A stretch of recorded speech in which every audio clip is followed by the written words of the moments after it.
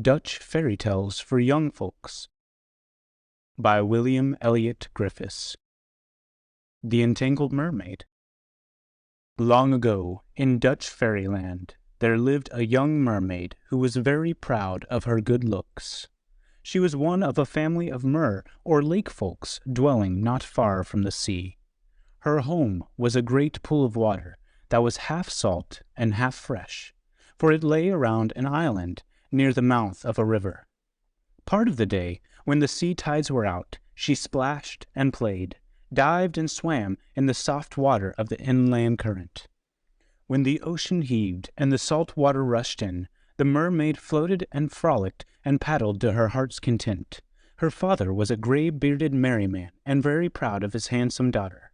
He owned an island near the river mouth, where the young mermaids held their picnics and parties and received the visits of young merrymen. Her mother and two aunts were merwomen. All of these were sober folks, and attended to the business which occupies all well-brought-up mermaids and merrymen. This was to keep their pool clean and nice. No frogs, toads, or eels were allowed near. But in the work of daily house-cleaning, the storks and the mermaids were great friends. All water creatures that were not thought to be polite and well-behaved were expected to keep away.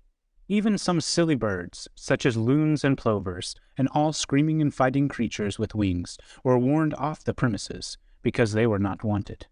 This family of merry folks liked to have a nice quiet times by themselves, without any rude folks on legs, or with wings or fins from the outside. Indeed, they wished to make their pool a model for all respectable mermaids and merrymen for 10 leagues around. It was very funny to see the old daddy merman, with a switch made of reeds, shooing off the saucy birds, such as the sandpipers and screeching gulls, for the bullfrogs, too big for the storks to swallow, and for impudent fishes he had a whip made of seaweed. Of course, all mermaids in good society were welcome, but young mermen were allowed to call only once a month, during the week when the moon was full. Then the evenings were usually clear, so that when the party broke up, the mermen could see their way in the moonlight to swim home safely with their mermaid friends. For there were sea monsters that loved to plague the merfolk, and even threatened to eat them up. The mermaids, dear creatures, had to be escorted home, but they felt safe, for their merman brothers and daddies were so fierce that, except sharks, even the larger fish, such as porpoises and dolphins, were afraid to come near them. One day, Daddy and Mother left to visit some relatives near the island of Urk. They were to be gone several days. Meanwhile, their daughter was to have a party, her aunts being the chaperones. The mermaids usually held their picnics on an island in the midst of the pool. Here they would sit and sun themselves. They talked about fashions and the prettiest way to dress their hair. Each one had a pocket mirror, but where they kept these while swimming, no mortal ever found out. They made wreaths of bright-colored seaweed, orange and black, blue, gray, and red, and wore them on their brows like coronets. Or they twined them, along with sea berries and bubble blossoms, among their tresses. Sometimes they made girdles of the strongest, and knotted them around their waists. Every once in a while they chose a queen of beauty for their ruler. Then each of the others pretended to be a princess. Their games and sports often lasted all day, and they were very happy. Swimming out in the salt water, the mermaids would go in quests of pearls, coral, ambergris, and other pretty things. These they would bring to their queen, or with them richly adorn themselves. Thus the mermaid queen and her maidens made a court of beauty that was famed wherever mermaids and merrymen lived. They often talked about human maids.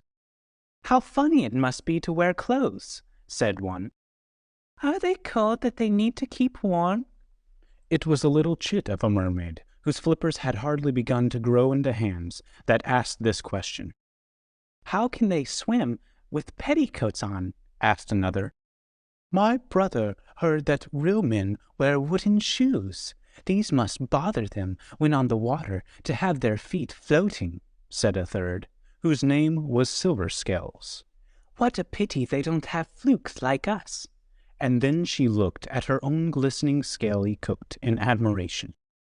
"I can hardly believe it," said a mermaid that was very proud of her fine figure and slender waist. "Their girls can't be half as pretty as we are." "Well, I should like to be a real woman for a while, just to try it, and see how it feels to walk on legs," said another, rather demurely, as if afraid the other mermaids might not like her remark. They didn't. Out sounded a lusty chorus. "No, no, horrible! What an idea! Who wouldn't be a mermaid?" "Why, I've heard," cried one, "that real women have to work, wash their husbands' clothes, milk cows, dig potatoes, scrub floors, and take care of calves. Who would be a woman? Not I." And her snub nose, since it could not turn up, grew wide at the roots. She was sneering at the idea that a creature in petticoats could ever look lovelier than one in shining scales. "Besides," she said, "think of their big noses, and I'm told, too, that girls have even to wear hairpins." At this, the very thought that anyone should have to bind up their tresses. There was a shock of disgust with some, while others clapped their hands, partly in envy and partly in glee. But the funniest thing the mermaids heard of were gloves, and they laughed heartily over such things as covers for the fingers.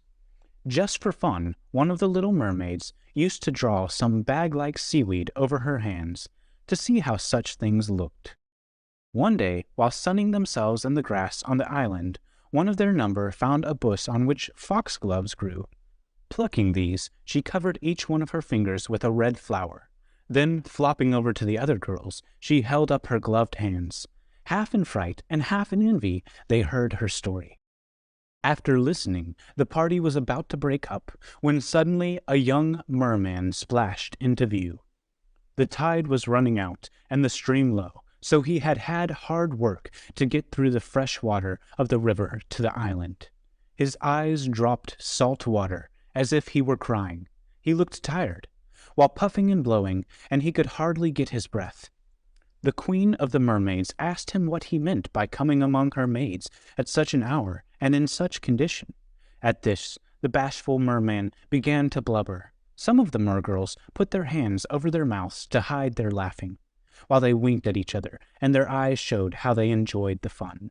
To have a merman among them at that hour, in broad daylight, and crying, was too much for dignity.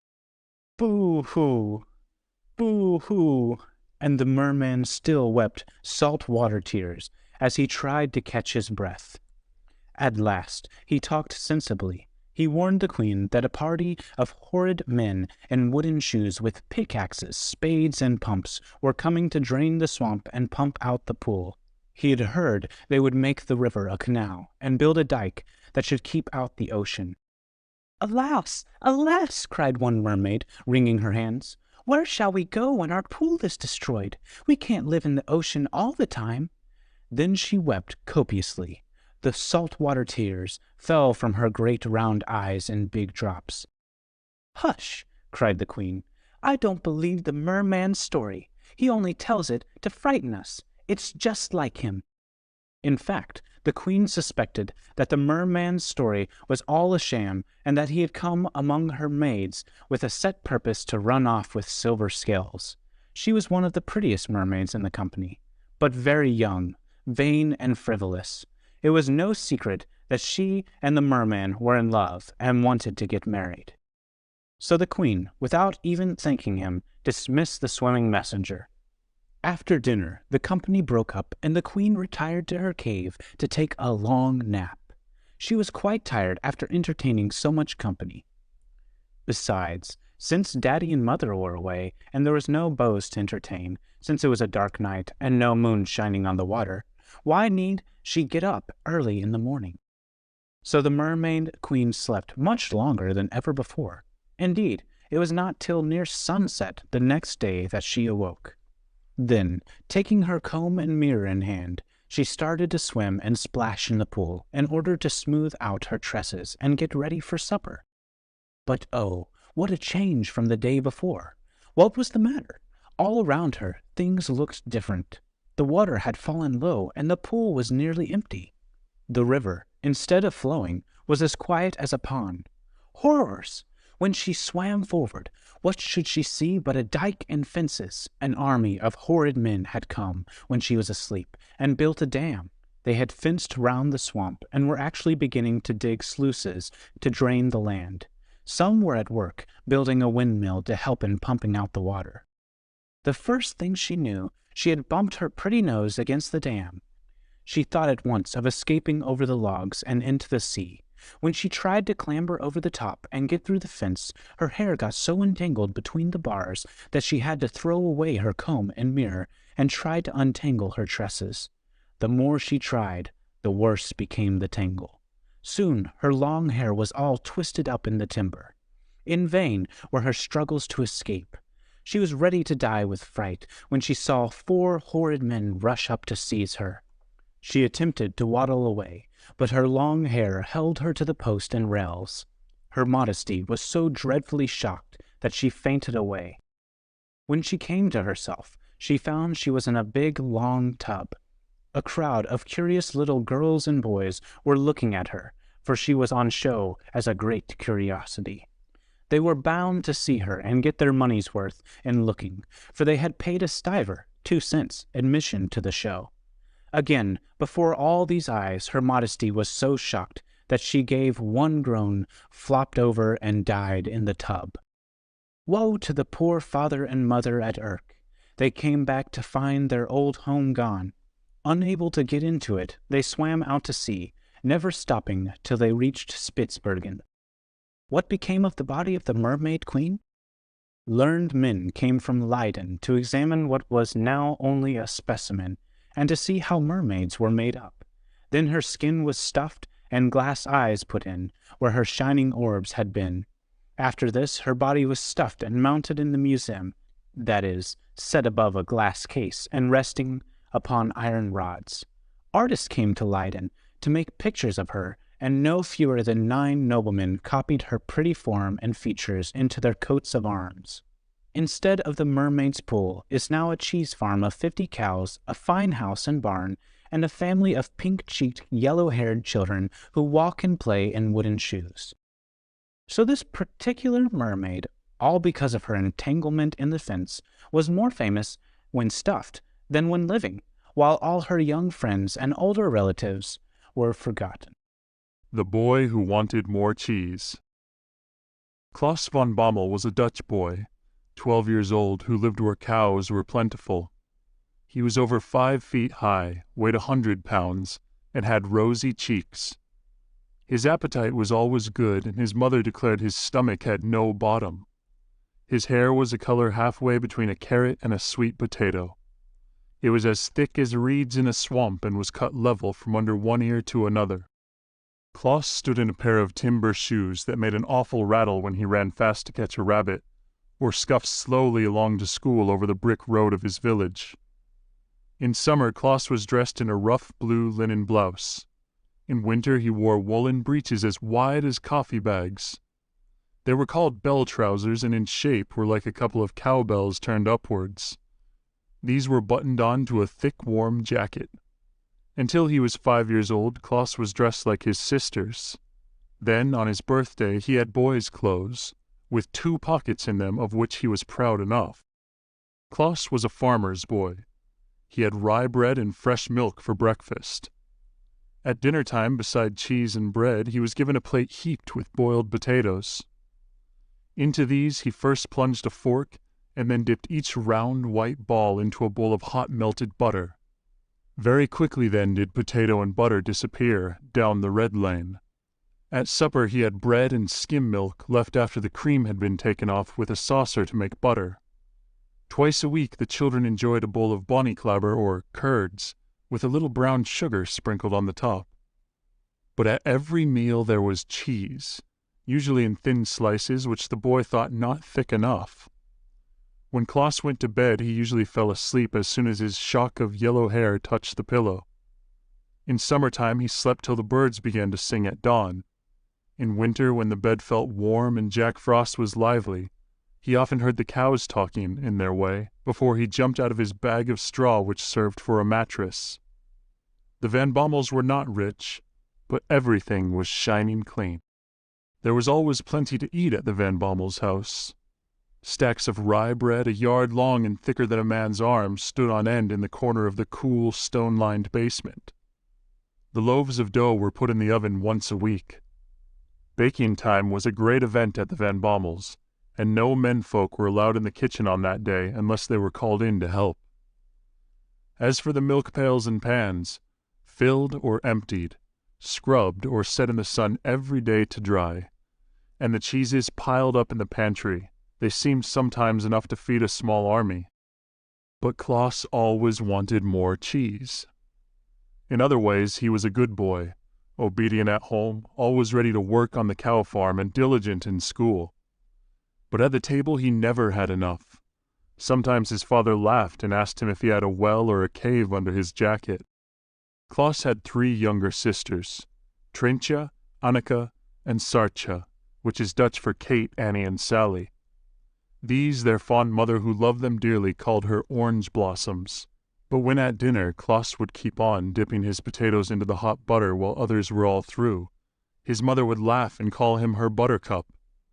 But always Klaus wanted more cheese. When unusually greedy, she twitted him as a boy worse than butter and eggs. That is, as troublesome as the yellow and white plant called toadflax is to the farmer.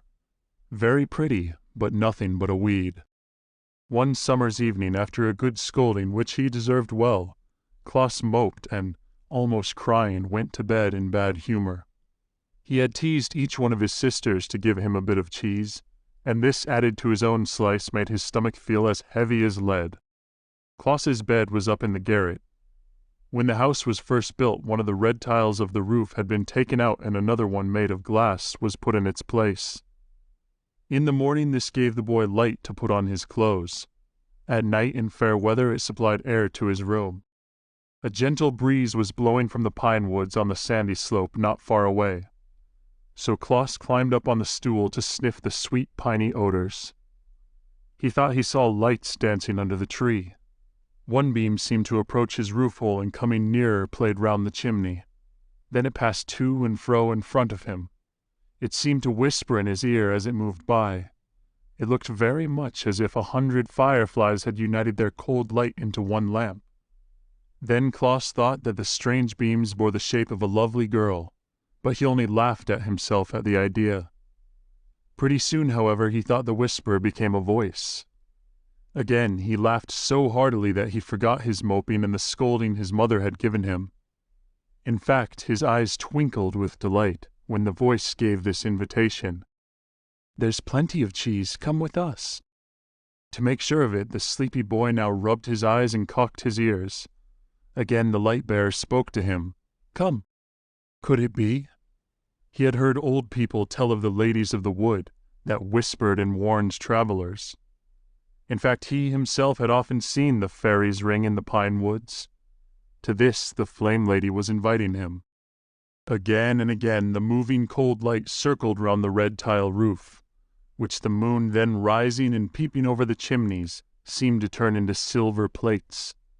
As the disk rose higher in the sky, he could hardly see the moving light that had looked like a lady, but the voice, no longer a whisper as at first, was now even plainer.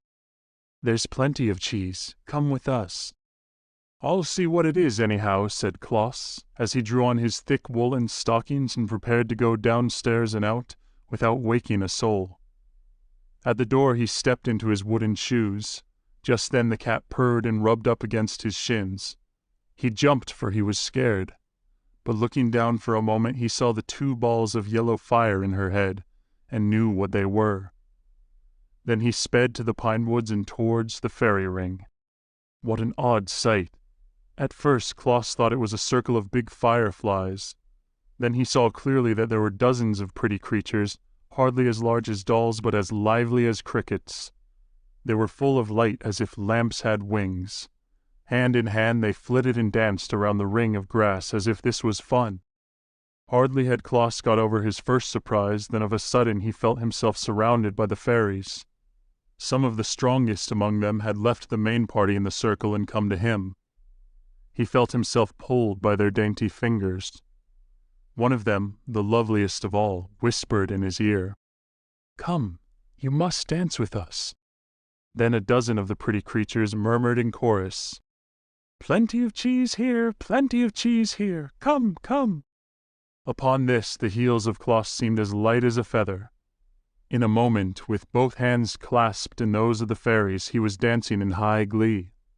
It was as much fun as if he were at the kermis, with a row of boys and girls, hand in hand, swinging along the streets, as Dutch maids and youth do during kermis week.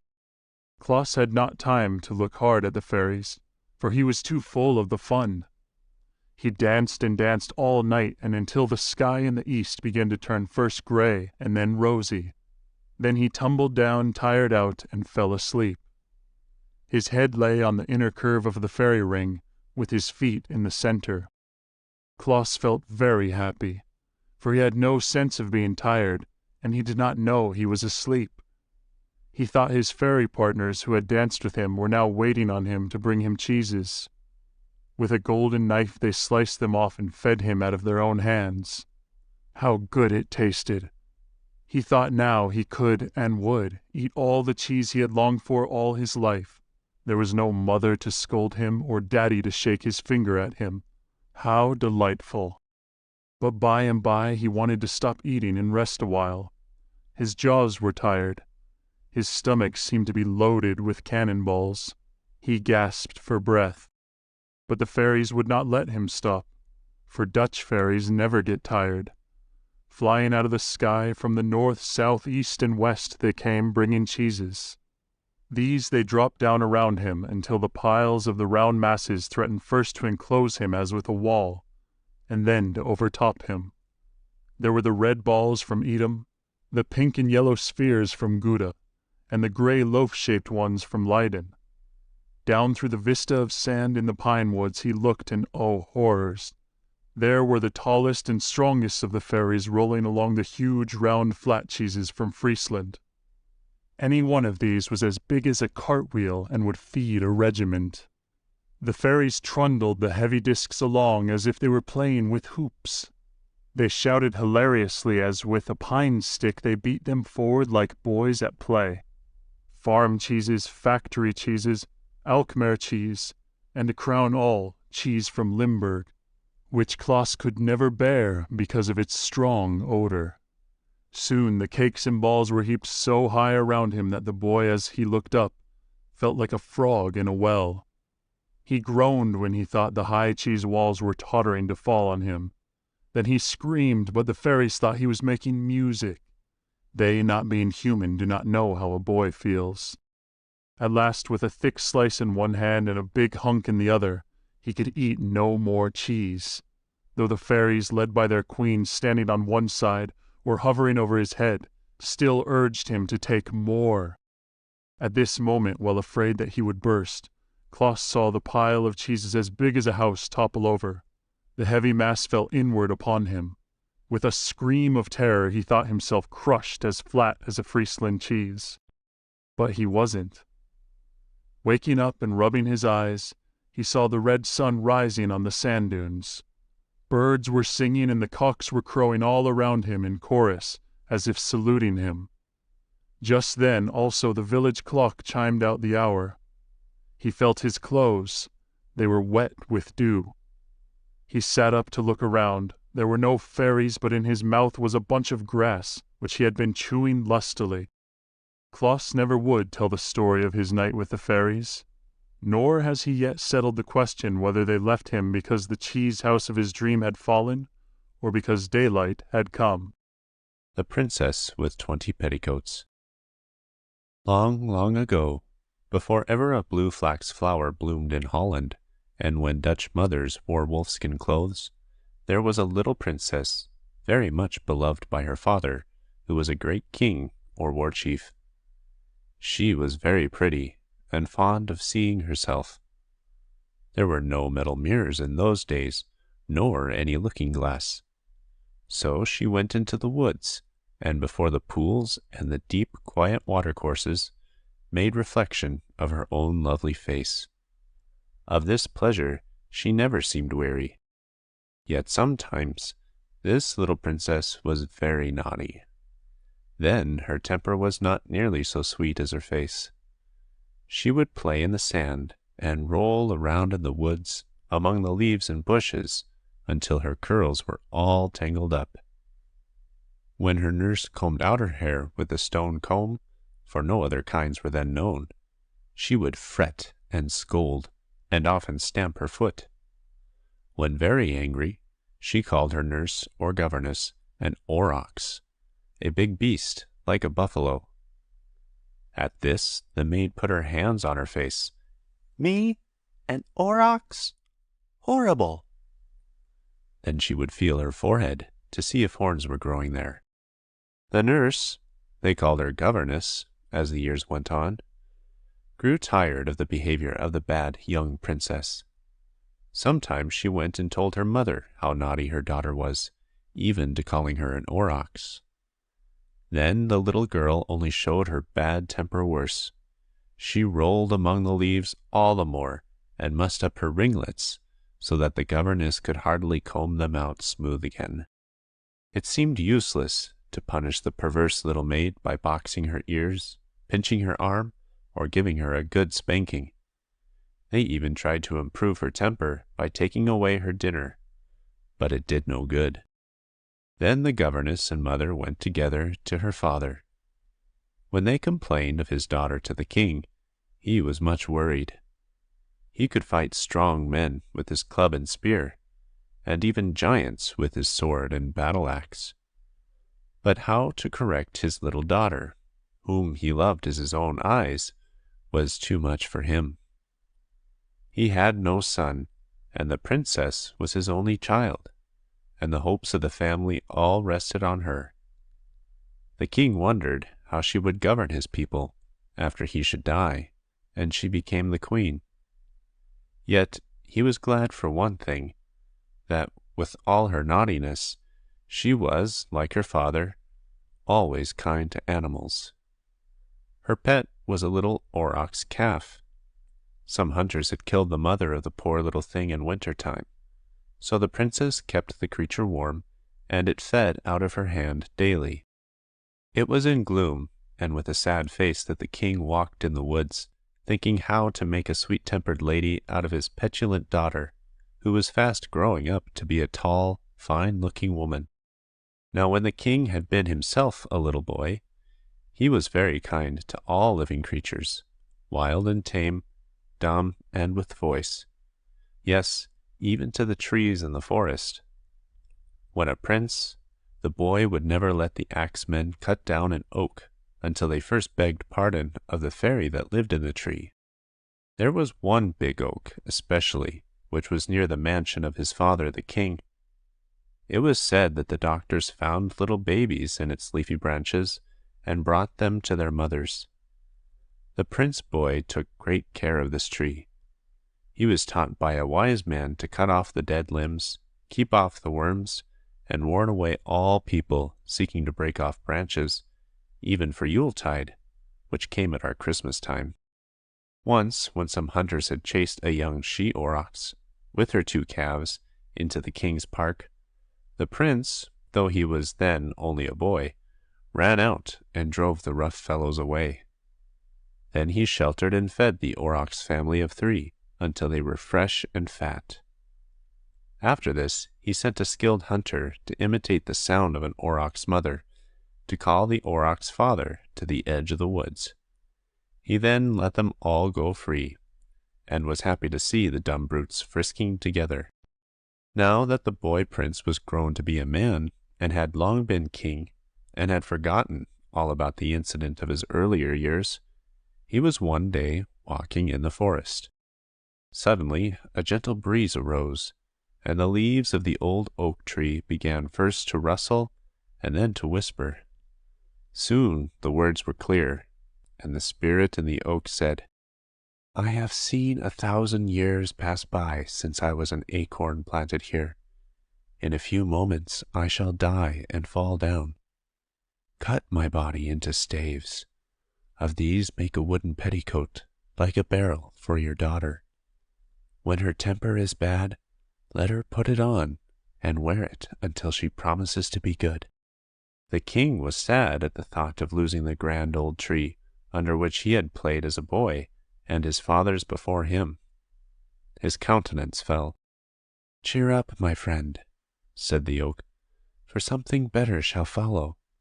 When I pass away, you will find on this spot a blue flower growing.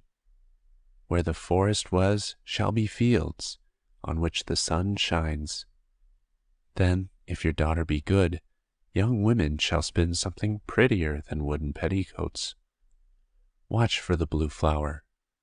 Moreover," added the voice of the tree, "that I may not be forgotten, do you take henceforth as your family name Ten Eyck," which in Dutch means "at the oak."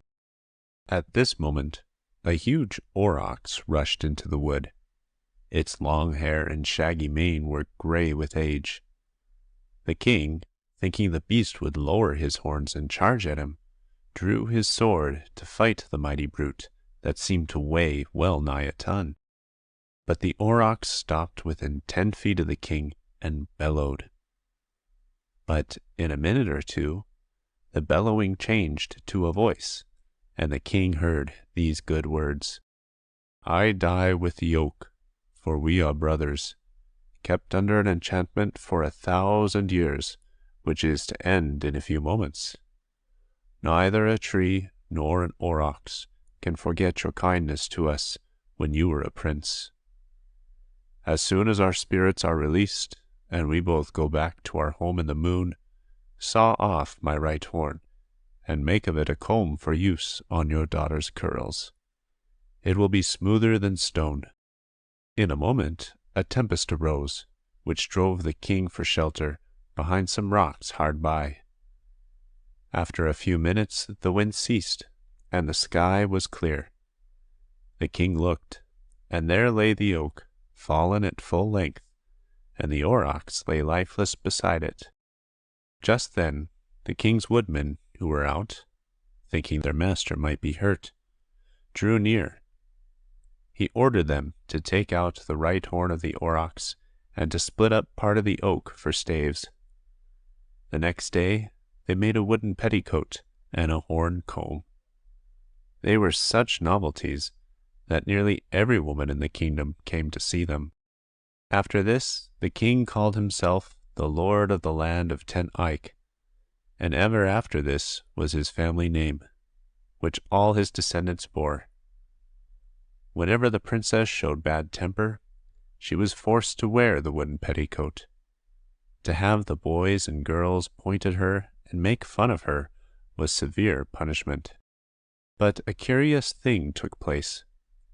It was found that every time the maid combed the hair of the princess, she became gentler and more sweet-tempered. She often thanked her governess, and said she liked to have her curls smoothed with the new comb. She even begged her father to let her own one and have the comb all to herself. It was not long before she surprised her governess and her parents by combing and curling her own hair. In truth, such a wonderful change came over the princess that she did not often have to wear the wooden petticoat, and after a year or two, not at all. So the gossips nearly forgot all about it. One summer's day, as the princess was walking in the open sunny space where the old oak had stood, she saw a blue flower. It seemed as beautiful as it was strange. She plucked it and put it in her hair. When she reached home, her old aunt, who had been in southern lands, declared it to be the flower of the flax. During that spring, millions of tiny green blades sprang up where the forest had been, and when summer came, the plants were half a yard high. The women learned how to put the stalks in water and rot the coarse outer fiber of the flax. Then they took the silk-like strands from the inside and spun them on their spinning wheels. Then they wove them into pretty cloth. This, when laid out on the grass under the sunshine, was bleached white. The flax thread was made first into linen and then into lace. Let us name the place Gröneveld. green field. The happy people cried when they saw how green the earth was where had been the dark forest. So the place was ever after called the green field. Now when the princess saw what pretty clothes the snow-white linen made, she invented a new style of dress. The upper garment, or rok, that is the one above the waist, she called the bovenrok, and the lower one, beneath the waist, her benedenrok. In Dutch, boven means above, and beneden means beneath. By and by, when at the looms more of the beautiful white linen was woven, she had a new petticoat made and put it on. She was so delighted with this one that she wanted more.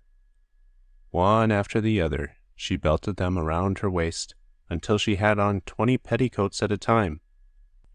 Proud she was of her skirts, even though they made her look like a barrel. When her mother and maids and all the women of Groeneveld, young and old, saw the princess set the fashion, they all followed. It was not always easy for poor girls who were to be married to buy as many as 20 petticoats, but as it was the fashion, every bride had to obey the rule. It grew to be the custom to have at least 20, for only this number was thought proper. So a new rule, even among the men, grew up. A betrothed young man, or his female relatives assisting him, was accustomed to make a present of 1 or more petticoats to his sweetheart to increase her wardrobe. Thus the fashion prevailed and still holds among the women of the coast. Fat or thin, tall or short, they pile on the petticoats and swing their skirts proudly as they walk or go to market, sell their fish, cry fresh herring in the streets, or do their knitting at home or in front of their houses. In some parts of the country, nothing makes a girl so happy as to present her with a new petticoat. It is the fashion to have a figure like a barrel, and wear one's clothes so as to look like a small hogshead. By and by, the men built a dam to get plenty of water in winter for the rotting of the flax stalks. The linen industry made the people rich. In time, a city sprang up, which they called Rotterdam, or the dam where they rotted the flax. And because where had been a forest of oaks, with a pool and rivulet, there was now a silvery stream flowing gently between verdant meadows, they made the arms and seal of the city green and white, 2 of the former and 1 of the latter, that is, verdure and silver. To this day, on the arms and flags of the great city, and on the high smokestacks of the mighty steamers that cross the ocean, from land to land, one sees the wide white band between the 2 broad stripes of green. The Cat and the Crate. In the early ages, when our far-off ancestors lived in the woods, ate acorns, slept in caves, and dressed in the skins of wild animals, they had no horses, cows, or cats. Their only pets and helpers were dogs. The men and the dogs were more like each other than they are now. However, they knew about bees, so the women gathered honey, and from it they made mead. Not having any sugar, the children enjoyed tasting honey more than anything else, and it was the only sweet thing they had. By and by, cows were brought into the country, and the Dutch soil being good for grass, the cows had plenty to eat. When these animals multiplied, the people drank milk and learned to make cheese and butter, so the Dutch boys and girls grew fat and healthy. The oxen were so strong that they could pull logs of wood or draw a plough. So little by little, the forests were cut down and grassy meadows, full of bright-colored flowers, took their place. Houses were built and the people were rich and happy. Yet there were still many cruel men and bad people in the land. Sometimes, too, floods came and drowned the cattle and covered the fields with sand or salt water. In such times, food was very scarce. Thus it happened that not all the babies born could live, or every little child be fed. The baby girls especially were often left to die because war was common, and only boys that grew into strong warriors were wanted. It grew to be a custom that families would hold a council and decide whether the baby should be raised or not. But if anyone should give the infant even a tiny drop of milk or food of any kind, it was allowed to live and grow up. If no one gave it milk or honey, it died. No matter how much a mother might love her baby, she was not allowed to put milk to its lips if the grandmother or elders forbade it. The young bride, coming into her husband's home, always had to obey his mother, for she was now as a daughter and one of the family. All lived together in one house, and the grandmother ruled all the women and girls that were under one. This was the way of the world when our ancestors were pagans, and not always as kind to little babies as our own mothers and fathers are now.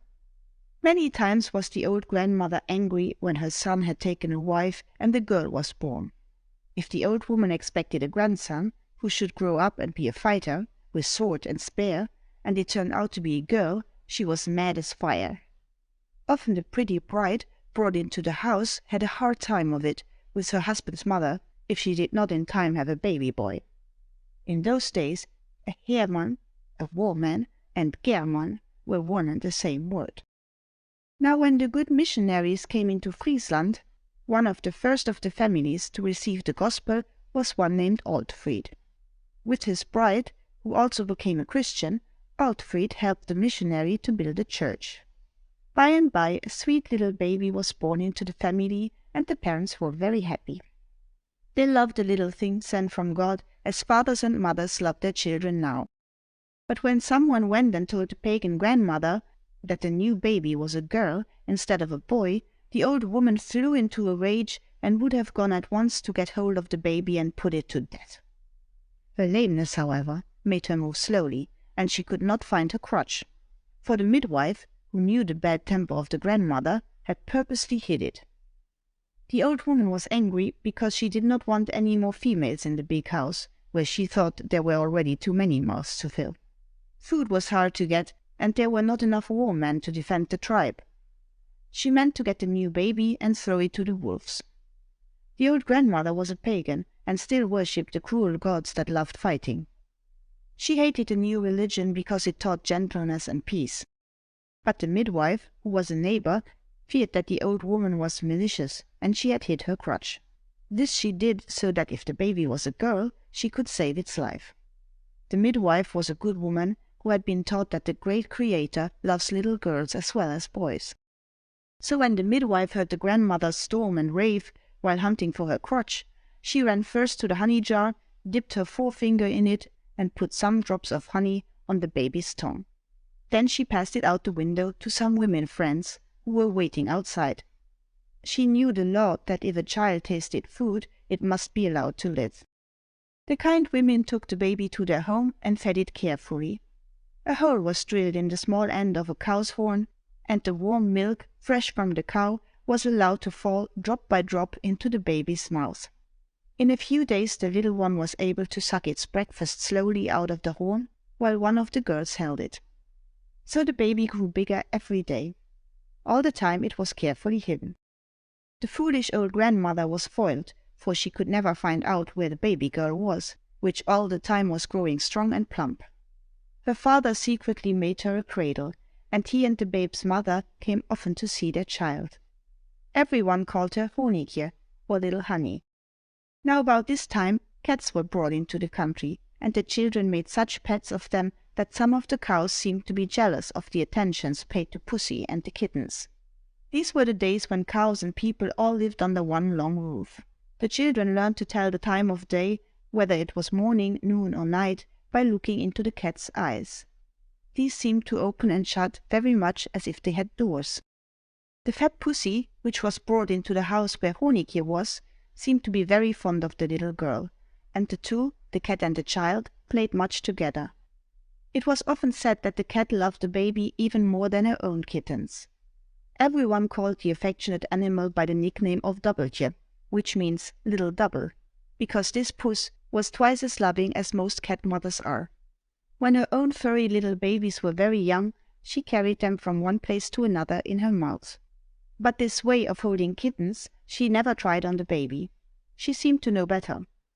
Indeed, Doubeltje often wondered why human babies were born so naked and helpless. for at an age when her kittens could feed themselves and run about and play with their tails and with each other, Honikir was not yet able to crawl. But other dangers were in store for the little girl. One day, when the men were out hunting and the women went to the woods to gather nuts and acorns, a great flood came. The waters washed away the houses so that everything floated into the great river and then down towards the sea. What would become of our baby? So thought the parents of Honikir when they came back to find the houses swept away and no sign of their little daughter. Doubletje and her kittens and all the cows were gone too. Now it had happened that when the flood came and the house crashed down, baby was sound asleep. The cat, leaving its kittens that were now pretty well grown up, leaped up and onto the top of the cradle, and the two floated off together. Pretty soon they found themselves left alone, with nothing inside that was familiar, except one funny thing. That was a wooden shoe, in which was a fuzzy little yellow chicken, hardly 4 days old. It had been playing in the shoe when the floods came and swept it off from under the very beak of the old hen, that, with all her other chicks, was speedily drowned. On and on the raging flood bore baby and puss, until dark night came down.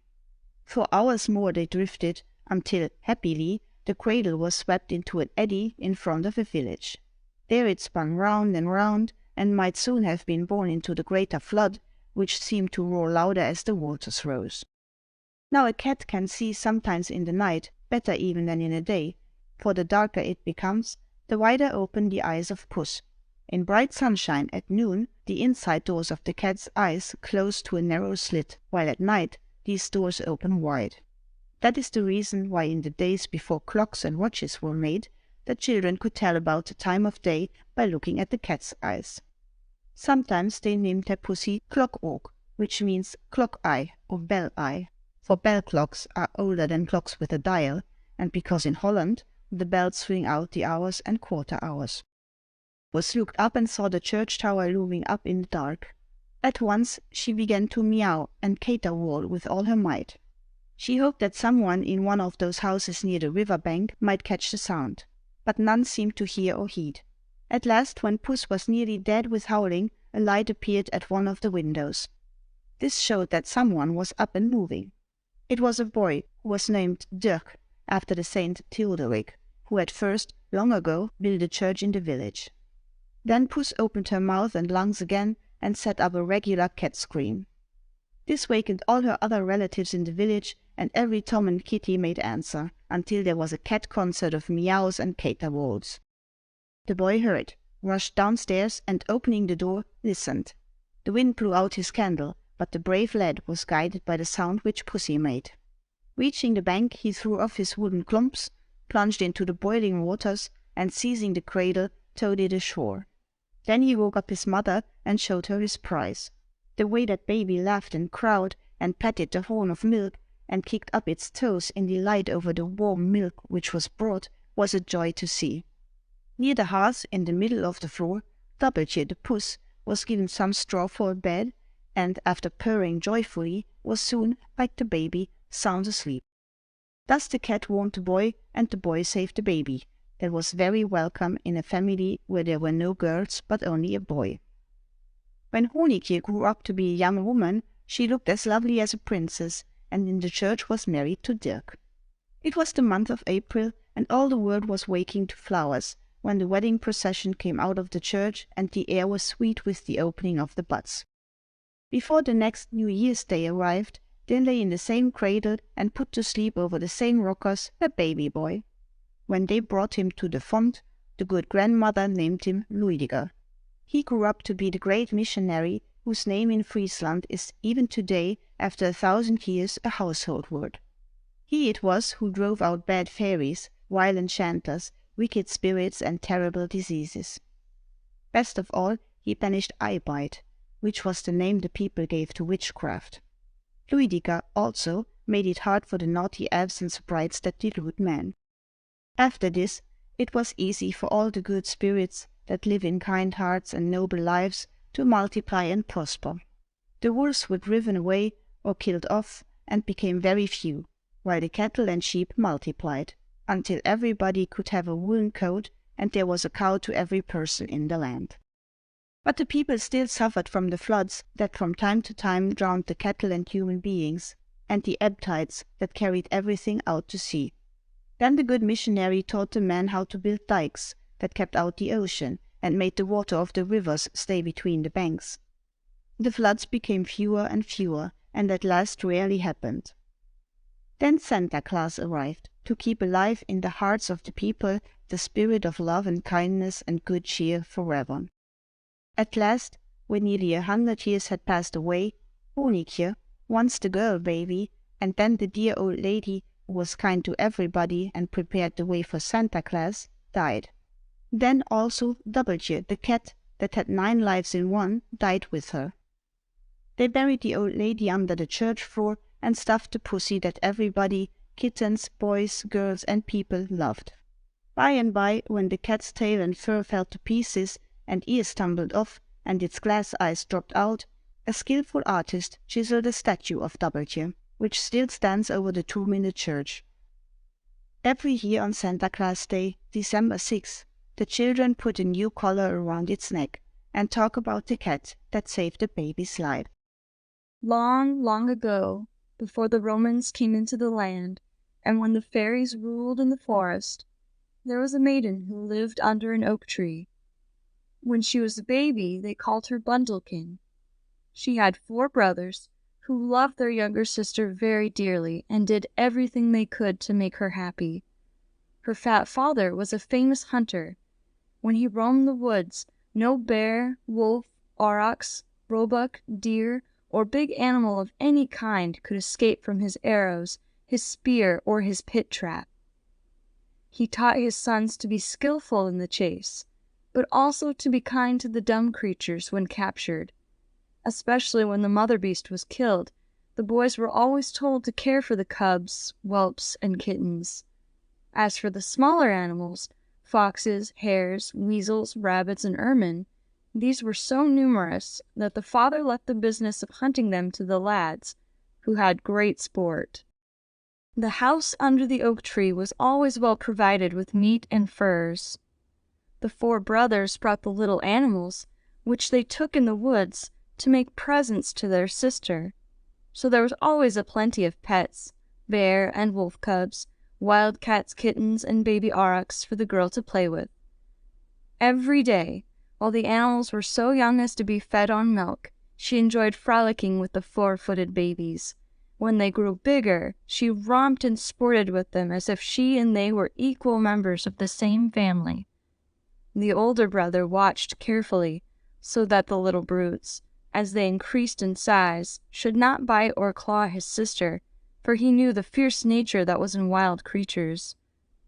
Yet the maiden had wonderful power over these beasts of the forest, whether little or big.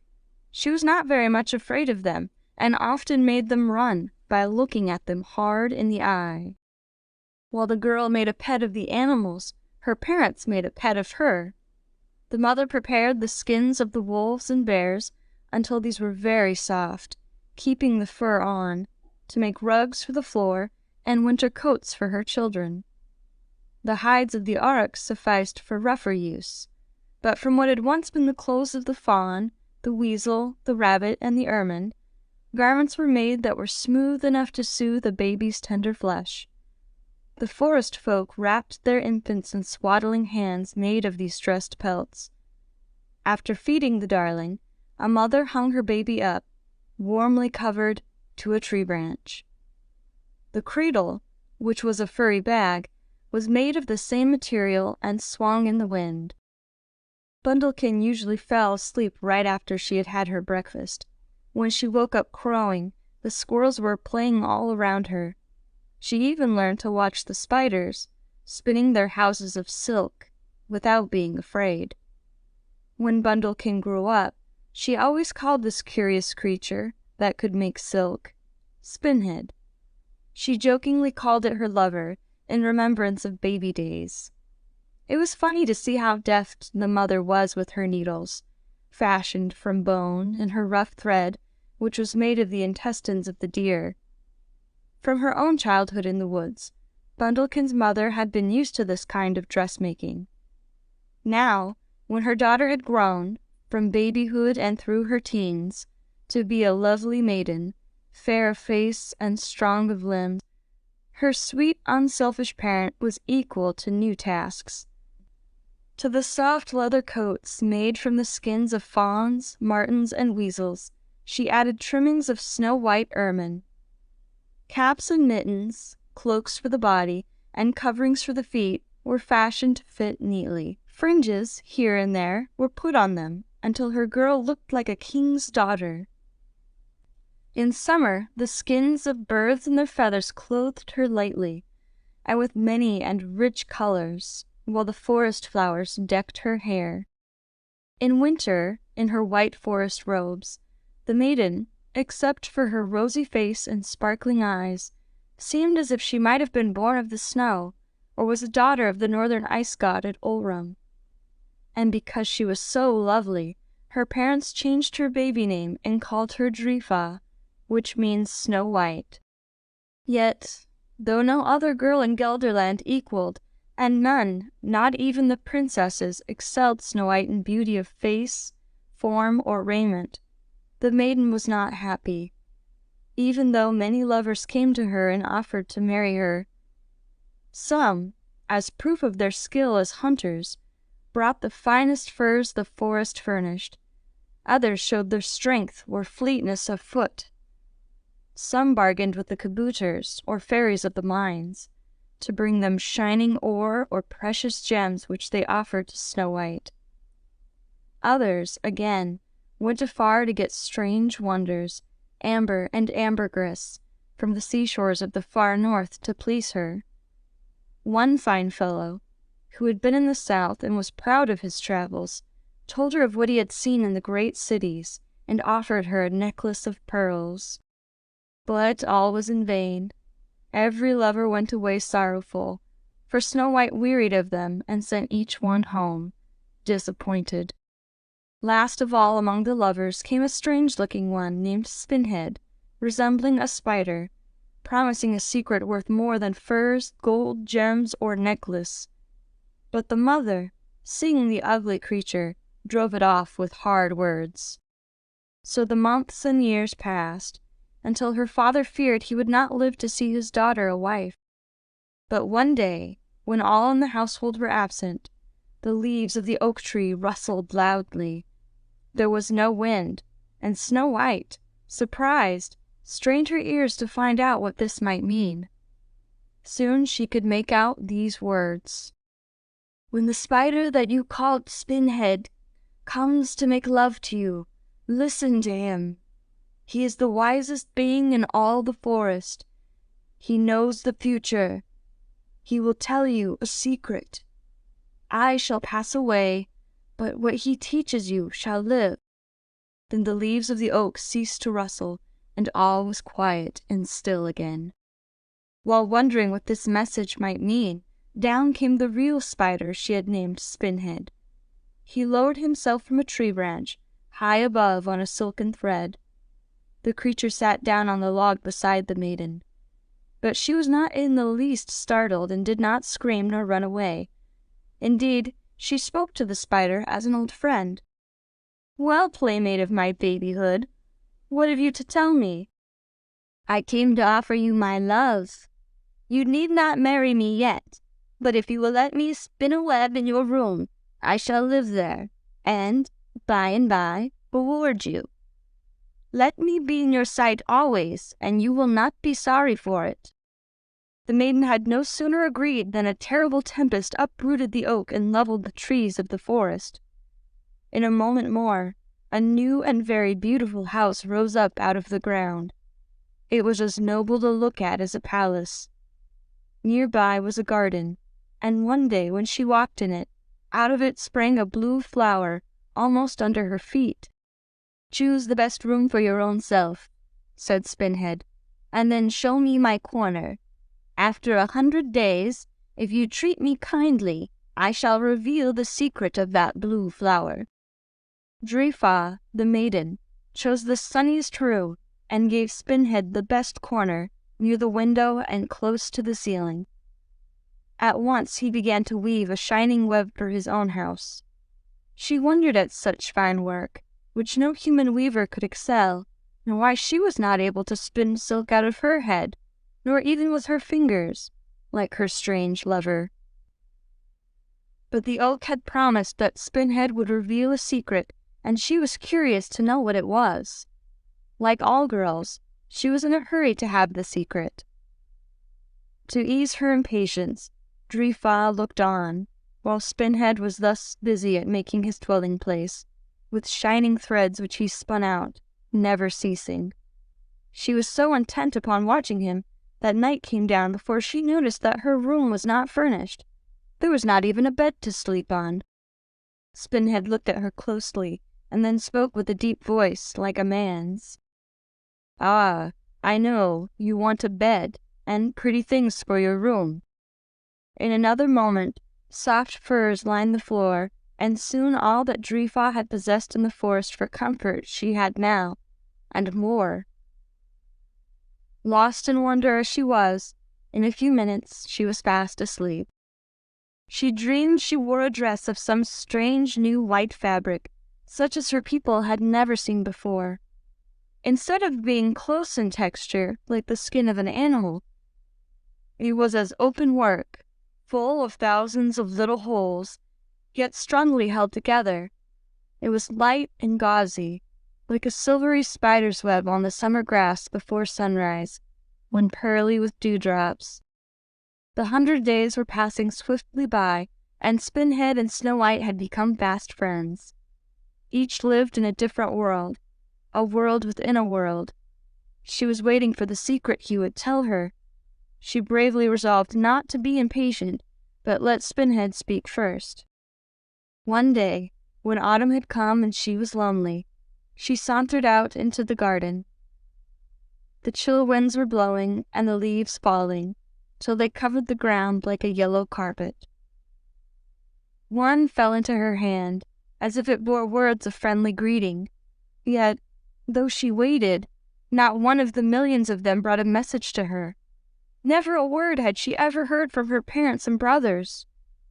The blue flower had long ago fallen away, and there was nothing in its place but a hard, rough, black stalk.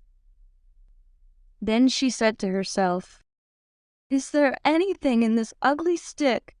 How will Spinhead reveal his secret?" Never had she been so cast down. Again the tempest howled. All the winds of heaven seemed to have broken loose. Many a sturdy oak lay prostrate. The leaves darkened the air, so that Snow White could see nothing. Then there was a great calm. The maid cleared her sight, and lo! There beside her stood a youth, more beautiful than any of her brothers, or her lovers, or any man she had ever seen. He was dressed in fine white clothing, excelling in its texture any skin of fawn or animal of the forest. Instead of being leather, however soft, it seemed woven of a multitude of threads. In his hand he held the black stalk of what had been the blue flower. "I am Spinhead," he said. "The 100 days are over, the spell is broken, and my deliverance from enchantment has come. I bring to you, as my gift, this ugly stalk on which the blue flower bloomed." Between surprise at the change of Spinhead from a spider to a handsome youth, and disappointment at such a present offered her, Snow White was dumb. She could hardly draw her breath. "Was that all?"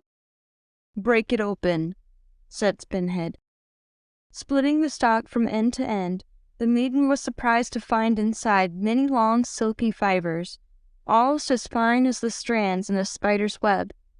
She pulled them out and her eyes danced with joy. "Plant the seed and let the blue flowers blossom by the million," said the youth. "Then gather the stalks, and, from the fibers, weave them together and make this. The black rod is a scepter of wealth." Then, separating the delicate strands one by one, Spinhead wove them together. The result was a rich robe of a snow-white fabric never seen in the forest. It was linen. Snow White clapped her hands with joy. "'Tis for your wedding dress, if you will marry me," said Spinhead. Snow White's cheeks blushed red, but she looked at him and her eyes said yes. "Wait," said Spinhead, "I'll make you a bridal veil." Once more his fingers wrought wonders. He produced yards of a gauzy open-work stuff. He made it float in the air first. Then he threw it over her head.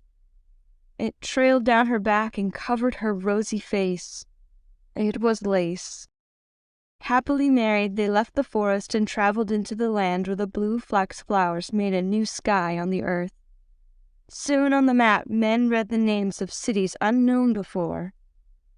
At a time when Europe had no such masses of happy people, joyous in their toil, Courtrai, Tournai, Ypres, Ghent, and Bruges told what the blue flower of the flax had done for the country. More than gold, gems, or the wealth of forest or mine was the gift of Spinhead to Snow White for the making of Belgic land. The Boar with the Golden Bristles. Long, long ago, there were brave fighters and skillful hunters in Holland, but neither men nor women ever dreamed that food was to be got out of the ground, but only from the trees and bushes, such as berries, acorns, and honey. They thought the crust of the earth was too hard to be broken up for seed, even if they knew what grain and bread were.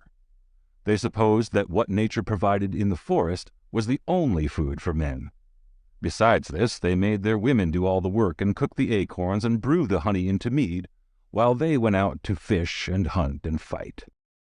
So the fairies took pity on the cold northern people who lived where it rained and snowed a great deal. They held a council and agreed that it was time to send down to the earth an animal with tusks to tear up the ground. Then the people would see the riches of the earth and learn what soil was. They would be blessed with farms and gardens, barns and stalls, hay and grain, horses and cattle, wheat and barley, pigs and clover. Now there were powerful fairies of a certain kind who lived in a happy land far, far away, who had charge of everything in the air and water. One of them was named Fro, who became lord of the summer sunshine and warm showers that make all things grow. It was in this bright region that the white elves lived. It was a pretty custom in fairyland that when a fairy baby cut its first tooth, the mother's friends should make the little one some pretty present. When Nerthus, the mother of the infant Fro, looked into its mouth and saw the little white thing that had come up through the baby's gums, she went in great glee and told the glad news to all the other fairies. It was a great event, and she tried to guess what present her wonderful boy baby should receive. There was one giant-like fairy as strong as a polar bear, who agreed to get, for little Fro, a creature that could put his nose under the sod and root up the ground. In this way he would show men what the earth just under its surface contained, without their going into mines and caverns. One day this giant fairy heard two stout dwarfs talking loudly in the region under the earth. They were boasting as to which could beat the other at the fire and bellows, for both were blacksmiths. One was the king of the dwarfs, who made a bet that he could excel the other. So he set them to work as rivals, while a third dwarf worked the bellows. The dwarf king threw some gold in the flames to melt, but, fearing he might not win the bet, he went away to get other fairies to help him. He told the bellows dwarf to keep on pumping air on the fire, no matter what might happen to him. So when one giant fairy, in the form of a gadfly, flew at him and bit him in the hand, the bellows blower did not stop for the pain, but kept on until the fire roared loudly, as to make the cavern echo. Then all the gold melted and could be transformed. As soon as the dwarf king came back, the bellows blower took up the tongs and drew out of the fire a boar having golden bristles. This fire-born golden boar had the power of traveling through the air as swiftly as a streak of lightning. It was named Gullin, or Golden, and was given to the fairy Fro, and he, when grown, used the wonderful creature as his steed. All the other good fairies and the elves rejoiced, because men on the earth would now be helped to do great things. Even more wonderful to tell, this fire-born creature became the father of all the animals that have tusks and that roam in the woods. A tusk is a big tooth, of which the hardest and sharpest part grows long and sharp outside of the mouth, and it stays there, even when the mouth is shut. When Gullin was not occupied or being ridden by Fro on his errands over the world, he taught his sons, that is, the wild boars of the forest, how to root up the ground and make it soft for things to grow in. Then his master Fro sent the sunbeams and the warm showers to make the turned-up earth fruitful. To do this, the wild boars were given 2 long tusks, as pointed as needles and sharp as knives. With one sweep of his head, a boar could rip open a dog or a wolf, a bull or a bear, or furrow the earth like a plowshare. Now there were several cousins in the tusk family, the elephant on land and the walrus and narwhal in the seas, but none of these could plow ground. But because the boar's tusks grew out so long and were so sharp and hooked at the end, it could tear open the earth's hard crust and root up the ground. This made a soil fit for tender plants to grow in, and even the wild flowers sprang up in them. All this, when they first noticed it, was very wonderful to human beings. The children called one to the other to come and see the unusual sight. The little troughs, made first by the ripping of the boar's tusks, were widened by rooting with their snouts.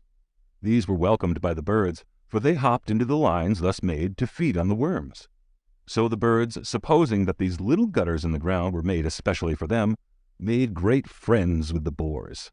They would even perch nearby, or fly to their backs and ride on them.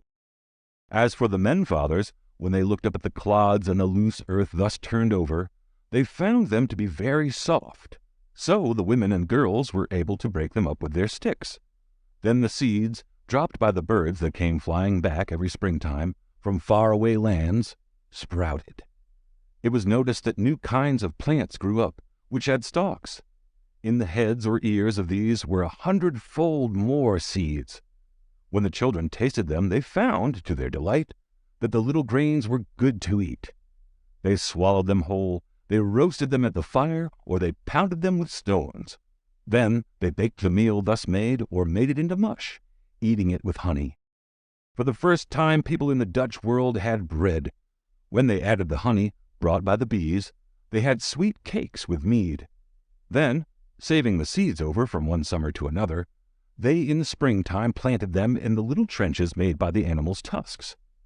Then the Dutch words for boar and row were put together, meaning boar row, and there issued in time our word furrow.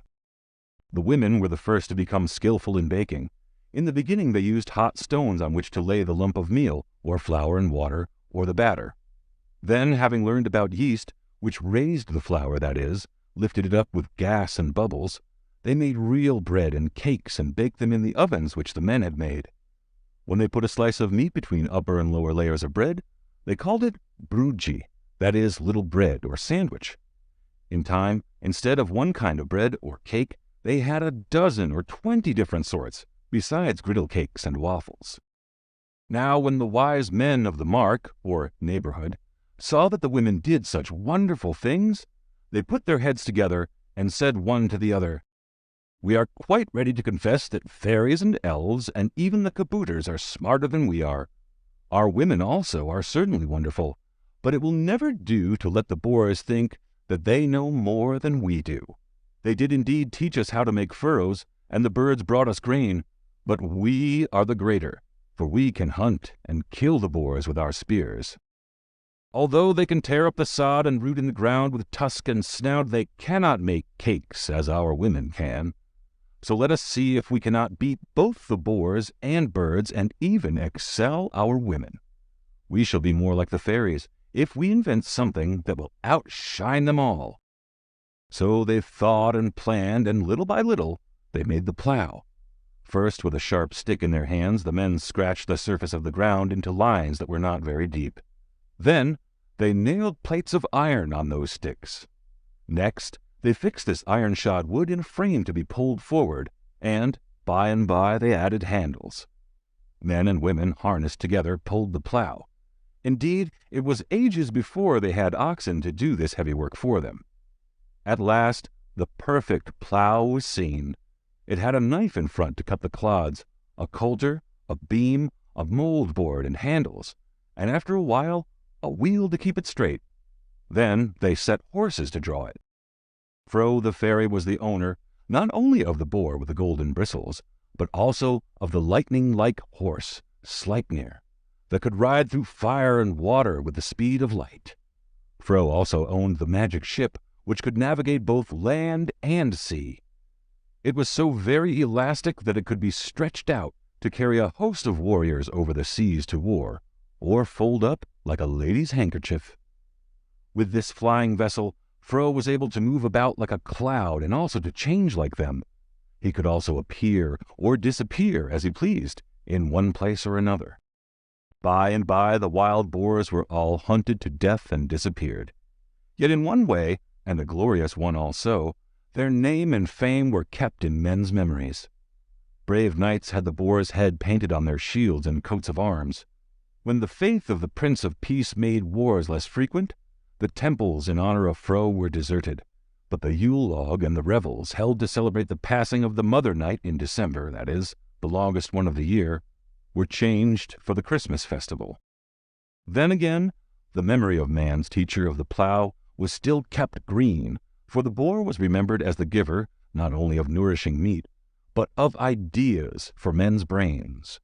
Baked in the oven and made delightful to the appetite, served on the dish with its own savory odors, withal decorated with sprigs of rosemary, the boar's head was brought in for the great dinner, with the singing of Christmas carols. The Ice King and his wonderful grandchild.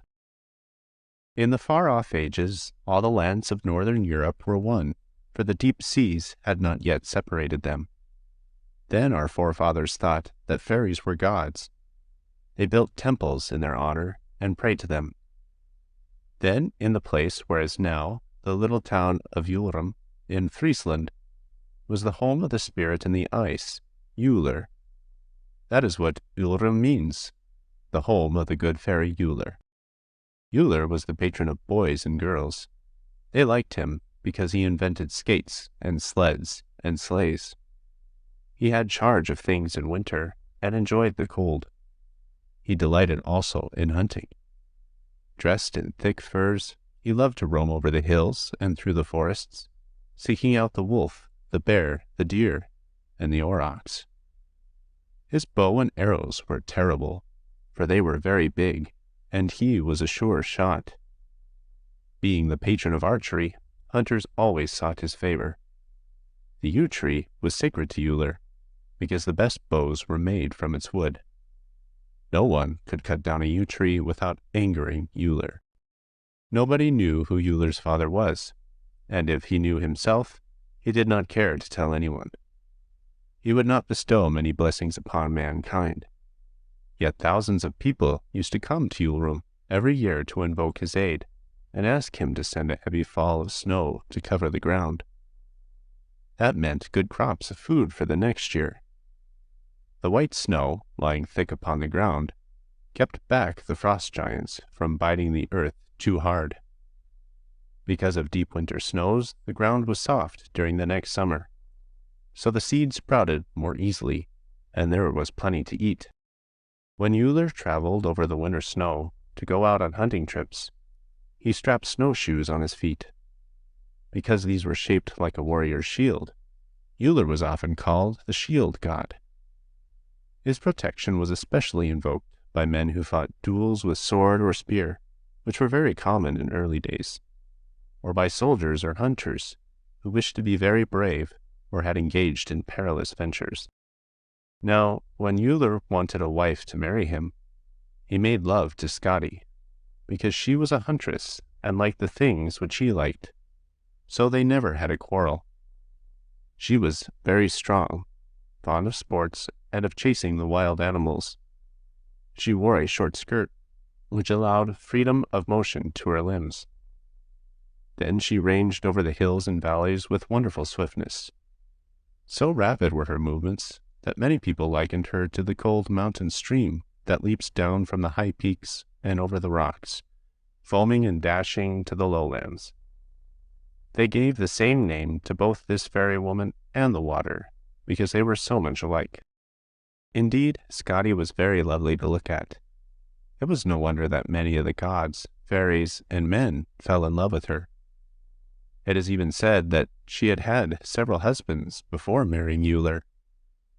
When you look at her pictures, you will see that she is as pretty as bright winter itself, when Jack Frost clothes the trees with white and makes the cheeks of the girls so rosy.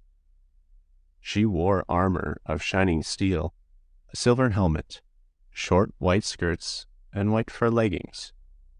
Her snowshoes were of the hue of winter. Besides a glittering spear, she had a bow and sharp arrows. These were held in a silver quiver slung over her shoulders. Altogether, she looked like winter alive. She loved to live in the mountains and hear the thunders of cataracts, the crash of avalanches, the moaning of the winds in the pine forests. Even the howling of wolves was music in her ears. She was afraid of nothing. Now, from such a father and mother, one would expect wonderful children, yet very much like their parents. It turned out that the offspring of Uller and Skadi were all daughters. To them, one after another, were given the names meaning glacier, cold, snow, drift, snow whirl, and snow dust, the oldest being the biggest and hardiest. The others were in degree softer and more easily influenced by the sun and the wind. They all looked alike, so that some people called them the 6 White Sisters. Yet they were all so great and powerful that many considered them giantesses. It was not possible for men to tame them, for they did very much as they pleased. No one could stop their doings or drive them away, except Woden, who was the god of the sun. Yet in winter, even he left off ruling the world and went away. During that time, that is, during 7 months, Uller took Woden's throne and governed the affairs of the world. When summer came, Uller went with his wife up to the North Pole, or they lived in a house on the top of the Alps. There they could hunt and roam on their snowshoes. To these cold places, which the whole family enjoyed, their daughters went also, and all were very happy so far above the earth. Things went on pleasantly in Uller's family so long as his daughters were young, for then the girls found enough to delight in at their daily play. But when grown up, and their heads began to be filled with notions about the young giants who paid visits to them, then the family troubles began. There was one young giant fairy named Vir, who came often to see all 6 of Uller's daughters, from the youngest to the oldest. Yet no one could tell which of them he was in love with, or could name the girl he liked best. No, not even the daughters themselves. His character and his qualities were not well known, for he put on many disguises and appeared in many places. It was believed, however, that he had already done a good deal of mischief, and was likely to do more, for he loved destruction. Yet he often helped the kabouter dwarfs to do great things, so that showed he was of some use. In fact, he was the fire fairy. He kept on courting all the 6 sisters, long after May Day came, and he lengthened his visits until the heat turned the entire half-dozen of them into water. So they became one. At this, Uller was so angry at Vir's having delayed so long before popping the question, and at his daughters losing their shapes, that he made Vir marry them all, and at once, they taking the name of Reichen. Now, when the child of Vir and Reichen was born, it turned out to be, in body and in character, just what people expected from such a father and mother. It was named, in Dutch, Stoom. It grew fast, and soon showed that it was as powerful as its parents had been. Yet it was much worse when shut up than when allowed to go free in the air. Stoom loved to do all sorts of tricks. In the kitchen, it would make the iron kettle lid flop up and down with a lively noise. If it were confined in a vessel, whether of iron or earthenware, when set over the fire, it would blow the pot or kettle all to pieces in order to get out. Thinking itself a great singer, it would make rather a pleasant sound when its mother let it come out of a spout. Yet it never obeyed either of its parents. When they tried to shut up Stoom inside of anything, it always escaped with a terrible sound. In fact, nothing could long hold it in without an explosion.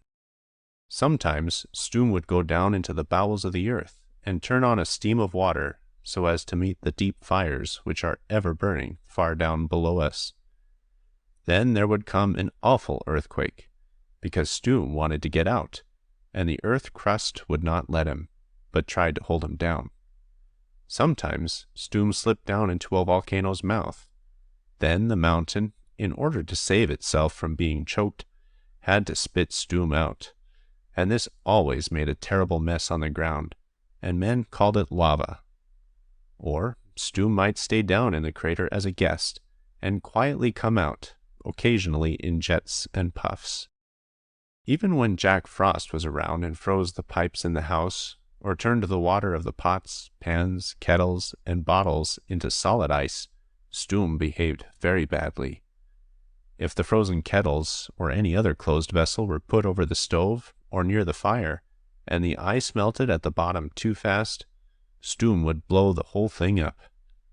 In this way, he often put men's lives in danger and made them lose their property. No one seemed to know how to handle this mischievous fairy.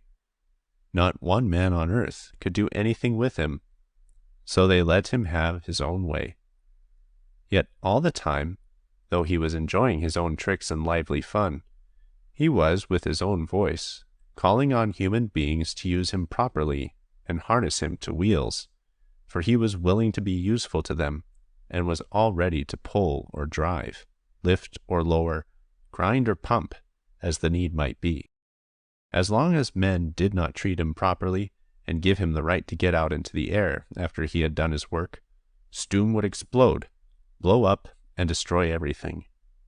He could be made to sing, hiss, squeal, whistle, and make all kinds of sounds, but unless the bands that held him in were strong enough, or if fear got too hot, or his mother would not give him drink enough, when the iron pipes were red with heat, he would lose his temper and explode. He had no respect for bad or neglected boilers, or for lazy or careless firemen and engineers. Yet, properly harnessed and treated well, and fed with the food such as his mother can give, and roused by his father's persuasion, Stoom is greater than any giant or fairy that ever was.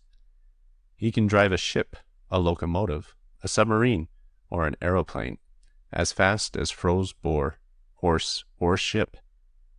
Everybody today is glad that Stoom is such a good servant and friend all over the world. The elves and their antics. The elves are the little white creatures that live between heaven and earth. They are not in the clouds nor down in the caves and mines like the kabooters.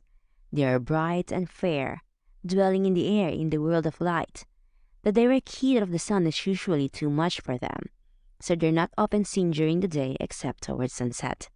They love the silvery moonlight. There used to be many folks who thought they had seen the beautiful creatures, full of fun and joy, dancing hand in hand in a circle.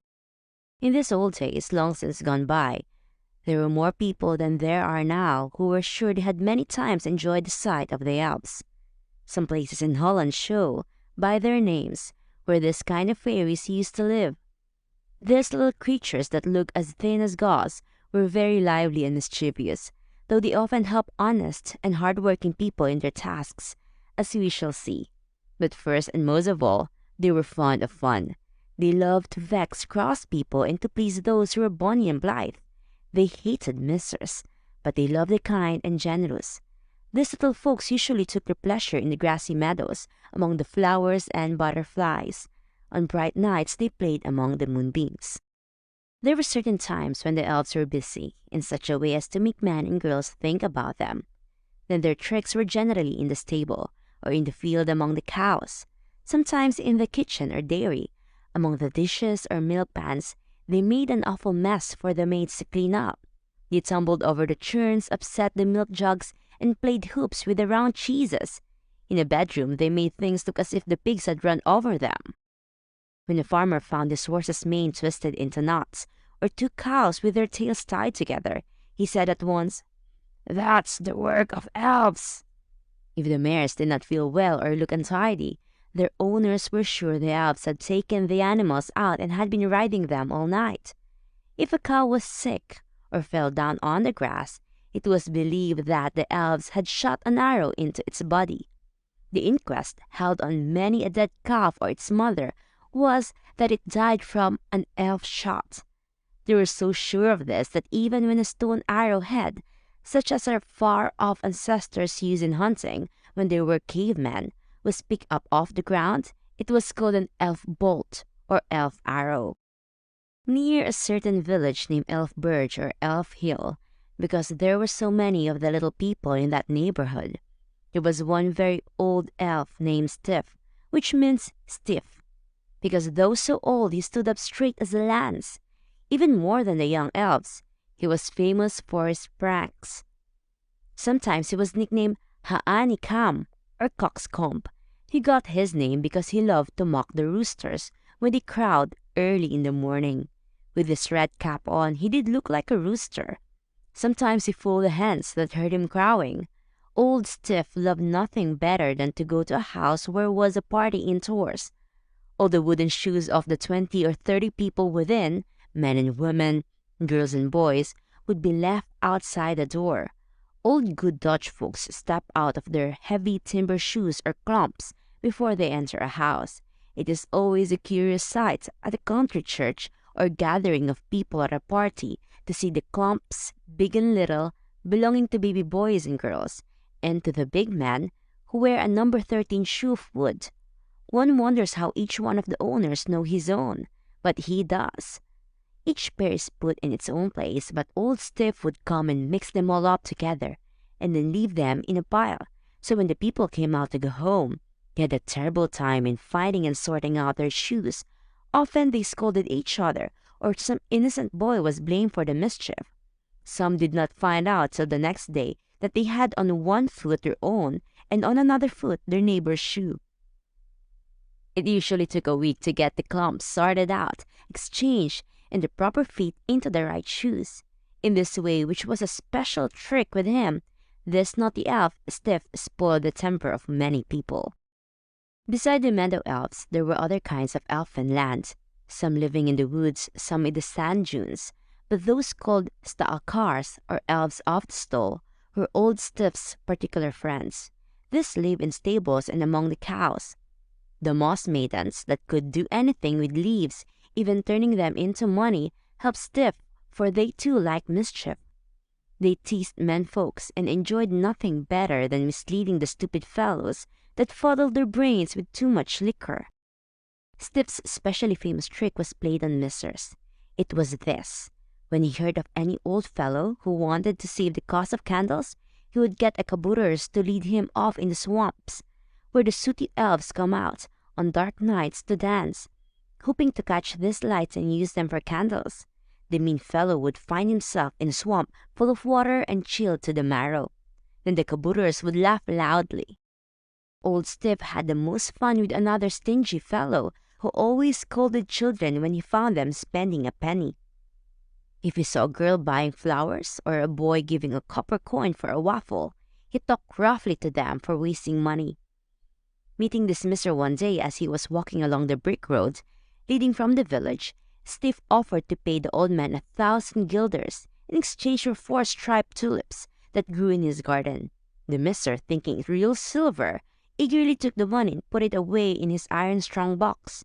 The next night, when he went, as he did 3 times a week, to count and feel and rub and gloat over his cash, there was nothing but leaves in round form. This, at his touch, crumbled to pieces. The moss maiden laughed uproariously, when the mean old fellow was mad about it. But let no one suppose that the elves, because they were smarter than the stupid human beings, were always in mischief. No, no, they did, indeed, have far more intelligence than dull-grown folks, lazy boys, or careless girls. But many good things they did. They sewed shoes for poor cobblers when they were sick, and made clothes for children when the mother was tired. When they were around, the butter came quick in the churn. When the blue flower of the flax bloomed in Holland, the earth in springtime seemed like the sky. Old Stiff then saw his opportunity to do a good thing. Man thought it a great affair to have even coarse linen tow for clothes. No longer need they hunt the wolf and deer in the forest for their garments. By degrees they learned to make finer stuff, both linen for clothes and sails for ships, and this fabric they spread out on the grass until the cloth was well bleached. When taken up, it was white as the summer clouds that sailed in the blue sky. All the world admired the product, and soon the word Holland was less the name of a country than of a dainty fabric, so snow white that it was fit to robe a queen. The world wanted more and more of it, and the Dutch linen weaver grew rich. Yet still there was more to come. Now, on one moonlight night in summer, the lady elves, beautiful creatures dressed in gauze and film, with wings to fly and with feet that made no sound, came down into the meadows for their fairy dances. But when, instead of green grass, they saw a white landscape, they wondered, was it winter? Surely not, for the air was warm, no one shivered or was cold, yet there were whole acres as white as snow, while all the old fairy rings, grass and flowers were hidden. They found that the meadows had become bleaching grounds, so that the cows had to go elsewhere to get their dinner, and that this white area was all linen. However, they quickly got over their surprise, for elves are very quick to notice things. But now that men had stolen a march on them, they asked whether, after all, these human beings had more intelligence than elves. Not one of these fairies but believed that men and women were the inferiors of elves. So then and there began a battle of wits. "They have spoiled our dancing floor with their new invention, so we shall have to find another," said the elfin queen who led the party. They were very proud of their linen, these men are, but without a spider to teach them, what could they have done? Even a wild boar can instruct these human beings. Let us show them that we also can do even more. I'll get old Stiff to put on his thinking cap. He'll add something new that will make them prouder yet. But we shall get the glory of it, the elves shouted in chorus. Then they left off talking and began their dances, floating the air until they looked, from a distance, like a wreath of stars.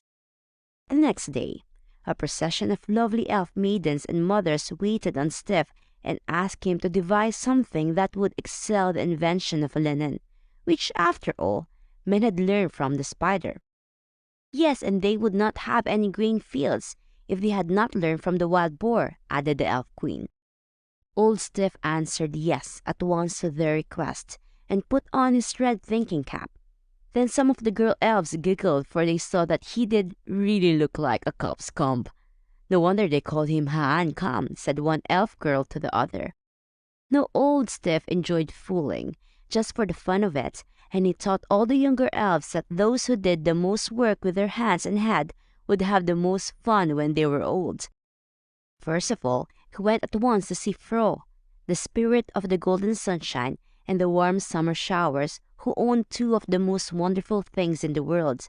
One was his sword, which as soon as it was drawn out of its sheath against wicked enemies fought of its own accord and won every battle. Frost's chief enemies were the frost giants, who wilted the flowers and blasted the plants useful to man. Fro was absent when Stiff came, but his wife promised he would come next day, which he did.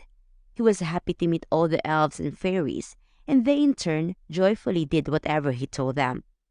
Fro knew all the secrets of the green fields, for he could see what was in every kernel of both the stalks and the ripe ears. He arrived in a golden chariot, drawn by his wild boar, which served him instead of a horse. Both chariot and boar drove over the tops of the ears of wheat, and faster than the wind.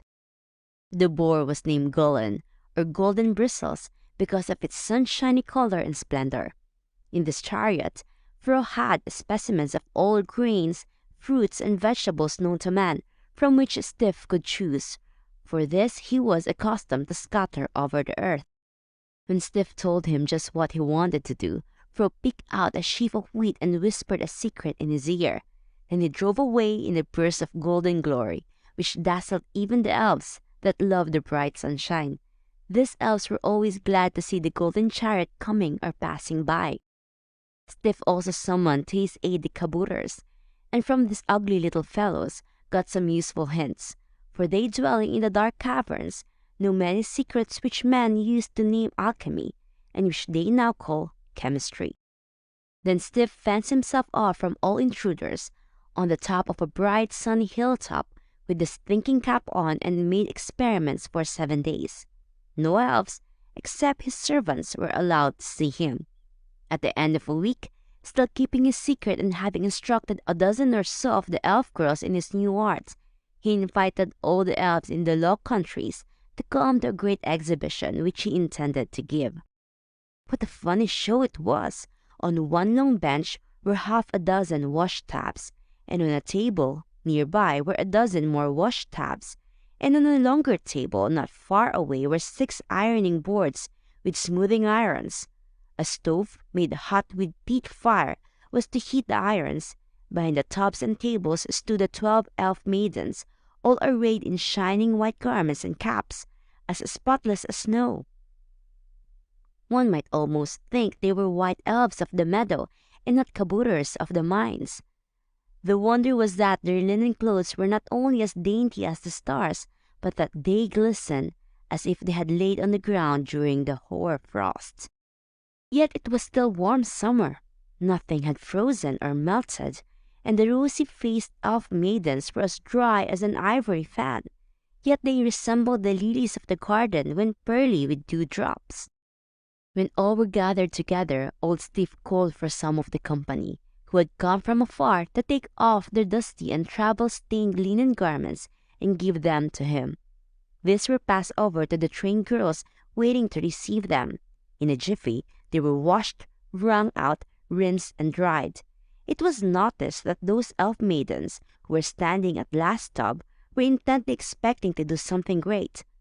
While those 5 elf maids at the table took off the hot irons from the stove, they touched the bottom of the flat irons with a drop of water to see if it rolled off hissing. They kept their eyes fixed on Stiff, who now came forward before all and said in a loud voice, "Elves and fairies, most maidens and stall sprites, one and all, behold our invention, which our great friend Fro and our no less helpful friends, the kabouters, have helped me to produce. Now watch me prove its virtues." Forthwith he produced before all a glistening substance, partly in powder and partly in square lumps, as white as chalk. He easily broke up a handful under his fingers and flung it into the 5th tub, which had hot water in it. After dipping the washed garments in a white gummy mass, he took them up, wrung them out, dried them with his breath, and then handed them to the elf ironers. In a few moments this held up before the company what a few minutes before had been only dusty and stained clothes. Now they were white and resplendent. No fuller earth could have bleached them thus, nor added so glistening a surface. It was starch, a new thing for clothes. The fairies, one and all, clapped their hands in delight. "What shall we name it?" modestly asked Stiff of the oldest gnome present. "Hereafter we shall call you Stiff Stirk, Stiff Starch." They all laughed. Very quickly did the Dutch folks, men and women, hear and make use of the elves' invention. Their linen closets now looked like piles of snow. All over the Low Countries, women made caps in new fashions, of lace or plain linen, with horns and wings, flaps and crimps, with quilling and with whirligigs. Soon in every town one could read the sign, "Here mangled men. Here we do ironing." In time, kings, queens, and nobles made huge ruffs, often so big that their necks were invisible, and their heads nearly lost from sight, in rings of quilled linen or of lace that stuck out a foot or so. Worldly people dyed their starch yellow, zealous folk made it blue, but moderate people kept it snowy white. Starch added money and riches to the nation. Kings' treasuries became fat with money gained by taxes laid on ruffs and on the cargoes of starch, which was now imported by the shipload, or made on the spot in many countries. So out of the ancient grain came a new spirit that worked for sweetness and beauty, cleanliness and health. From a useful substance as old as Egypt was born a fine art that added to the sum of the world's wealth and pleasure. The Kabouters and the Bells. When the young Queen Wilhelmina visited Brabant and Limburg, they amused her with pageants and plays in which the little fellows called Kabouters in Dutch and Kobolds in German played and showed off their tricks. Other small folk, named gnomes, took part in the tableau. The Kabouters are the dark elves, who live in forests and mines. The white elves live in the open fields and the sunshine. The gnomes do the thinking, but the Kabouters carry out the work of mining and gathering the precious stones and minerals. They are short, thick fellows, very strong, and are strenuous in digging out coal and iron, copper and gold. When they were first made, they were so ugly that they had to live where they could not be seen, that is, in the dark places. The grown imps look like old men with beards, but no one ever heard of a kabouter that was taller than a yardstick. As for the babies, they are hardly bigger than a man's thumb. The big boys and girls in the kabouter kingdom are not much over a foot high. What is peculiar about them all is that they help the good and wise people to do things better. But they love to plague and punish the dull folks that are stupid or foolish or naughty. In impish glee, they lure the blockheads, or in Dutch the cheeseheads, to do worse. A long time ago, there were no church spires or bells in the land of the Dutch folks, as they are now by the thousands. The good teachers from the south came into the country and taught the people to have better manners, finer clothes, and more wholesome food. They also persuaded them to forget their cruel gods and habits of revenge. They told of the Father in heaven who loves us all as his children and forgives us when we repent of our evil doings. Now when the chief gnomes and kabouters heard of the newcomers in the land, they held a meeting and said one to the other, "We shall help all the teachers that are good and kind, but we shall plague and punish the rough fellows among them." So word was sent to all little people in the mines and hills, instructing them how they were to act and what they were to do. Some of the new teachers, who were foreigners and did not know the customs of the country, were very rude and rough. Every day they hurt the feelings of the people. With their axes they cut down the sacred trees. They laughed scornfully at the holy wells and springs of water. They reviled the people when they prayed to great Woden with his black ravens that told him everything, or to the gentle Freya with her white doves who helped good girls to get kind husbands.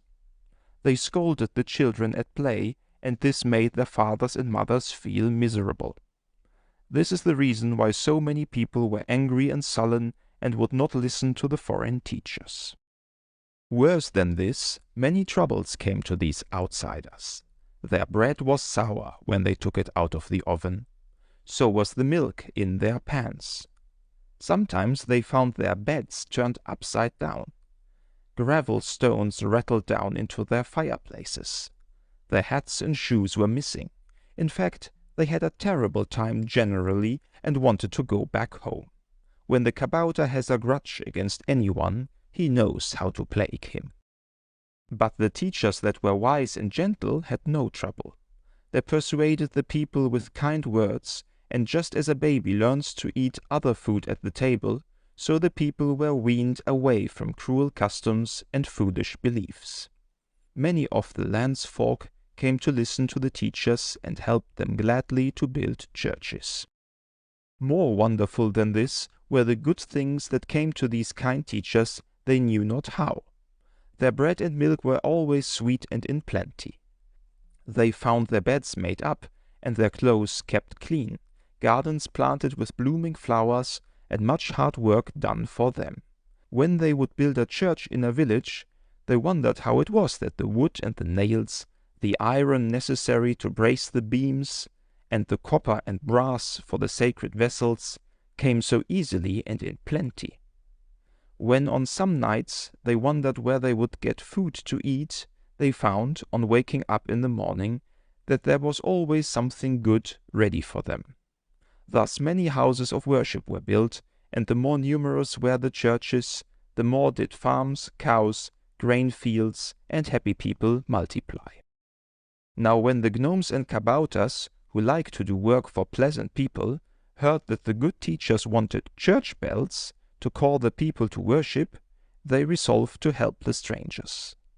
They would make not only a bell or a chime, but actually a carillon, or concert of bells to hang up in the air.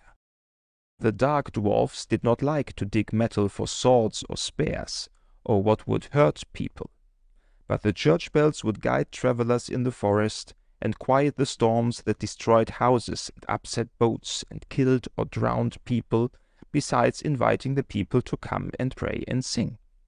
They knew that the good teachers were poor and could not buy bells in France or Italy. Even if they had money, they could not get them through the thick forests or over the stormy seas, for they were too heavy. When all the kabouters were told of this, they came together to work night and day in the mines. With pick and shovel, crowbar and chisel, and hammer and mallet, they broke up the rocks containing copper and tin. Then they built great roaring fires to smelt the ore into ingots. They would show the teachers that the Dutch kabouters could make bells as well as the men in the lands of the south. These dwarfish people are jealous of men and very proud of what they can do. It was the funniest sight to see these short-legged fellows with tiny coats coming just below their thighs and little red caps looking like a stocking and ending in a tassel on their heads, and in shoes that had no laces but very long points. They flew around as lively as monkeys, and when the fire was hot they threw off everything and worked much harder and longer than men do. Were they like other fairies? Well, hardly. One must put away all his usual thoughts when he thinks of kabouters.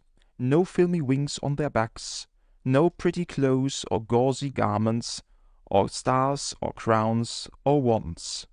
Instead of these were hammers, pickaxes, and chisels. But how diligent, useful, and lively these little folks in plain coarse coats and with bare legs were. In place of things light, clean, and easy, the kabouters had furnaces, crucibles, and fires of coal and wood. Sometimes they were grimy, with smoke and coal dust, and the sweat ran down their faces and bodies. Yet there was always plenty of water in the mines, and when hard work was over, they washed and looked plain but tidy. Besides their stores of gold and silver and precious stones, which they kept ready to give to good people, they had tools with which to tease or tantalize cruel, mean, or lazy folks.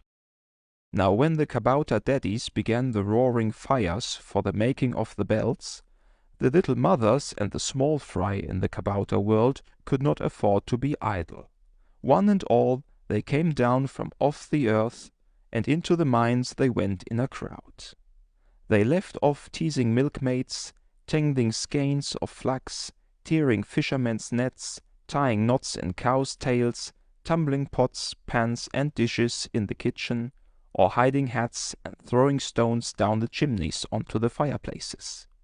They even ceased their fun of mocking children, who were calling the cows home, by hiding behind the rocks and shouting to them.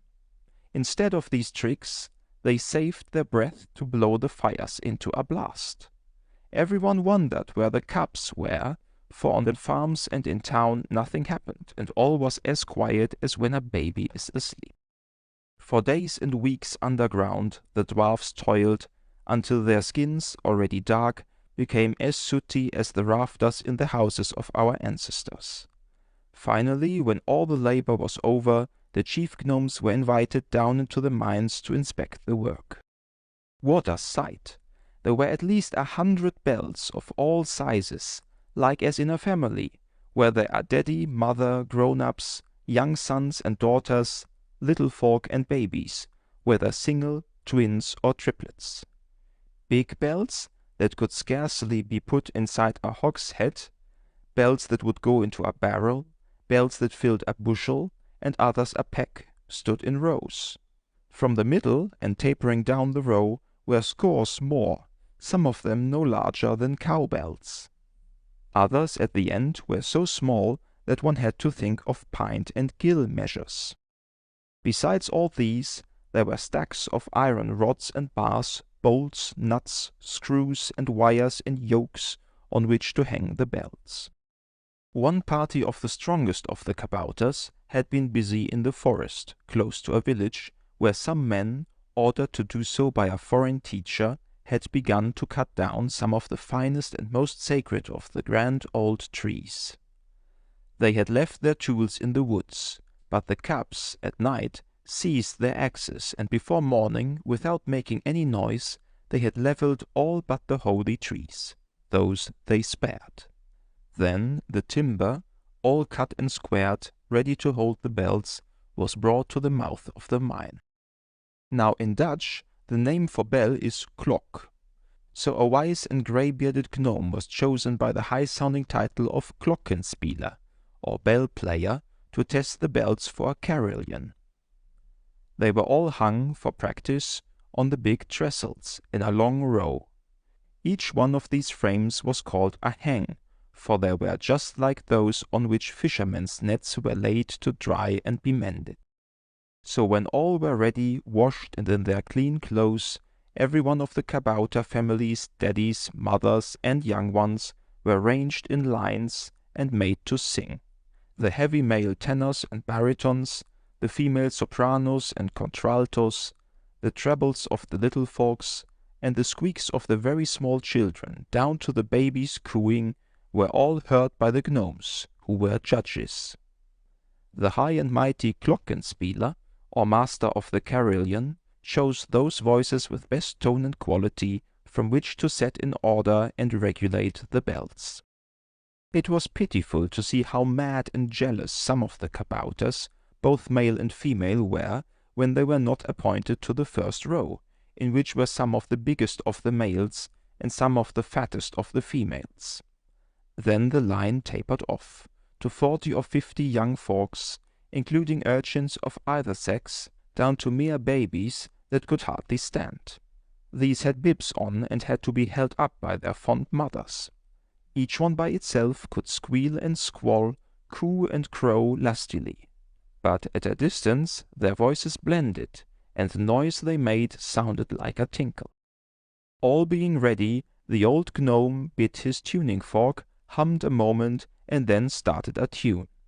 Along the line, at a signal from the chief gnome, they started a tune.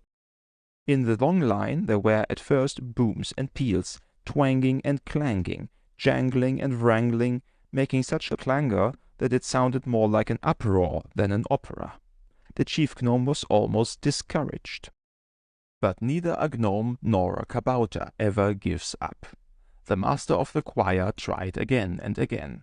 He scolded one old daddy for singing too low. He frowned at a stalwart young fellow who tried to drown out all the rest with his bull-like bellow. He shook his finger at a kabouter girl that was flirting with a handsome lad near her. He cheered up the little folks, encouraging them to hold up their voices, until finally he had all in order.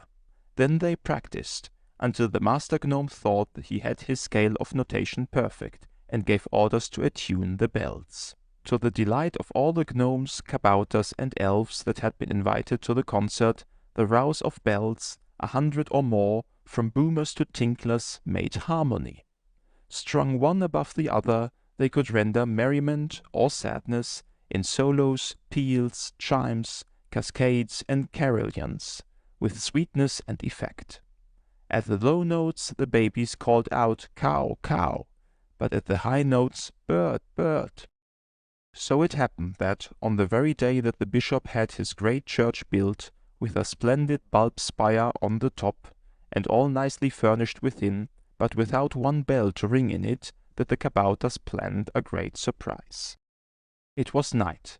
The bishop was packing his saddlebags, ready to take a journey on horseback to Reims. At this city the great caravans from India and China ended, bringing to the annual fair rugs, spices, gems, and things oriental. and the merchants of Rheims rolled in gold. Here the bishop would beg the money or ask for a bell or chimes. Suddenly, in the night, while in his own house, there rang out music in the air, such as the bishop had never heard in Holland or in any of the 17 provinces of the Netherlands. Not even in the old lands, France or Spain or Italy, where the Christian teachers, builders, and singers, and the music of the bells had long been heard, had such a flood of sweet sounds ever fallen on human ears. Here, in these northern regions, rang out not a solo, nor a peal, nor a chime, nor even a cascade from one bell, or from many bells, but a long program of richest music in the air, something which no other country, however rich or old, possessed. It was a carillon, that is, a continued mass of real music, in which whole tunes, songs, and elaborate pieces of such length, mass, and harmony as only a choir of many voices, a band of music, or an orchestra of many performers could produce. To get this grand work of hanging in the spire done in one night, and before daylight also, required a whole regiment of fairy toilers, who must work like bees. For if one ray of sunshine struck any one of the kabouters, he was at once petrified. The light elves lived in the sunshine and thrived on it. But for dark elves like the kabouters, whose home was underground, sunbeams were as poisoned arrows bringing sure death, for by these they were turned into stone. Happily the task was finished before the eastern sky grew grey or the cocks crowed. While it was yet dark, the music in the air flooded the earth. The people in their beds listened with rapture. Laus Deo, praise God, devoutly cried the surprised bishop. It sounds like a choir of angels. Surely the cherubim and seraphim are here. Now is fulfilled the promise of the psalmist. The players on instruments shall be there. So, from this beginning, so mysterious to the rough, unwise, and stupid teachers, but by degrees clearer to the tactful ones, who were kind and patient, the carillons spread over all the region between the forests of Ardennes and the island in the North Sea. The Netherlands became the land of melodious symphonies and of tinkling bells. No town, however poor, but in time had its carillon.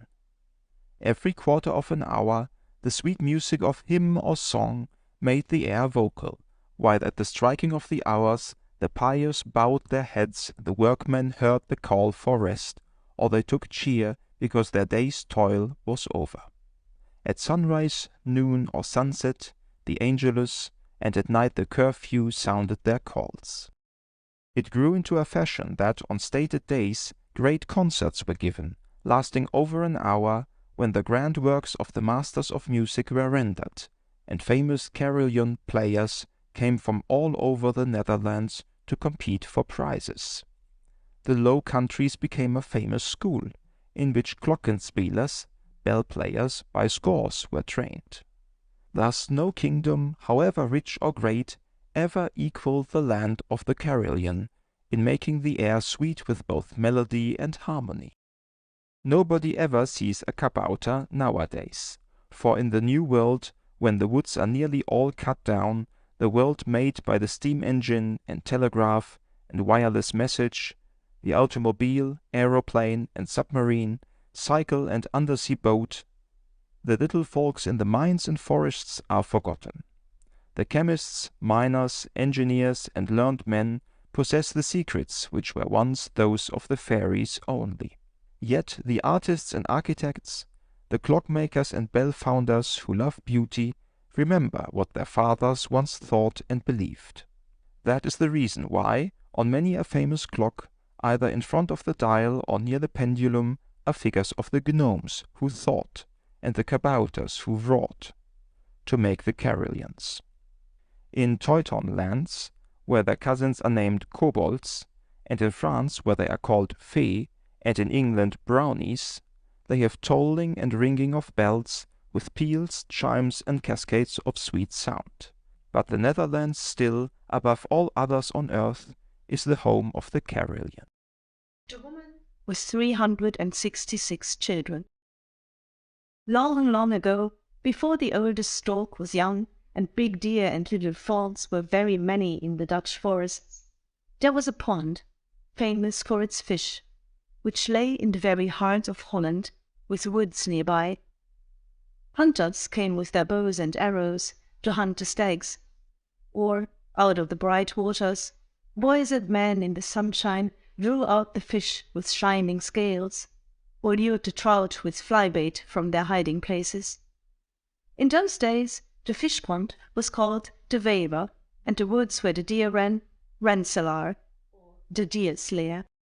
So, because the forests of oak and beech and alder trees were so fine, and game on land and in water so plentiful, the lord of the country came here and built his castle. He made a hedge around his estate, so that the people called the place the Khan's Hedge, or, as we say, the Hague. Even today, within the beautiful city, the forests with their grand old trees still remain, and the fish pond, called the Wever, is there yet with its swans. On the little island, the fluffy, downy cygnets are born, and grow to be big birds, with long necks, bent like an arch. In another part of the town also, with their trees for nesting, and their pond for wading, are children of the same storks, whose fathers and mothers lived there before America was discovered. By and by, many people of rank and fortune came to The Hague for its society. They built their grand houses at the slope of the hill, not far away from the Wever, and in time a city grew up. It was a fine sight to see the lords and ladies riding out from the castle into the country. The cavalcade was very splendid when they went hawking. There were pretty women on horseback, and gentlemen in velvet clothes, with feathers in their heads, and the horses seemed proud to bear them. The falconers followed on foot, with the hunting birds perched on a hoop, which the man inside the circle carried round him. Each falcon had on a little cap or hood, which was fastened over its head. When this was taken off, it flew high up into the air, on its hunt for the big and little birds, which it brought down for its masters. There were also men with dogs, to beat the reeds and bushes, and drive the smaller birds from shelter. The huntsmen were armed with spears, lest a wild boar or bear should rush out and attack them. It was always a merry day when a hawking party, in their fine clothes and gay trappings, started out. There were huts as well as palaces, and poor people also at The Hague. Among these was a widow, whose twin babies were left without anything to eat, for her husband and their father had been killed in the war. Having no money to buy a cradle, and her babies being too young to be left alone, she put a pair of little folks on her back, and went out to beg. Now there was a fine lady, a countess, who lived with her husband, the count, near the Wever. She was childless, and very jealous of other women who were mothers and had children playing around them. On this day, when the beggar woman, with her 2 babies on her back, came along, the grand lady was in an unusually bad temper. For all her pretty clothes, she was not a person of fine manners. Indeed, she often acted more like a snarling dog, ready to snap at anyone who should speak to her. Although she had cradles and nurses and lovely baby clothes all ready, there was no baby. This spoiled her disposition, so that her husband and the servants could hardly live with her.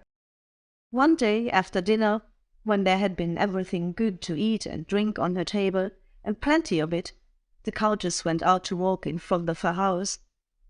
It was the 3rd day of January, but the weather was mild. The beggar woman, with her 2 babies on her back and their arms round her neck, crying with hunger, came trudging along. She went into the garden and asked the countess for food or an alms. She expected surely at least a slice of bread, a cup of milk, or a small coin. But the countess was rude to her, and denied her both food and money. She even burst into a bad temper, and reviled the woman for having 2 children instead of 1. "Where did you get those brats? They are not yours. You just brought them here to play on my feelings and excite my jealousy. Begone!" But the poor woman kept her temper. She begged piteously, and said, "For the love of heaven, feed my babies, even if you will not feed me." "No, they are not yours. You're a cheat," said the fine lady, nursing her rage. "Indeed, madam, they are both my children, and born on one day. They have one father, but he's dead. He was killed in the war, while serving his grace, your husband." "Don't tell me such a story," snapped back the countess, now in a fury. "I don't believe that anyone, man or woman, could have two children at once. Away with you!" And she seized a stick to drive off the poor woman. Now it was the turn of the beggar to answer back. Both had lost their temper, and the two angry women seemed more like she-bears robbed of their whelps. "Heaven punish you, you wicked, cruel, cold-hearted woman!" cried the mother. The two babies were almost choking her in their eagerness for food. Yet their cries never moved the rich lady, who had bread and good things to spare, while their poor parent had not a drop of milk to give them. The countess now called her manservants to drive the beggar away. This they did, most brutally. They pushed the poor woman outside the garden gate and closed it behind her. As she turned away, the poor mother, taking each of her children by its back, one in each hand, held them up before the grand lady, and cried out loudly, so that all heard her, "May you have as many children as there are days in the year!" Now, with all her wrath burning in her breast, what the beggar woman really meant was this. It was the 3rd of January, and so there were but 3 days in the year, so far. She intended to say that, instead of having to care for 2 children, the countess might have the trouble of rearing 3, and all born on the same day. But the fine lady in her mansion cared nothing for the beggar woman's words. Why should she? She had her lordly husband, who was a count, and he owned thousands of acres. Besides, she possessed vast riches. In her great house were 10 men-servants and 31 maid-servants, together with her rich furniture and fine clothes and jewels. The lofty brick church, to which she went on Sundays, was hung with the coats of arms of her famous ancestors. The stone floor, with its great slabs, was so grandly carved with the crests and heraldry of her family, that to walk over these was like climbing a mountain, or tramping across a ploughed field. Common folks had to be careful, lest they should stumble over the bosses and knobs of the carved tombs. A long train of her servants and tenants on the farms followed her, when she went to worship. Inside the church, the lord and lady sat in high seats, on velvet cushions, and under a canopy. By the time summer had come, according to the fashion in all good Dutch families, all sorts of pretty baby clothes were made ready. There were soft, warm, swaddling bands, tiny socks, and long white linen dresses. A baptismal blanket, covered with silk, was made for the christening, and daintily embroidered. Plenty of lace and pink and blue ribbons, pink for a girl and blue for a boy, were kept at hand. And, because there might be twins, a double set of garments was provided, besides baby bathtubs, and all sorts of nice things for the little stranger, or strangers, whether one or two, to come. Even the names were chosen, one for a boy and the other for a girl. Would it be Wilhelm or Wilhelmina? It was a real fun to think over the names, but it was hard to choose out of so many. At last the countess crossed off all but 46, or the following, nearly every girl's name ending in ja, as in our Polly, Sally. Girls: Martel, Nelletje, Celia, Jannetje, Sarah, Marijtje, Willemtje, Gertrude, Petronella, Margaretha, Josina, Katharina, Alida, Annetje, Christina, Katrina, Beetje, Eva, Dirkje, Maiken, Hileke, Betty, Japik. Boys: Gerrit, Cornelis, Volkert, Kilian, Johannes, Petrus, Barend, Wessel, Hendrik, Denis, Walter, Evert, Jesbert, Josef, Mildred, Adrian, Joachim, Arend, Dirk, Nikolaas, Staats, Rosen, Willemtje. But before the sun set on the expected day, it was neither one boy, nor one girl, nor both, nor were all the 46 names chosen sufficient, for the beggar woman's wish had come true in a way not expected. There were as many as, and no fewer children than, there were days in the year. And since this was leap year, there were 366 little folks in the house, so that other names besides the 46 had to be used. Yet none of these wee creatures was bigger than a mouse. Beginning at daylight, one after another appeared. First a girl, and then a boy, so that after the 48th the nurse was at her wit's end to give them names. It was not possible to keep the little babies apart. The 31 servant maids of the mansion were all called in to help in sorting out the girls from the boys, but soon it seemed hopeless to try to pick out Peter from Henry or Catalina from Annetje. After an hour or two spent at the task, and others coming along, the women found that it was useless to try any longer. It was found that little Piet, Jan, and Klaas, Hank, Douw, and Japik among the boys, and Molly, Meika, Lena, Elsje, Annetje, and Marie were getting all mixed up. So they gave up the attempt in despair. Besides, the supply of pink and blue ribbons had given out long before, after the first dozen or so were born. As for the baby clothes made ready, they were of no use, for all the garments were too big. In one of the long dresses, tied up like a bag, one might possibly, with stuffing, have put the whole family of 366 brothers and sisters. It was not likely such small fry of human beings could live long, so the good Bishop Guy of Utrecht, when he heard that the beggar woman's curse had come true in so unexpected a manner, ordered that the babies should all be baptized at once. The Count, who was strict in his ideas of both custom and church law, insisted on it too. So nothing would do but to carry the tiny infants to church. How to get them there was a question. The whole house had been rummaged to provide things to carry the little folks in, but the supply of trays and mince-pie dishes and crocks was exhausted at the 360th baby.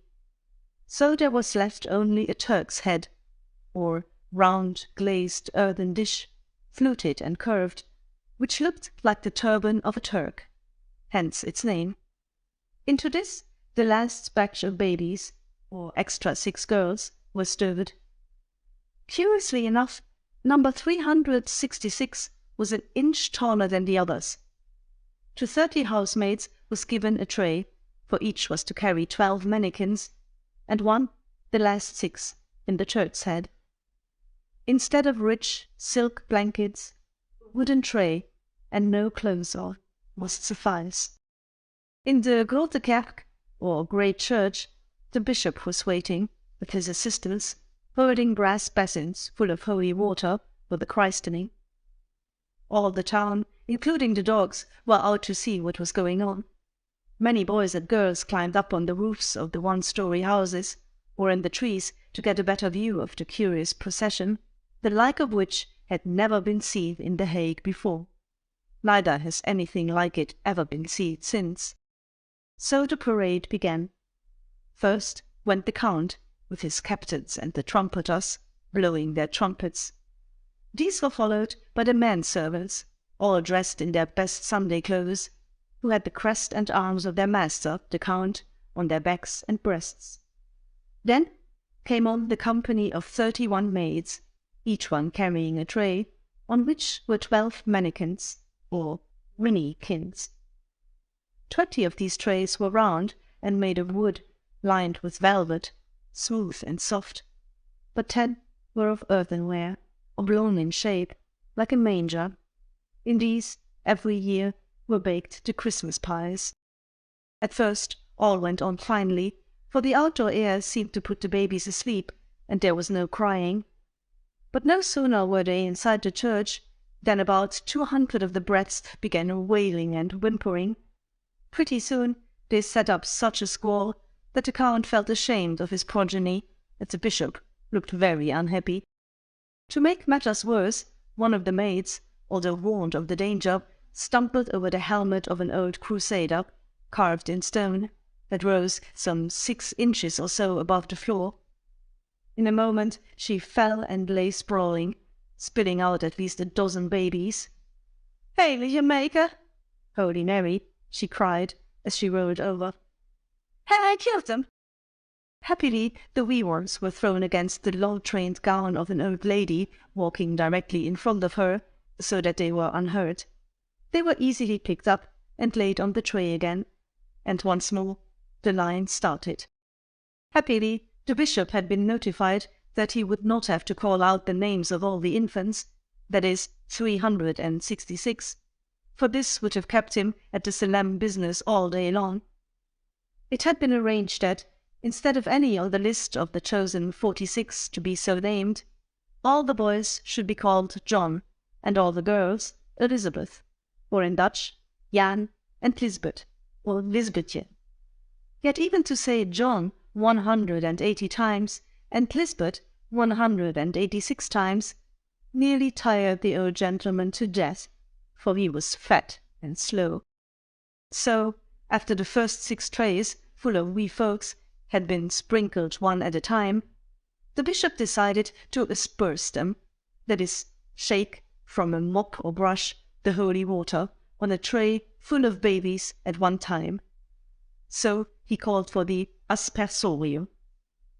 Then, clipping this in the basin of holy water, he scattered the drops over the wee folk, until all, even the 6 extra girl babies in the Turk's head, were sprinkled. Probably because the bishop thought a Turk was next door to a heathen, he dropped more water than usual on these last 6, until the young ones squealed lustily with the cold. It was noted, on the contrary, that the little folks in the mince-pie dishes were gently handled, as if the good man had visions of Christmas coming, and the good things on the table. Yet it was evident that such tiny people could not bear what healthy babies of full size would think nothing of. Whether it was because of the damp weather, or the cold air in the brick church, or too much excitement, or because there were not 366 nurses or milk bottles ready, it came to pass that every one of the wee creatures died when the sun went down. Just where they were buried is not told, but for hundreds of years there was, in one of the Hague churches, a monument in honor of these little folks, who lived but one day. It was graven with portraits in stone of the count and countess, and told of their children, as many as the days of the year. Nearby were hung up the 2 basins, in which the holy water used by the bishop in sprinkling the babies was held. The year, month, and day of the wonderful event were also engraved. Many and many people from various lands came to visit the tomb. The guidebooks spoke of it, and tender women wept as they thought how 366 little cradles in the count's castle would have looked had each baby lived. The Oni on his travels. Across the ocean, in Japan, there once lived curious creatures called Onis.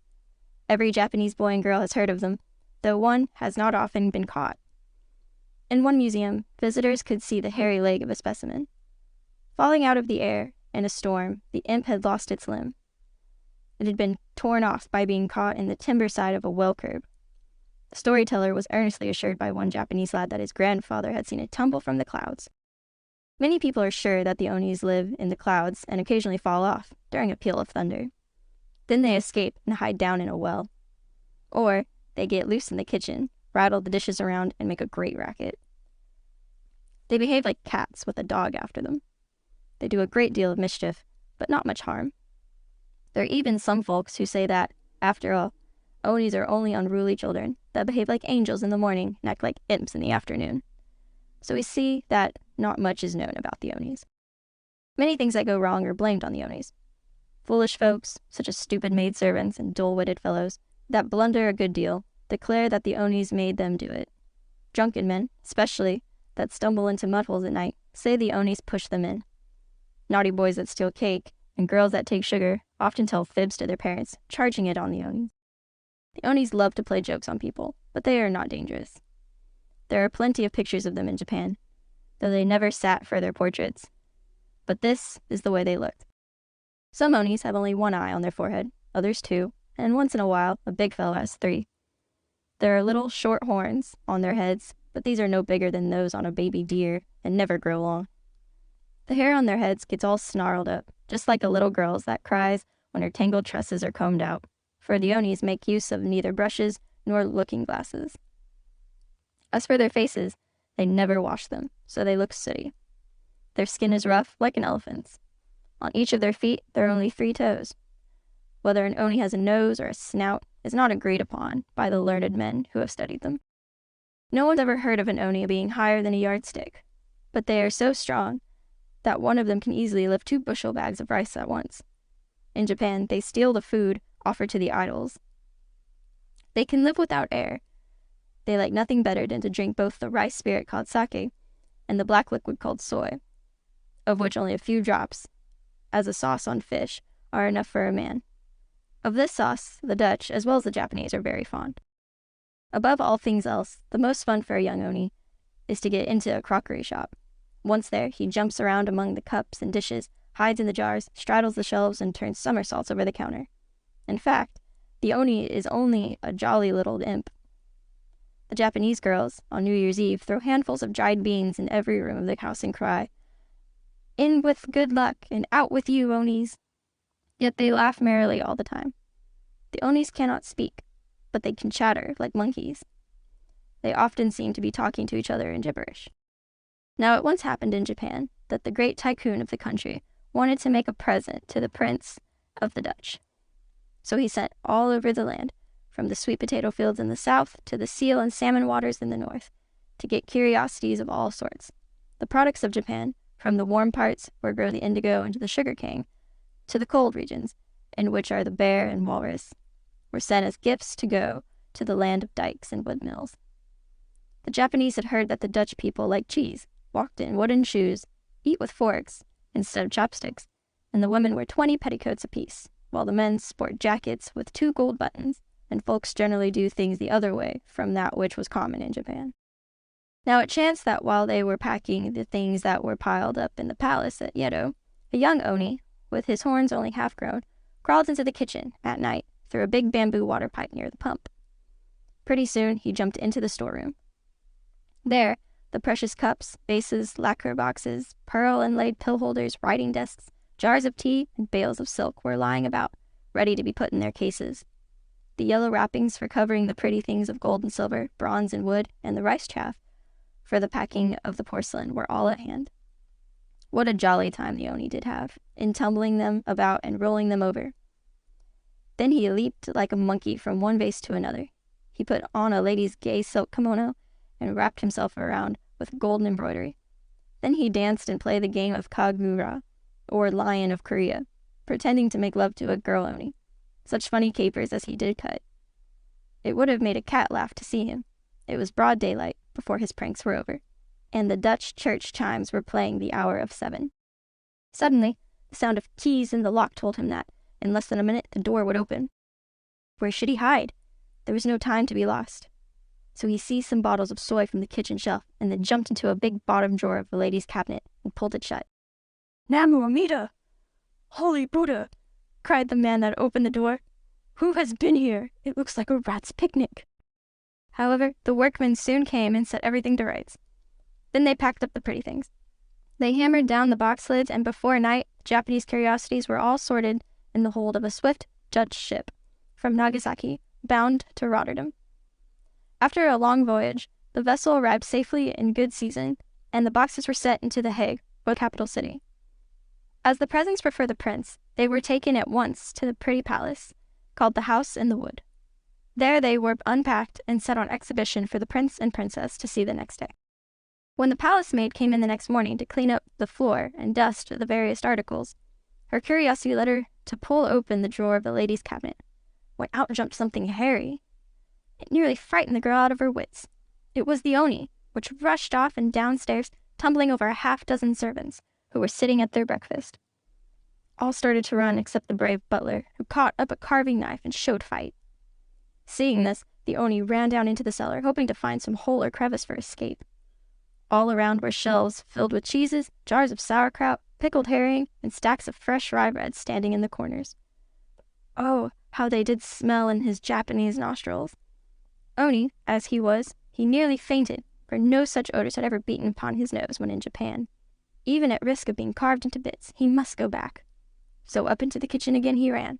Happily, the door into the garden stood wide open. Grabbing a fresh bottle of soy from the kitchen shelf, the Oni, with a hop, skip, and jump, reached outdoors. Seeing a pair of klomps, or wooden shoes, near the steps, the Oni put his pair of 3 toes into them, to keep the dogs from scenting his tracks. Then he ran into the fields, hiding among the cows, until he heard men with pitchforks coming. At once the Oni leapt upon a cow's back and held onto its horns, while the poor animal ran for its life into its stall in the cow stable, hoping to brush the monster off. The dairy farmer's wife was at that moment pulling open her bureau drawer to put in a new clean lace cap. Hearing her favorite cow moo and bellow, she left the drawer open and ran to look through the pane of glass in the kitchen. Through this, she could peep at any minute to see whether this or that cow or its calf was sick or well. Meanwhile, at the house in the wood, the princess, hearing the maids scream and the servants in an uproar, rushed out in her embroidered white nightie to ask who and what and why and wherefore. All different and very funny were the answers of maid, butler, cook, valet, and boots. The first maid, who had pulled open the drawer and let the Oni get out, held up broom and duster as if to take oath. She declared, "It was a monkey, or baboon, but he seemed to talk Russian, I think." "No," said the butler. "I heard the creature, a black ram, running on its hind legs, but its language was German, I'm sure." The cook, a fat Dutchwoman, told a long story. She declared on honor that it was a black dog, like a Chinese pug, that had no hair. However, she had only seen its back, but she was positive the creature talked English, for she heard it say soy.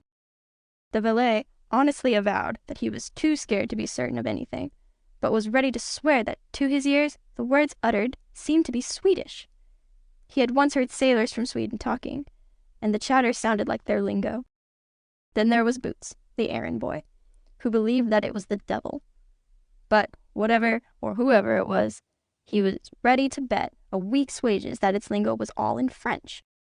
Now when the princess found that not one of her servants could speak or understand any language but their own, she scolded them roundly in Dutch, and wound up by saying, "You're a lot of cheese-heads, all of you." Then she arranged the wonderful things from the Far East, with her own dainty hands, until the house in the wood was fragrant with oriental odors, and soon it became famous throughout all Europe. Even when her grandchildren played with the pretty toys from the land of Fuji and flowers, of silk and tea, cherry blossoms, and camphor trees, it was not only the first, but the finest Japanese collection in all Europe. Meanwhile, the Oni, in a strange land, got into one trouble after another. In rushed men with clubs, but as an Oni was well used to seeing these at home, he was not afraid. He could outrun, outjump, or outclimb any man, easily. The farmer's frau, wife, nearly fainted when the Oni leapt first into her room, and then into her bureau drawer. As he did so, the bottle of soy, held in his 3-fingered paw, hit the wood, and the dark liquid, as black as tar, ran all over the nicely starched laces, collars, and nightcaps. Every bit of her quilled and crimped heargear and neckwear, once as white as snow, was ruined. "Donder and Bliksem! Thunder and lightning!" cried the frau. "There's my best cap, that cost 20 guilders, utterly ruined." Then she bravely ran for the broomstick. The Oni caught sight of what he thought was a big hole in the wall, and ran into it. Seeing the blue sky above, he began to climb up. Now there were no chimneys in Japan, and he did not know what this was. The soot nearly blinded and choked him. So he slid down and rushed out, only to have his head nearly cracked by the farmer's wife, who gave him a whack of her broomstick. She thought it was a crazy goat that she was fighting. She first drove the Oni into the cellar and then bolted the door. An hour later, the farmer got a gun and loaded it. Then, with his hired man, he came near. one to pull open the door, the other to shoot. What they expected to find was a monster. But no, so much experience, even within an hour, of things unknown in Japan, including chimneys, had been too severe for the poor, lonely, homesick Oni. There it lay, dead on the floor, with its 3 fingers held tightly to its snout and closing it. So much cheese, zyoku, sauerkraut, gin, schnapps, advocat, brandy and eggs, cow's milk, both sour and fresh, wooden shoes, lace collars, and crimped neckwear, with the various smells, had turned both the Oni's head and his stomach. The very sight of these strange things being so unusual gave the Oni first fright, then a nervous attack, while the odors, such as had never tortured his nose before, had finished him. The wise men of the village were called together to hold an inquest. After summoning witnesses and cross-examining them and studying the strange creature, their verdict was that it could be nothing less than an Hersen Shim, that is, a spectre of the brain. They meant by this that there was no such animal. However, a man from Delft, who followed the business of knickerbocker, or baker of knickers, or clay marls, begged the body of the Oni. He wanted it to serve as a model for a new gargoyle, or rain spout, for the roof of churches, carved in stone or baked in clay, which turns red and is called terracotta. The new style of monster became very popular. The knickerbocker named it after a new devil that had been expelled by the prayers of the saints, and speedily made a fortune by selling it to stonecutters and architects. So for one real Oni that died and was buried in Dutch soil, there are thousands of imaginary ones made of baked clay or stone in the Dutch land, where things more funny than in fairyland constantly take place.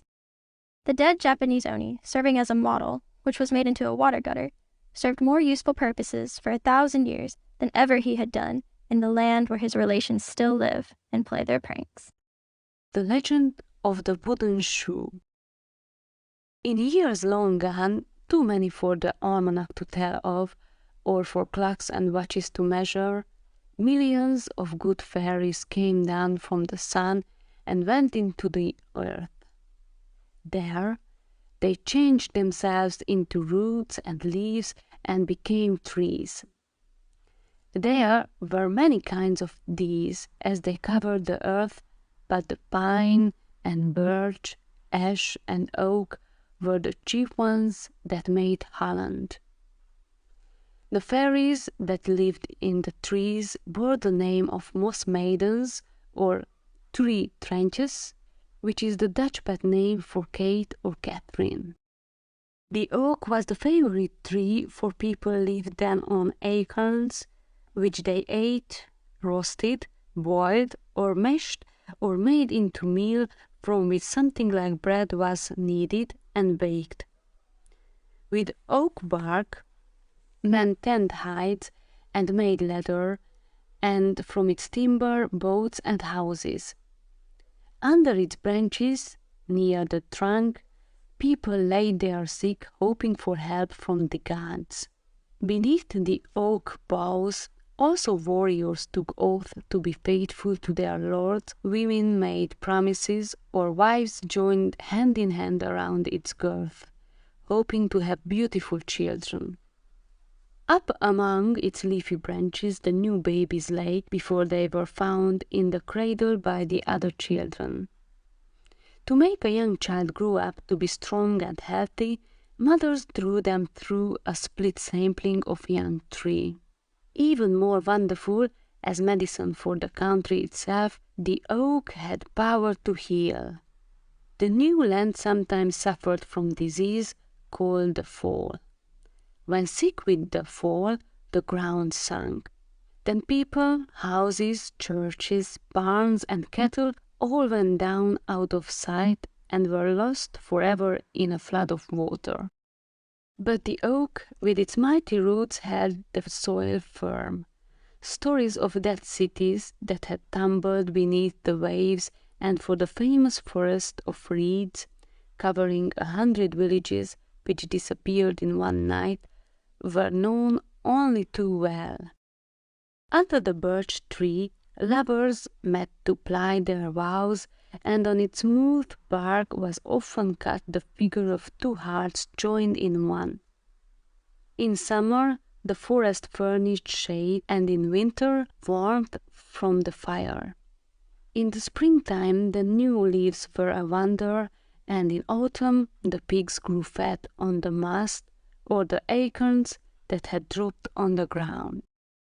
So, for thousands of years, when men made their home in the forest and wanted nothing else, the trees were sacred.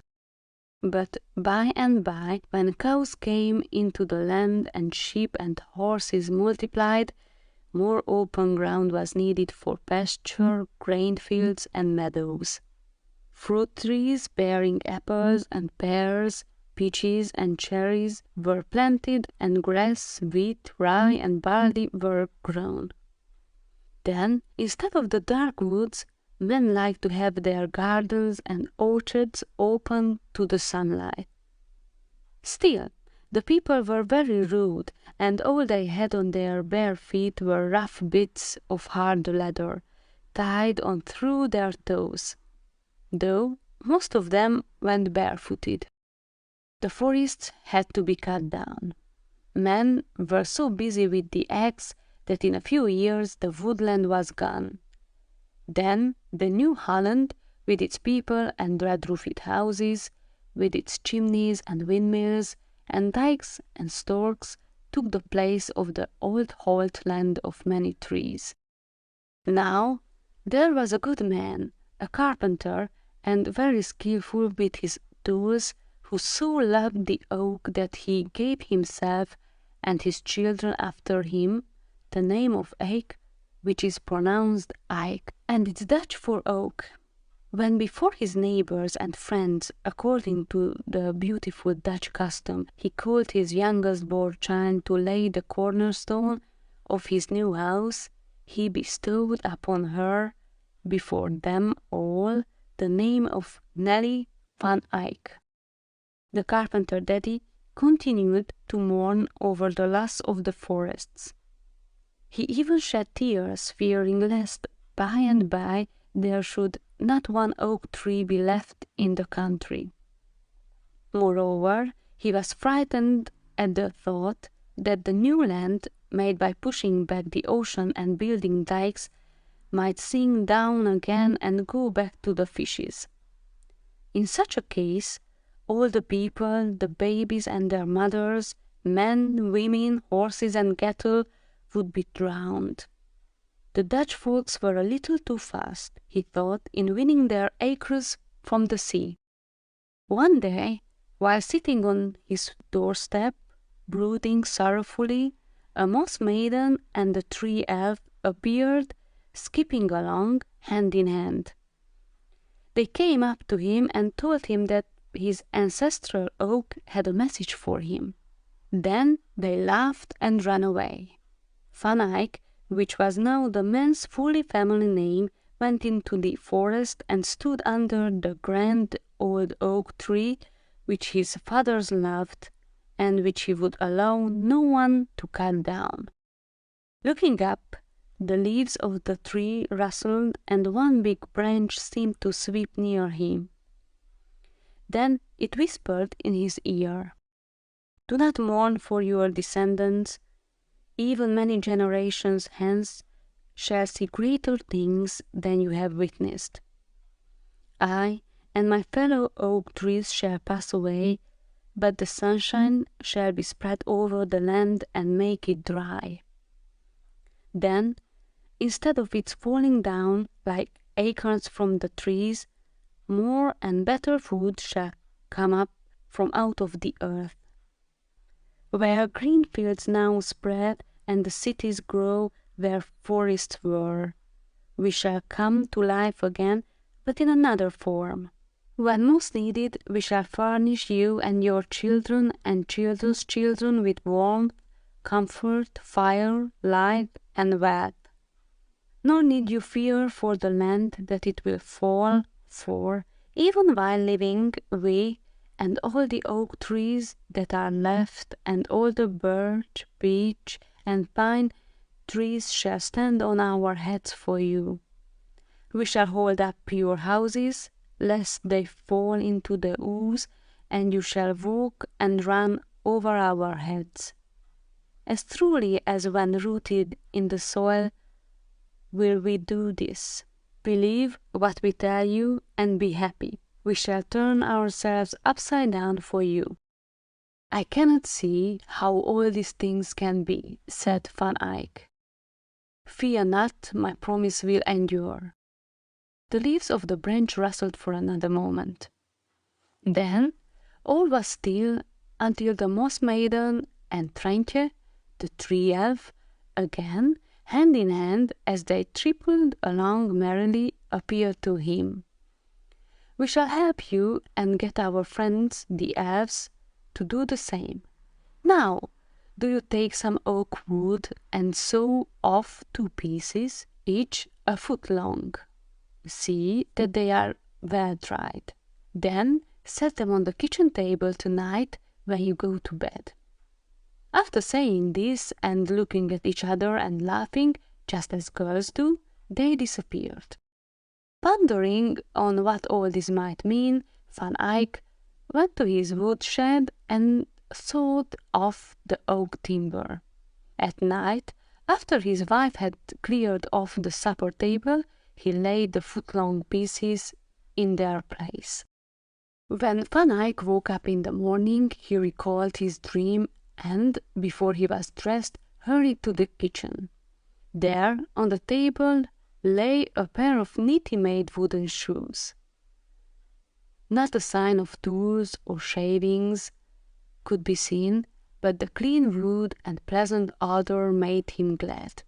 When he glanced again at the wooden shoes, he found them perfectly smooth, both inside and out. They had heels at the bottom and were nicely pointed at the toes, and altogether were very inviting to the foot. He tried them on and found that they fitted him exactly. He tried to walk on the kitchen floor, which his wife kept scrubbed and polished, and then sprinkled with clean white sand, with broomstick ripples scored in the layers. But for Van Eyck it was like walking on ice. After slipping and balancing himself as if on a tightrope, and nearly breaking his nose against the wall, he took off the wooden shoes and kept them off while inside the house. However, when he went outdoors, he found his new shoes very light, pleasant to the feet, and easy to walk in. It was not so much like trying to skate as it had been in the kitchen. At night, in his dreams, he saw 2 elves come through the window into the kitchen. One, a kabouter, dark and ugly, had a box of tools. The other, a light-faced elf, seemed to be the guide. The kabouter at once got out his saw, hatchet, auger, long chisel-like knife, and smoothing plane. At first, the 2 elves seemed to be quarreling as to who should be boss. Then they settled down quietly to work. The kabouter took the wood and shaped it on the outside. Then he hollowed out from inside of it a pair of shoes, which the elf smoothed and polished. Then one elf put his little feet in them and tried to dance, but he only slipped on the smooth floor and flattened his nose. But the other fellow pulled the nose straight again, so it was all right. They waltzed together up on the wooden shoes, then took them off, jumped out the window, and ran away. When Van Eyck put the wooden shoes on, he found that out in the fields, in the mud, and on the soft soil, and in sloppy places, this sort of footgear was just the thing. They did not sink in the mud, and the men's feet were comfortable, even after hours of labor. They did not draw his feet, and they kept out the water far better than leather possibly could. When the Van Eyck, Frau, and the children saw how happy Daddy was, they each one wanted a pair. Then they asked him what he called them. "Klompen," said he in good Dutch, and klompen or klams they are to this day. "I'll make a fortune of this," said Van Eyck. "I set up a klompwinkel, shop for wooden shoes, at once." So, going out to the blacksmith's shop in the village, he had the man who pounded iron fashion for him on his anvil a set of tools exactly like those used by the kabouter and the elf, which he had seen in his dream. Then he hung out a sign marked "Wooden blocks for shoes." He made clamps for the little folks just out of the nursery, for boys and girls, for grown men and women, and for all who walked out of doors, in the street or on the fields. Soon clamps came to be the fashion in all the country places. It was good manners when you went into a house to take off your wooden shoes and leave them at the door. Even in the towns and cities, ladies wore wooden slippers, especially when walking or working in the garden. Clamps also set the fashion for soft, warm socks and stockings made from sheep's wool. Soon, 1,000 needles were clicking to put a soft cushion between one's soles and toes and the wood. Women knitted even while they walked to market or gossiped on the streets. The klompwinkels, or shops of the shoe carpenters, were seen in every village. When rich beyond his daydreams, Van Eyck had another joyful night vision. The next day he wore a smiling countenance. Everybody who met him on the street saluted him and asked in a neighborly way, "Good morning, Mr. Cheerful. How do you sail today?" That's the way the Dutch talk, not how do you do, but in their watery country it is this: how do you sail, or else, how goes it with you already? Then Van Eyck told his dream. It was this: the Moss Maiden and Treintje, the wood elf, came to him again at night and danced. They were lively and happy. "What now?" asked the dreamer smilingly of his two visitors. He had hardly got the question out of his mouth when in walked a kabouter, all smutty with blacksmith work. In one hand he grasped his toolbox, in the other he held a curious-looking machine.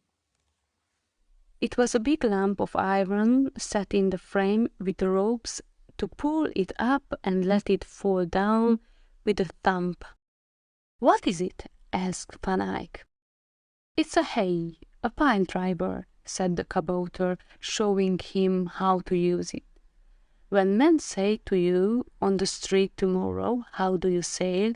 laugh at them," said the Moss Maiden herself, laughing. "Yes, and now you can tell the people how to build cities with mighty churches, with lofty towers, and with high houses like those in other lands. Take the trees, trim the branches off, sharpen the tops, turn them upside down, and pound them deep in the ground. Did not the ancient oak promise that the trees would be turned upside down for you? Did they not say you could walk on top of them?" By this time Van Eyck had asked so many questions, and kept the elf so long, that the Moss Maiden peeped anxiously through the window. Seeing the day breaking, she and Treintje and the kabouter flew away so as not to be petrified by the sunrise. "I'll make another fortune out of this also," said the happy man, who next morning was saluted as Mr. Joyful. At once Van Eyck set up a factory for making pile drivers, sending men into the woods who chose the tall, straight trees he had their branches cut off. Then he sharpened the trunks at one end, and these were driven by the pile driver down far and deep into the ground. So a foundation as good as stone was made in the soft and spongy soil, and well-built houses uprose by the thousands. Even the lofty walls of churches stood firm. The spires were unshaken in the storm. Old Holland had no fertile soil like France, or vast flocks of sheep producing wool like England, or armies of weavers as in the Belgic lands. Yet, soon there rose large cities with splendid mansions and town halls, as high towards heaven as the cathedrals and towers in the other lands which had rock for foundation. Her brick churches rose in the air. On top of the forest trees, driven deep in the sand and clay, dams and dikes were built that kept out the ocean.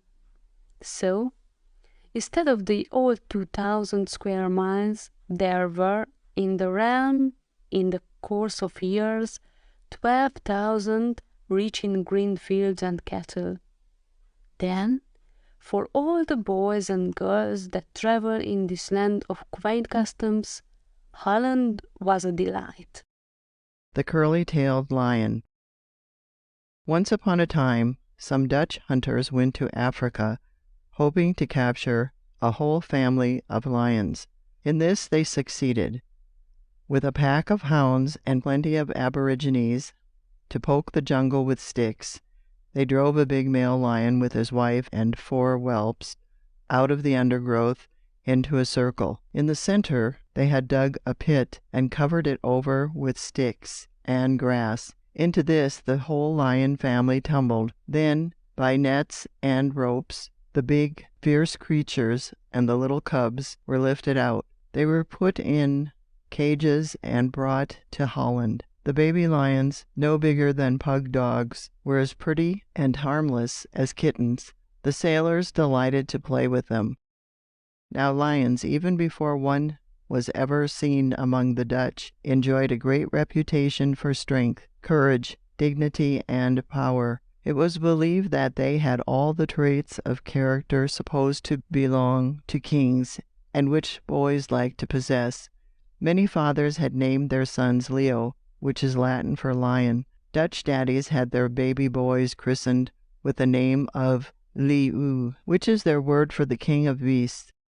Before lions were brought from the hot countries into colder lands, the bear and wolf were most admired, because, besides possessing plenty of fur, as well as great paws and terrible teeth, they had great courage. For these reasons, many royal and common folks had taken the wolf and bear as namesakes for their hopeful sons. But the male lion could make more noise than wolves, for he could roar, while they could only howl. He had a shaggy mane and a very long tail. This had a nail at the end for scratching and combing out his hair when tangled up. If he were angry, the mighty brute could stick out his red tongue, curled like a pump handle and nearly half a yard long. So the lion was called the king of beasts, and the crowned ruler and knights took him as their emblem. They had pictures of the huge creature painted on their flags, shields, and armor. Sometimes they stuck a gold or brass lion on their iron war hats, which they called helmets. No knight was allowed to have more than 1 lion on his shield, but kings might have 3 or 4, or even a whole menagerie of meat-eating creatures. These painted or sculptured lions were in all sorts of action, running, walking, standing up, and looking behind or before.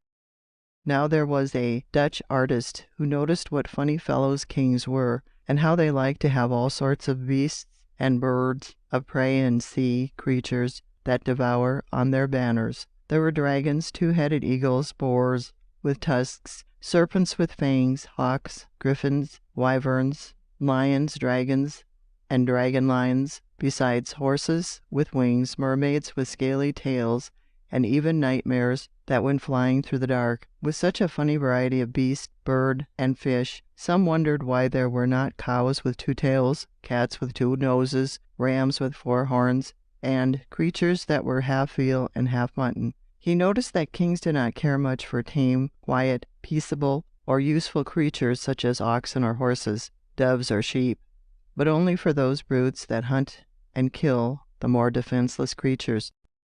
Since, then, kings of the country must have a lion, the artist resolved to make a new one. He would have some fun at any rate.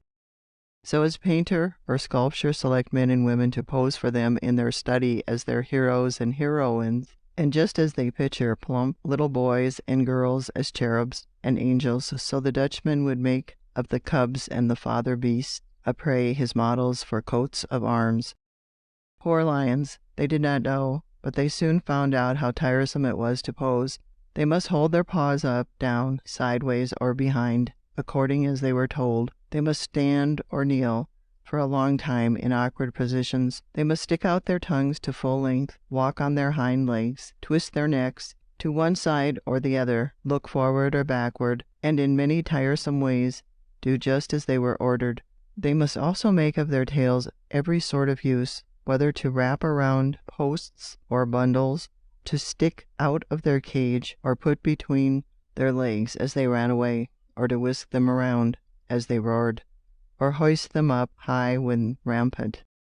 In some cases they were expected even to put on spectacles and pretend to be reading, to hold in their paws books and scrolls, or town arms, or shop signs. They must pose not only as companions of Daniel in the lion's den at Babylon, which was proper, but also to sit as companion of St. Mark, and even to stand on their legs on the top of a high column without falling off. In a word, this artist belonged to the College of Heralds, and he introduced the King of Beasts into Dutch heraldry. So from that day forth, the life of that family of African lions, from the daddy to the youngest cub, was made a burden. When at home in the jungle and even in the cage, the father lion's favorite position was that of lolling on one side, with his paws stretched out, and half asleep and all day, until he went out, towards dark, to hunt. Now he must stand up nearly all day. Daddy Lion had to do most of the posing, until the poor beast's front legs and paws were weary with standing so long. Moreover, the hair was all worn off his body at the place where he had to sit on the hard wooden floor. He must do all this on penalty of being punched with a red-hot poker if he refused. A charcoal furnace and long andirons were kept nearby, and these were attended to by a Dutch boy, or it might be that the whole family of lions were not allowed to have any dinner till Daddy obeyed and did what he was told, though often with a snarl or a roar. First, Leo must rise upon his hind legs and look in front of him. This posture was not hard, for in his native jungle he had often thus obtained a breakfast of venison for his wife and family. But oh, to stand a half hour on two legs only, when he had four, and would gladly have used all of them, was hard. Yet this was the position, called the lion rampant, which kings like best. But the king's uncles, nephews, nieces, cousins, and his wife's relations, generally, every one of them wanted a lion on his or her stationery and pocket handkerchiefs, as well as on their shields and flags. So the old lion was tortured, the hot poker being always in sight, and he was made to take a great variety of positions. The artist called out to Leo, just as a driver says to his cart horse, "Whoa, get up, go long," and so forth. When he yelled in this fashion, the lion had to obey. Pretty soon lions in heraldry on flags, armor, town arms, family crests, and city seals became all the fashion. The whole country went lion mad. There were lions carved in stone, wood, and iron, and every sort and kind, possible or impossible. Some of them seemed to be engaged in a variety of tricks, as if they belonged to a circus or were having a holiday. They laughed, giggled, yawned, stuck out their tongues, held boards for hotels, bundles for the shopkeepers, or barrels for beer halls, and made excellent shop signs, which the boys and girls enjoyed looking at.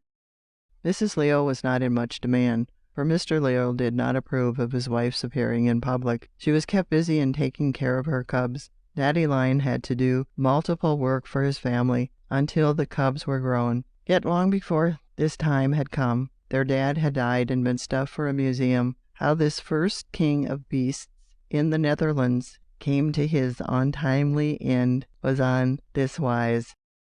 Not satisfied with posing Leo in every posture, and with all possible gestures, his master, the artist, wanted him to look heraldical, that is, like some of the mythical beasts that were combinations of any and all creatures, having fins, fur, feathers, or scales, such as the dragon or griffin.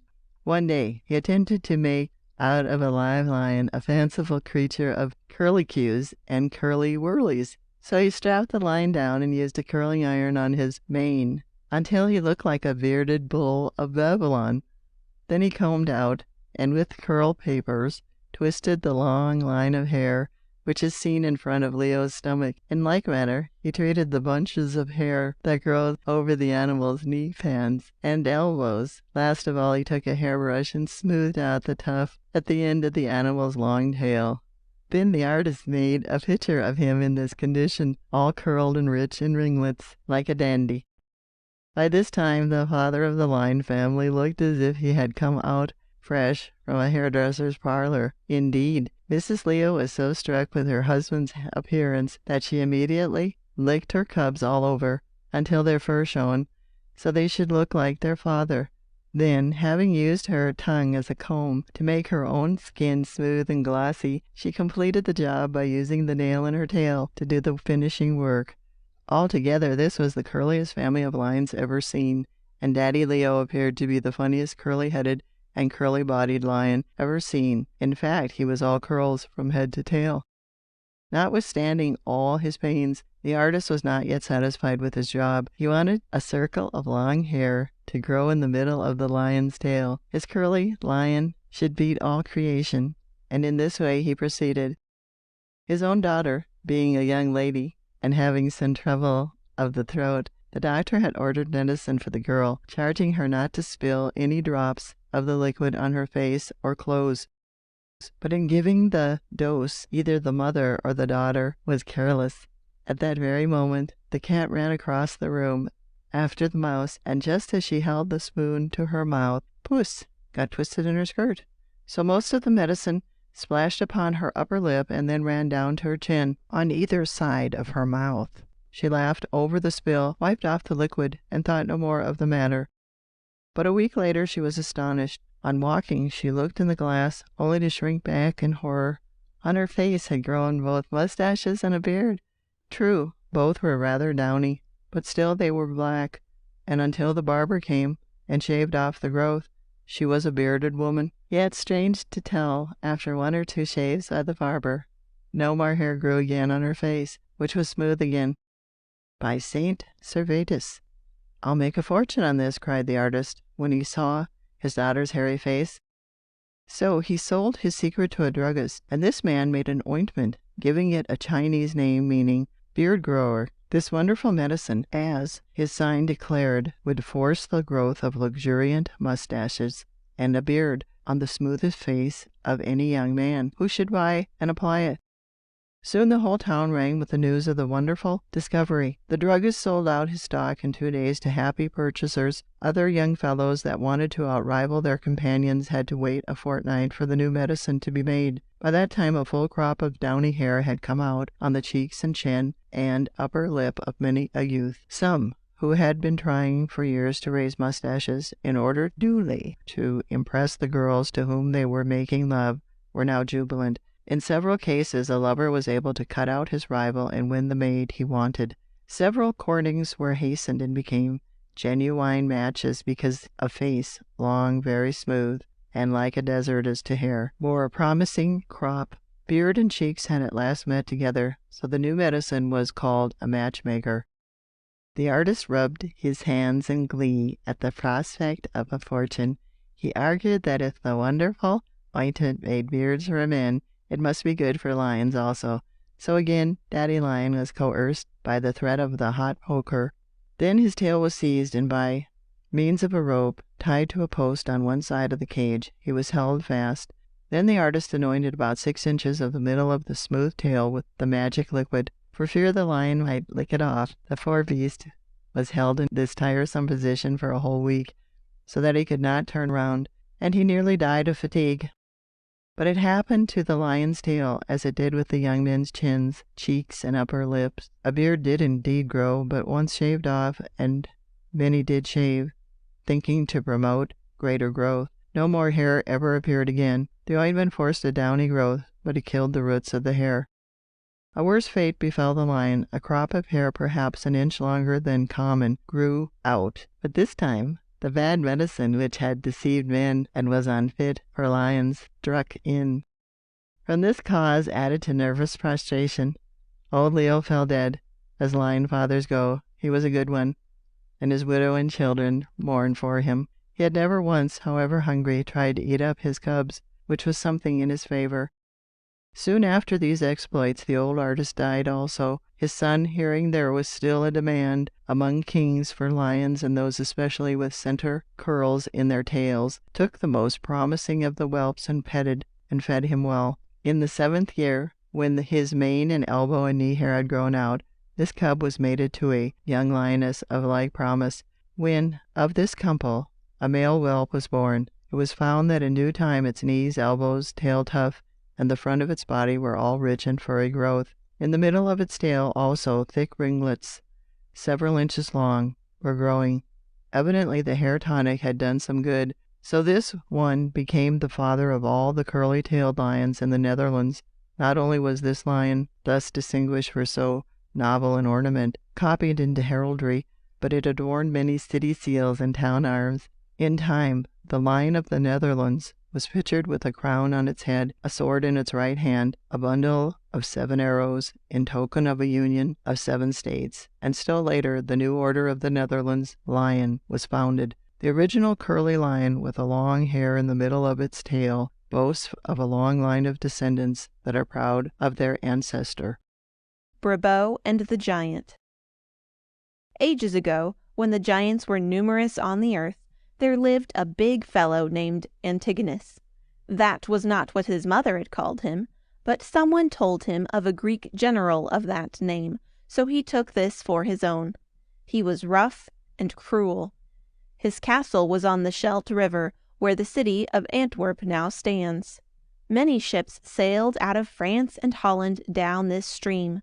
They were loaded with timber, flax, iron, cheese, fish, bread, linen, and other things made in the country.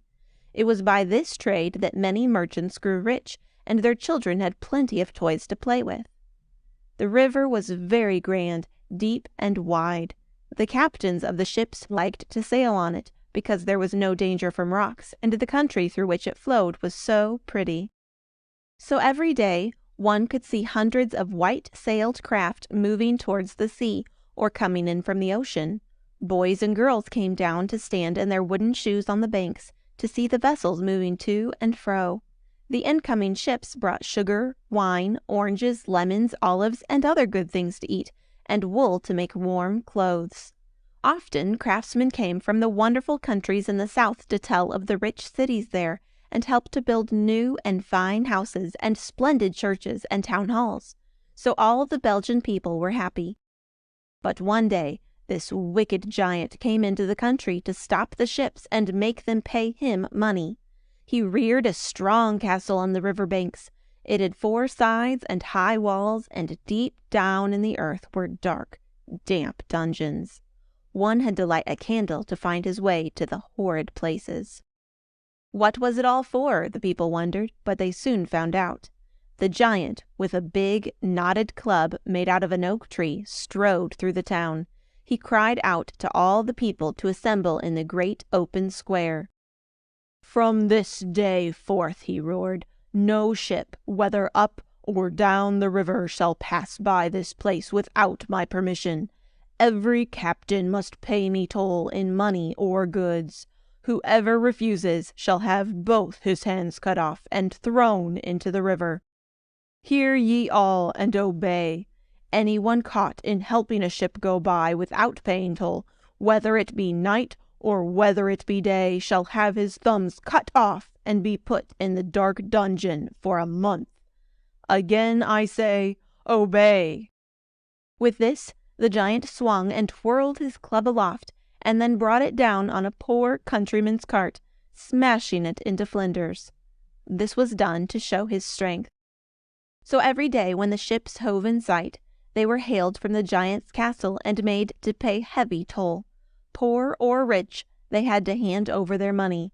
If any captain refused, he was brought ashore and made to kneel before a block and place one hand upon the other. Then the giant swung his axe and cut off both hands, and flung them into the river. If a shipmaster hesitated, because he had no money, he was cast into a dungeon until his friends paid his ransom. Soon, on account of this, the city got a bad name. The captains from France kept in, and the shipmen from Spain kept out. The merchants found their trade dwindling, and they grew poorer every day. So some of them slipped out of the city and tried to get the ships to sail in the night and silently pass the giant's castle. But the giant's watchers on the towers were as wide awake as owls and greedy as hawks. They pounced on the ship captains, chopped off their hands, and tossed them into the river. The townspeople who were found on board were thrown into the dungeons and had their thumbs cut off. So the prosperity of the city was destroyed, for the foreign merchants were afraid to send their ships into the giant's country. The reputation of the city grew worse. It was nicknamed by the Germans handwerpen, or hand-throwing, while the Dutchmen called it Antwerp, which meant the same thing. The Duke of Brabant, or Lord of the Land, came to the big fellow's fortress and told him to stop. He even shook his fist under the giant's huge nose and threatened to attack his castle and burn it. But Antigonus only snapped his fingers and laughed at him. He made his castle still stronger and kept on hailing ships, throwing some of the crews into dungeons and cutting off the hands of the captains until the fish in the river grew fat. Now there was a brave young fellow named Brabo who lived in the province of Brabant. He was proud of his country and her flag of yellow, black, and red, and was loyal to his lord. He studied the castle well and saw a window where he could climb up into the giant's chamber. Going to the duke, Brabo promised if his lord's soldiers would storm the gates of the giant's castle, that he would seek out and fight the ruffian. While they battered down the gates, he would climb the walls. "He's nothing but a bullabach, a bully and a boaster," said Brabo, "and we ought to call him that instead of Antigonus." The duke agreed. On a dark night, 1,000 of his best men-at-arms were marched with their banners, but with no drums or trumpets or anything that could make a noise and alarm the watchmen. Reaching a wood full of big trees near the castle, they waited till after midnight. All the dogs in the town and country for 5 miles around were seized and put into barns, so as not to bark and wake the giant up. They were given plenty to eat, so that they quickly fell asleep and were perfectly quiet. At the given signal, hundreds of men holding ships' masts or tree trunks marched against the gates. They punched and pounded and at last smashed the iron-bound timbers and rushed in. After overcoming the garrison, they lighted candles, and unlocking the dungeons, went down and set the poor, half-starved captives free. Some of them, pale, haggard, and thin as hop poles, could hardly stand. About the same time, the barn doors where the dogs had been kept were thrown open. In full cry, a regiment of the animals, from puppies to hounds, were at once out, barking, baying, and yelping, as if they knew what was going on and wanted to see the fun. But where was the giant? None of the captains could find him. Not one of the prisoners or the garrison could tell where he had hid. But Brabo knew that the big fellow, Antigonus, was not at all brave, but really only a bully and a coward. So the lad was not afraid. Some of his comrades outside helped him to set up a tall ladder against the wall. Then, while all the watchers and men-at-arms inside had gone away to defend the gates, Brabo climbed into the castle through a slit in the thick wall. This had been cut out like a window for the bow and arrow men, and was usually occupied by a sentinel. Sword in hand, Brabo made for the giant's own room. Glaring at the youth, the big fellow seized his club and brought it down with such force that it went through the wooden floor. But Brabo dodged the blow, and in a trice made a sweep with his sword. Cutting off the giant's head, he threw it out the window. It had hardly touched the ground before the dogs arrived. One of the largest of these ran away with the trophy, and the big hairy noddle of the bully was never found again. But the giant's huge hands! They were cut off by Brabo, who stood on the very top of the highest tower, while all below looked up and cheered. Brabo laid one big hand on top of the other, as the giant used to do when he cut off the hands of captains. He took first the right hand and then the left hand, and threw them, one at a time, into the river. A pretty sight now revealed the fact that the people knew what had been going on and were proud of Brebo's valor. In a moment every house in Antwerp showed lighted candles, and the city was illuminated. Issuing from the gates came a company of maidens. They were dressed in white, but their leader was robed in yellow, red, and black, the colors of the Brabant flag. They all sang in chorus the praises of Brebo, their hero. "Let us now drop the term of disgrace to the city, that of the hand-throwing, and give it a new name," said one of the leading men of Antwerp. "No," said the chief ruler, "let us rather keep the name, and more than ever invite all peaceful ships to come again, Antwerp, at the wharf, as of old. Then let the arms of Antwerp be two red hands above a castle." "Agreed!" cried the citizens with a shout. The Duke of Brabant approved and gave new privileges to the city, on account of Brebo's bravery. So from high to low all rejoiced to honor their hero, who was richly rewarded. After this, thousands of ships from many countries loaded or unloaded their cargoes on the wharves or sailed peacefully by. Antwerp excelled all seaports and became very rich again. Her people loved their native city so dearly that they coined the proverb, "All the world is a ring, and Antwerp is the pearl set in it." To this day in the great square rises the splendid bronze monument of Brebo the Brave. The headless and handless hulk of the giant Antigonus lies sprawling, while on his body rests Antwerp Castle. Standing over all, at the top, is Brebo high in the air. He holds one of the hands of Antigonus, which he is about to toss into the Scheldt River. No people honor valor more than the Belgians. Themselves are today, as of old, among the bravest. The farm that ran away and came back. There once was a Dutchman who lived in the province called Drenthe. Because there was a row of little trees on his farm, his name was Rijer van Boompjes. That is, Rijer of the little trees. After a while he moved to the shore of the Zuiderzee and into Overijssel. Overijssel means over the IJssel River. There he bought a new farm near the village of Blokzeil. By diking and pumping, certain wise men had changed 10 acres of sand and heath into pasture and land for ploughing. They surrounded it on 3 sides with canals. The 4th side fronted on the Zuiderzee. Then they advertised in glowing language the merits of the new land, and Rijer van Boompjes bought it and paid for his real estate. He was as proud as a popinjay of his island, and he ruled over it like a Tsar or a Kaiser. A few years before, Rijer had married a kwezel, as the Dutch call either a nun or a maid who is no longer young.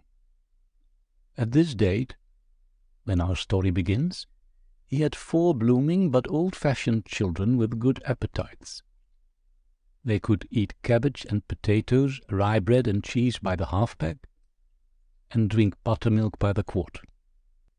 In addition, Rijer owned 4 horses, 6 cows, 2 dogs, some roosters and hens, a flock of geese, 2 dozen ducks, and a donkey. Yet, although Rijer was rich, as wealth is reckoned in Drenthe, whence he had come, he was greedy for more. He skimped the food of his animals. So much did he do this, that his neighbors declared that they had seen him put green spectacles on his cows and the donkey. Then he mixed straws and shavings with the hay to make the animal think they were eating fresh grass. When he ploughed, he drove his horses close to the edge next to the water, so as to make use of every half-inch of land. When sometimes bits of fenland from his neighbors' farms got loose and floated on the water, Rijer felt he was in luck. He would go out at night, grapple the boggy stuff, and fasten it to his own land.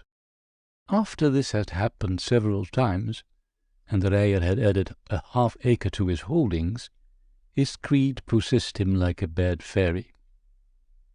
He began to steal the land on the other side of the Zuiderzee.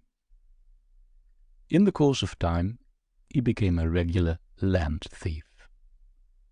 Whenever he saw or heard of a floating bit of territory, he rowed his boat after it by night, Before morning, aided by wicked helpers who shared in the plunder and were in his pay, he would have the bog attached to his own farm.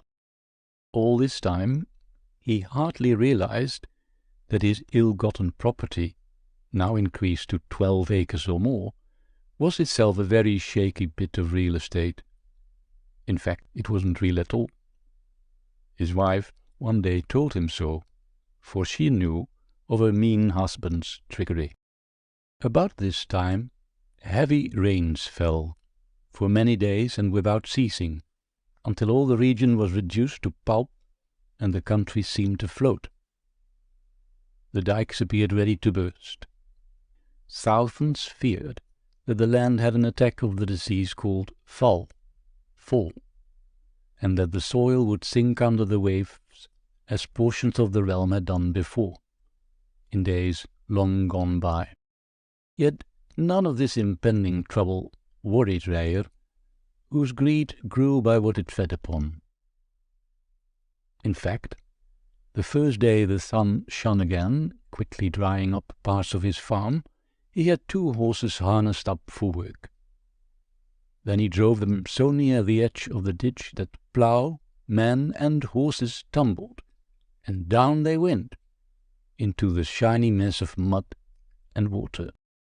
At this moment also the water from below the bottom of the Zuiderzee welled up, in a great wave like a mushroom, and the whole of Ryer's soggy estate was on the point of breaking loose, and seemed ready to float away.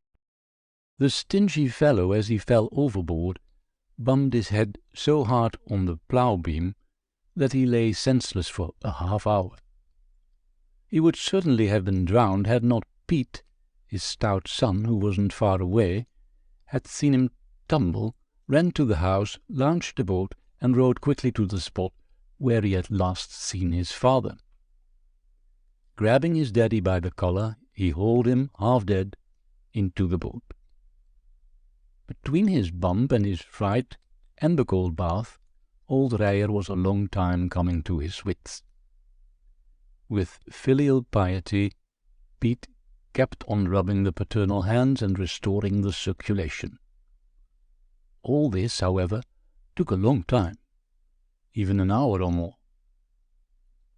When his father was able to sit up and talk, Pete started to row back to the little wharf in front of his home. But where was it, the farm, with the house and fields? Whither had they gone? Ryer was too mystified to get his bearings, but Pete knew the points of the compass. Yet his father's farm was not there. He looked at the shore of Overijssel which he had left. Instead of the old straight lines of willow trees, with the church spire beyond, there was a hollow and empty space. It looked as if a giant, as big as the world itself, had bitten out a piece of land and swallowed it down. Dumbfounded, father and son looked, the one at the other, but said nothing, for there was nothing to say. Meanwhile, what had become of the farm and the kwezel, as the neighbors still called her, that is, the mother with the children? These good people soon saw that they were floating off somewhere. The mainland was every moment receding further into the distance. In fact, the farm was moving from Overijssel northward towards Friesland. One by one, the church spires of the village nearby faded from sight. But when the wind changed from south to west, they seemed as if on a ship, with sails set, and to be making due west for North Holland. The younger children, so far from being afraid, clapped their hands in glee. They thought it great fun to ferry across the big water which they had so long seen before their eyes. Their stingy father had never owned a carriage or allowed the horses to be ridden. He always made his family walk to church, whether it were to the sermon in the morning, or to hear the catechism expounded by the domine in the afternoon. All the family had to tramp on their wooden shoes there and back. As for the floating farm, the cows couldn't understand it. They mooed piteously, while the donkey brayed loudly. At night, and day after day, no one could attend properly to the animals to see that they were fed and given water.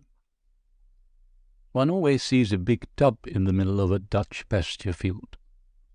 Neither ducks nor geese nor chickens minded it in the least, but the thirsty cattle and horses, at the end of the first day, had drunk the tub dry. None of the dumb brutes, even if they had not been afraid of being drowned, could drink from the Zuiderzee, for it was chiefly sea water, that is, salt, or at least brackish. Occasionally this errant farm, that had thus broken loose, passed by fishermen who wondered at so much land thus adrift. They feared to hail and go on board, lest the owners might think them intruding. Others thought it none of their business, supposing some crazy fellow was using his farm as a ship to move his lands, goods, and household, and thus save expense. In some of the villages, the runaway farm was descried from the tops of the church tower. Then it furnished a subject for chat and gossip during 3 days to the women, as they milked the cows or knitted stockings. To the men also, while they smoked or drank their coffee, it was a lively topic. "There were real people on it, and a house and stables," said the sexton of a church, who declared that he had seen this new sort of a Flying Dutchman. It was the usual sight, cow, dog, and stork, and then he quoted the old Dutch proverb. At last, after several days, and when Reijer and his son were nearly finished, with fatigue and fright, in trying to row their boat to catch up with the runaway farm, they finally reached the village across the Zuiderzee, in North Holland, where rye bread and turnips satisfied their hunger, and they had waffles for dessert. Their small change went quickly, and then the 2 men were at their wits' end to know what further to do. By this time, out on the floating farm, the mother and children were wild with fear of starving. All the food for the cattle had been eaten up, the dog had no meat, the cat no milk, and the stork had run out of its supply of frogs. There was no sugar or coffee, and neither rye nor currant bread, or sliced sausage, or wafer-thin cheese for anyone, but only potatoes and some barley grain. Happily, however, in drifting within sight of the village of Oosterbeek, the mother and the children noticed that the east wind was freshening. Soon they descried the tops of the church towers of North Holland. The smell of cows and cheese and of burning peat fires from the chimneys made both animals and human beings happy, as the wind blew the island westward to the village. Curiously enough, this was the very place at which, by hard rowing, Reijer and Piet had also arrived. Father and son were sitting in the hotel parlour, with their eyes down on the sandy floor, wondering how they were to pay for their next sandwich and coffee, for their money was all gone. At that moment, a small boy clattered over the bricks in his klomps. He kicked these off at the door and rushed into the room. He had on his yellow baggy trousers, and his hair of the same colour was cut level with his ears. Half out of breath, he announced the coming, afloat, of what looked like a combination of farm and menagerie. A house, a woman, some girls, a dog, a cat, and a stork were on it, and afloat. At once, old man Reijer, still stiff from his long cold bath, hobbled out, and Piet ran before him. Yes, it was mother, the children, and all the animals. For the first time in his life, the mean old sinner felt his heart thumping in grateful emotion under his woolen jacket with its 2 gold buttons. Something like real religion had finally oozed out from under his crusted soul. A whole convoy of boys, fishermen, farmers, and a fat vrouw or two volunteered to go out and tow the runaway farm to the village wharf. They succeeded in grappling the float and held it fast by ropes tied to a horse post.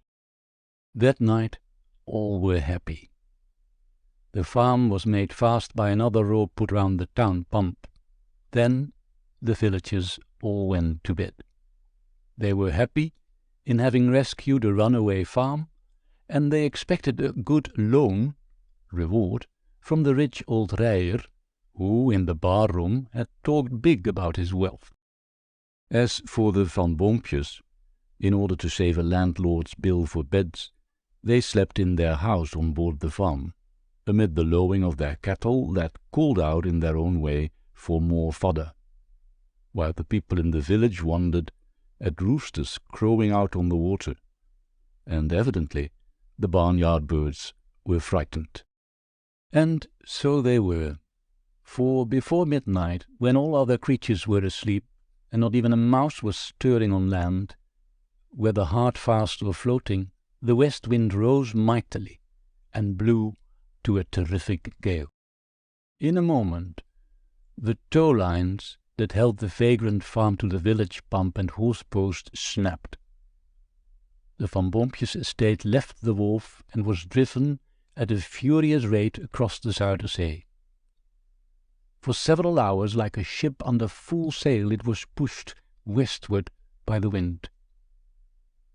Yet so soundly did all sleep, men and wife, children and hens, that none awakened during this strange voyage. Even the roosters, after their first concert, held in their voices. Suddenly, and as straight as if steered by a skilled pilot, the Van Boompjes farm, now an accomplished traveller after its many adventures, shot into its old place. This took place with such violence that Rijer Van Boompjes and his wife were both thrown out of bed. The cows were knocked over in the stable. The dog barked, supposing someone had kicked him. One old rooster, jostled off his perch, set up a tremendous crowing that brought some of the early risers out to rub their eyes and see what was going on. Hemel en aarde, bliksem en regen. Heaven and earth, lightning and rain, they cried. The old farm is back in its place. In fact, the Van Boompjes real estate was snugly fitted once more to the mainland, and again in the niche it had left. It had struck so hard that a ridge of raised sod 5 inches high marked the place of junction. At least 20 fishes and wriggling eels were smashed in the collision. From that day forth, the conscience of Van Boompje returned, and he actually became an honest man. He sawed off, from time to time, portions of his big farm and returned them home, with money paid as interest, to the owners. He found out all the mynheers whose bits of land had drifted off. He sent a tidy sum of gold to the village in North Holland, where his farm had been moored for a few hours. With a good conscience he went to church and worshipped. His action at each of the 2 collections which Dutch folks always take up on Sundays was noticed and praised as a sure and public sign of the old sinner's true repentance. When the deacons, with their white gloves on, poked under his nose their black velvet bags, hung at the end of fishing poles 10 feet long, this man, who had been for years a skinflint, dropped in a silver coin each time. On the farm, all the animals from duck to stork, and from dog to ox, now led happier lives. In the family, all declared that the behavior of the farm and the wind of the Zuiderzee had combined to make a new man and a delightful father of old Van Boompjes. He lived long and happily, and died greatly lamented. Santa Claus and Black Pete. Who is Santa Claus? How did he get his name? Where does he live? Did you ever see him? These are questions often asked of the storyteller by little folks. Before Santa Claus came into the Netherlands, that is, to Belgium and Holland, he was called by many names in the different countries in which he lived and where he visited. Some people say he was born in Myra many hundred years ago, before the Dutch had a dike or a windmill or waffles or wooden shoes. Others tell how, in time of famine, the good saint found the bodies of 3 little boys pickled in a tub at a market for sale and to be eaten up. They had been salted down to keep till sold. The kind gentleman and saint, whose name was Nicholas, restored these 3 children to life. It is said that once he lost his temper and struck with his fist a gentleman named Arius, but the storyteller does not believe this, for he thinks it is a fib made up long afterward. How could a saint lose his temper so? Another story they tell of this same Nicholas was this. There were 3 lovely maidens whose father had lost all his money. They wanted husbands very badly, but had no money to buy fine clothes to get married in. He took pity on both their future husbands and themselves. So he came to the window and left 3 bags of gold, one after the other. Thus these 3 real girls all got real husbands, just as the novels tell us of the imaginary ones. They lived happily ever afterward, and never scolded their husbands. By and by, men who were goldsmiths, bankers, or pawnbrokers made a sign of these 3 bags of gold in the shape of balls. Now they hang them over their shop doors, 2 above 1. This means 2 to 1 you will never get it again, when you put your ring, furs, or clothes, or watch, or spoons in pawn. It is ridiculous how many stories they do tell of this good man Nicholas, who was said to be what they call a bishop or inspector, who goes around seeing that things are done properly in the churches. It was because the Reverend Mr. Nicholas had to travel about a good deal that the sailors and travelers built temples and churches in his honor. To travel, one must have a ship on the sea and a horse on the land, or a reindeer up in the cold north, though now it is said he comes to Holland in a steamship and uses an automobile. On Santa Claus Eve, each of the Dutch children sets out in the chimney his wooden shoe. Into it he puts a wisp of hay to feed the traveler's horse. When St. Nicholas first came to Holland, he arrived in a sailing ship from Spain and rode on a horse. Now he arrives in a big steamer made of steel. Perhaps he will come in the future by aeroplane. To fill all the shoes and stockings, the good saint must have an animal to ride.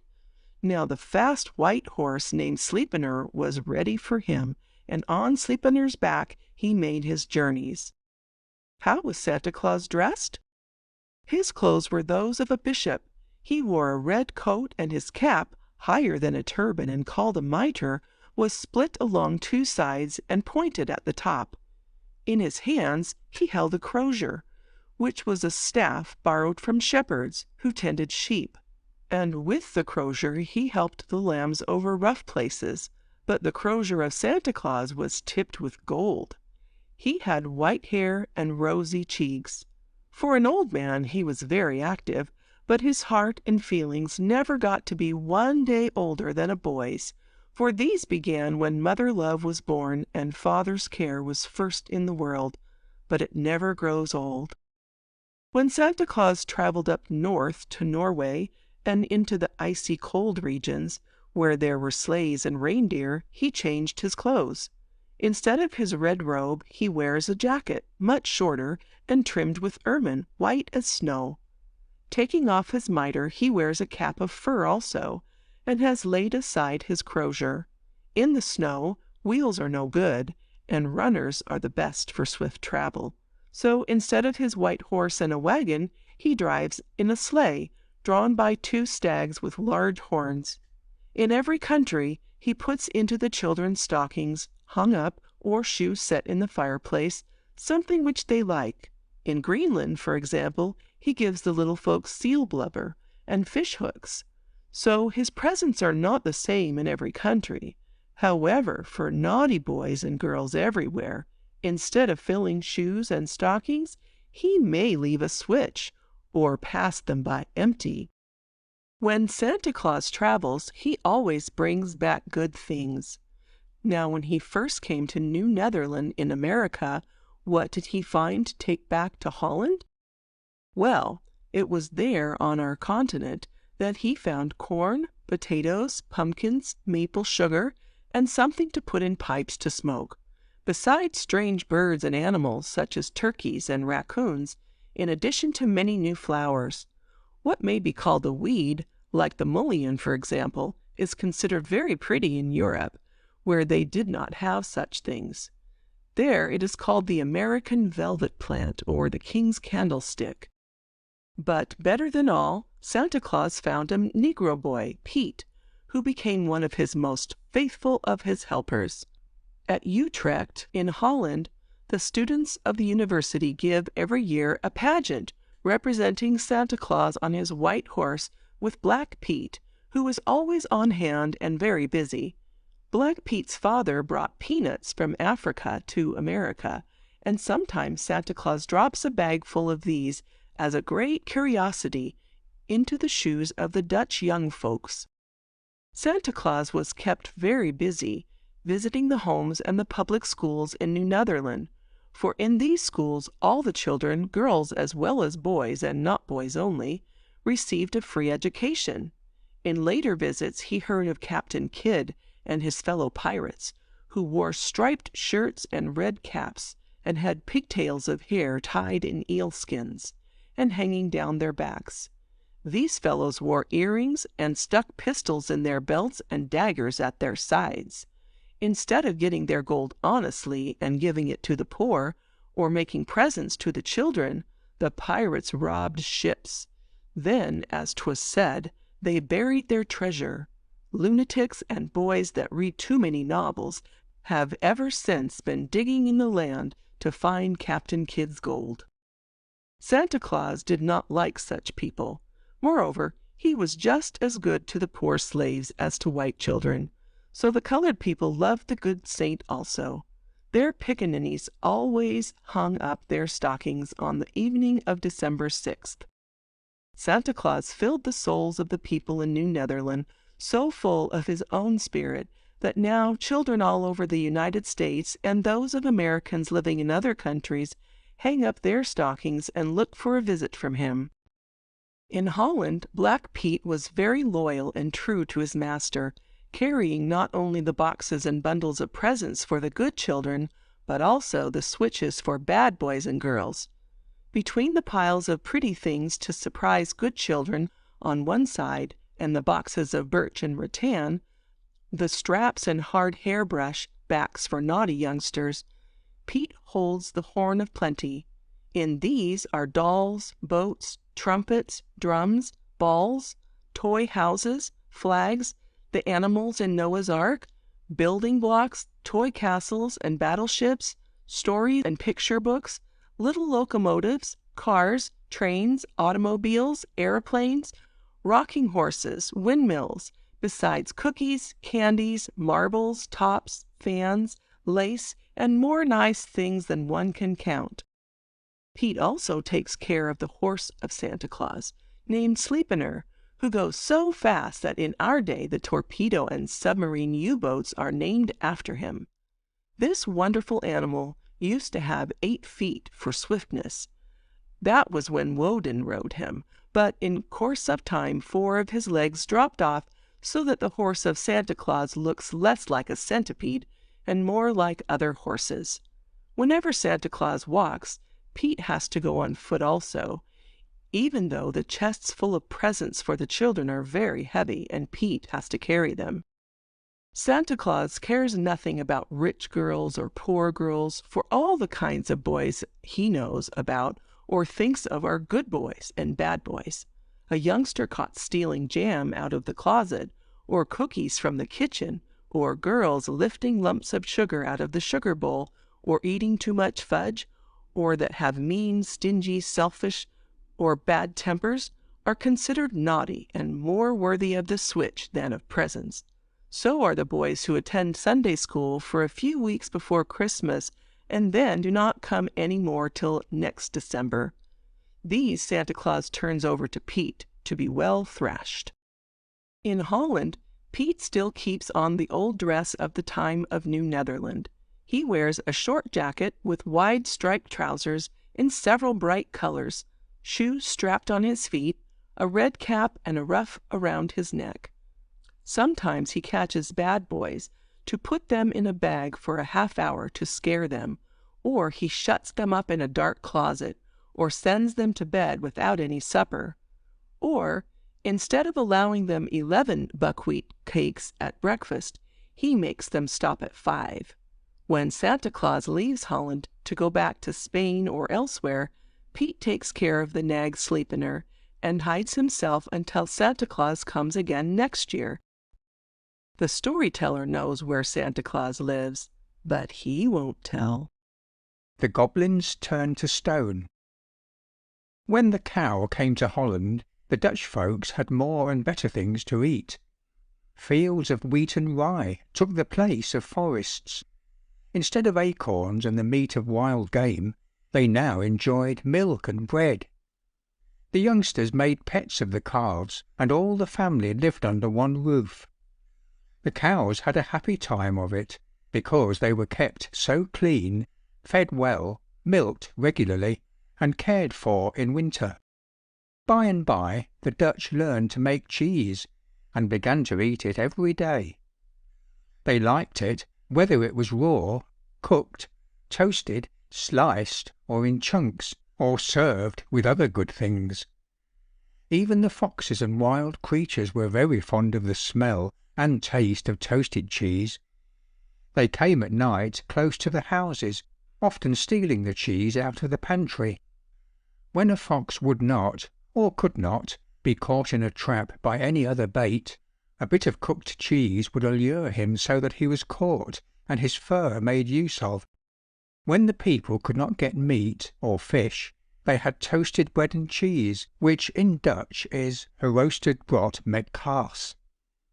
Then they laughed, and named the new dish after whatever they pretended it was. It was just the same as when they called goodies made out of flour and sugar, nuts, fingers, calves, and lambs. Even grown folks loved to play and pretend things like children. Soon it became the fashion to have cheese parties. Men and women would sit around the fire by the hour, nibbling the toast that had melted cheese poured over it. But after they had gone to bed, some of them dreamed. Now, some dreams may be pleasant, but cheese dreams were not usually of this sort. The dreamer thought that a big she-horse had climbed upon the bed and sat down upon his stomach. Once there, the beast grinned hideously, snored, and pressed its hoofs down on the sleeper's breast, so that he could not breathe or speak. The feeling was a horrible one, but just when the dreamer expected to choke, he seemed to jump off some high place and come down somewhere very far off. Then the animal ran away, and the terrible dream was over. This was called a nightmare, or in Dutch, a nachtmerrie. Nacht means night, and merrie a filly or a mare. In the dream, it was not a small or a young horse, but always a big mare that squatted down on a man's stomach. In those days, instead of seeking for the trouble inside, or asking whether there was any connection between nightmares and too hearty eating of cheese, the Dutch fathers laid it all on the goblins. The goblins, or sooty elves, that used to live in Holland were ugly, short fellows, very smart, quick in action, and able to travel far in a second.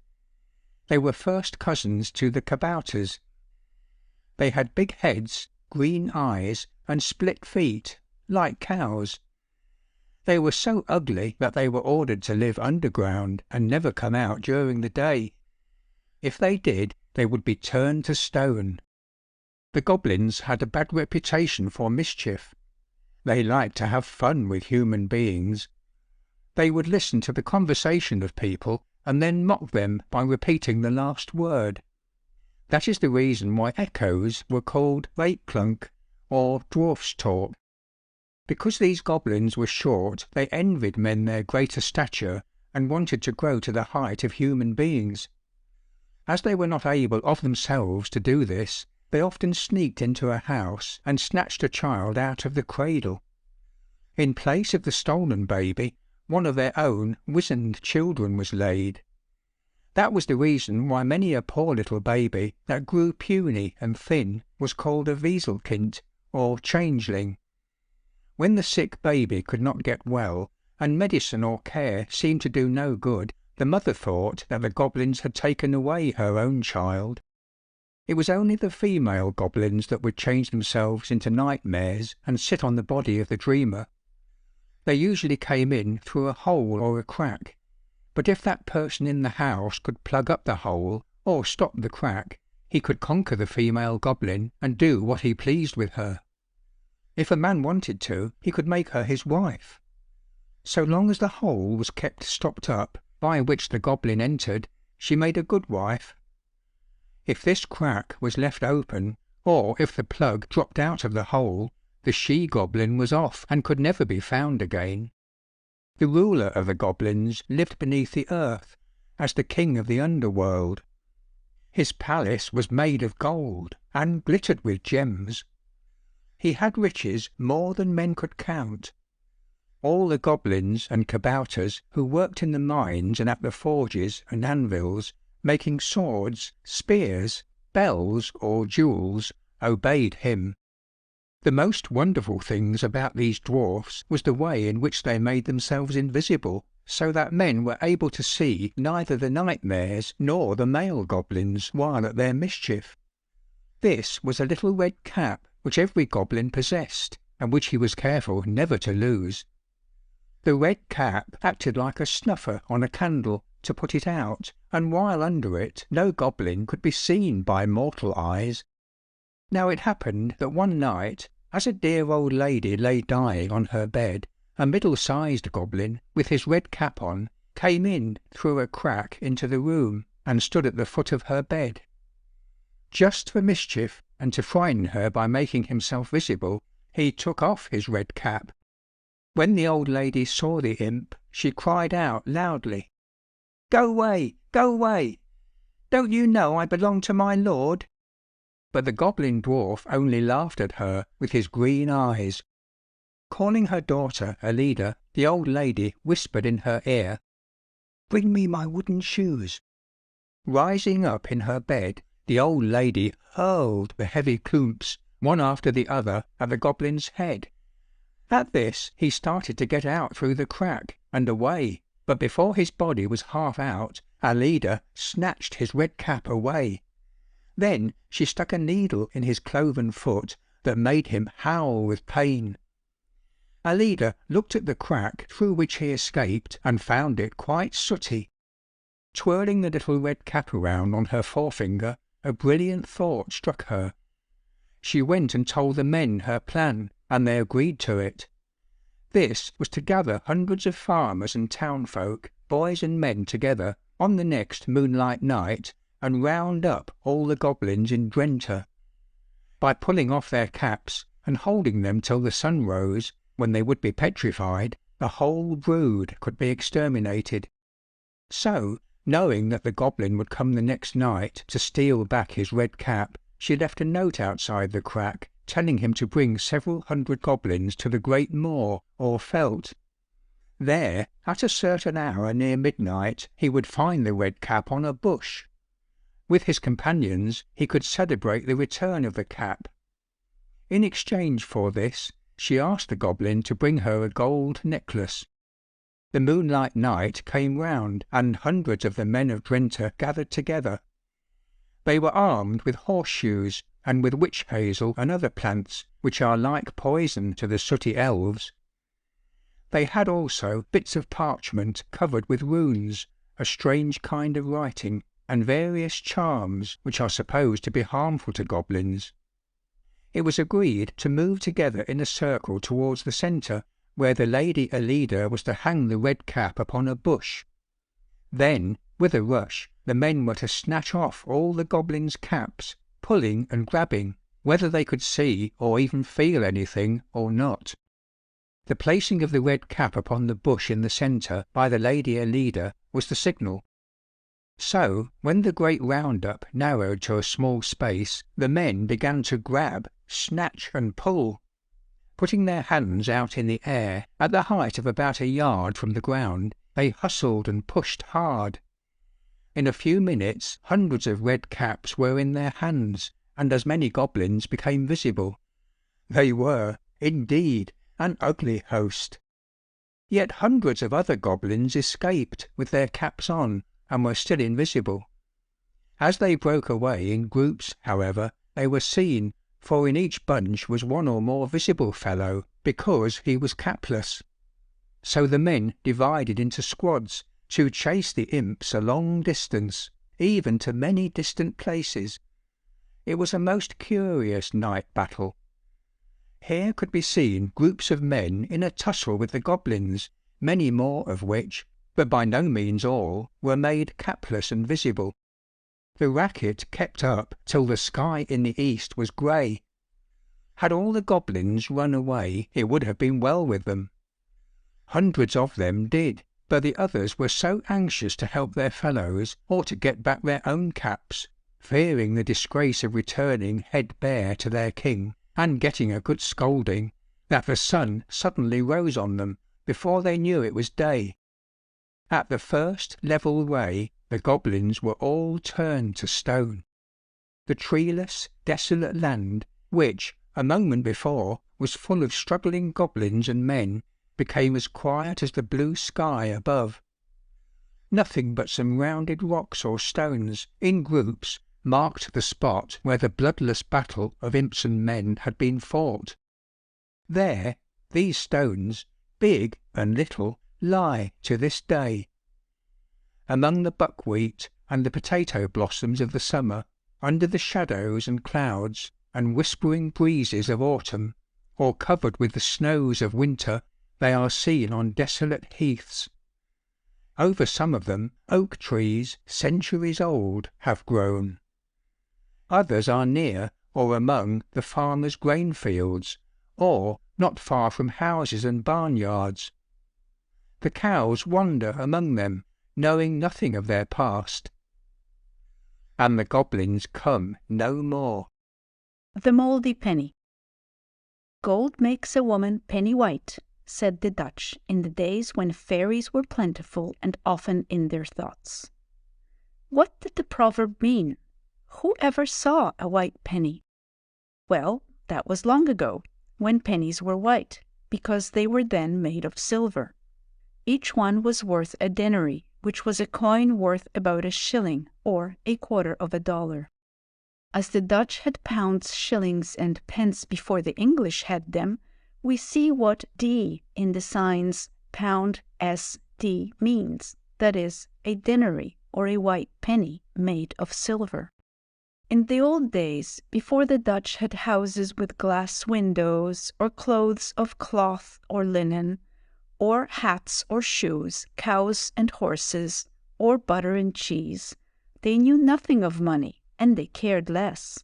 Almost everything, even the land, was owned in common by all.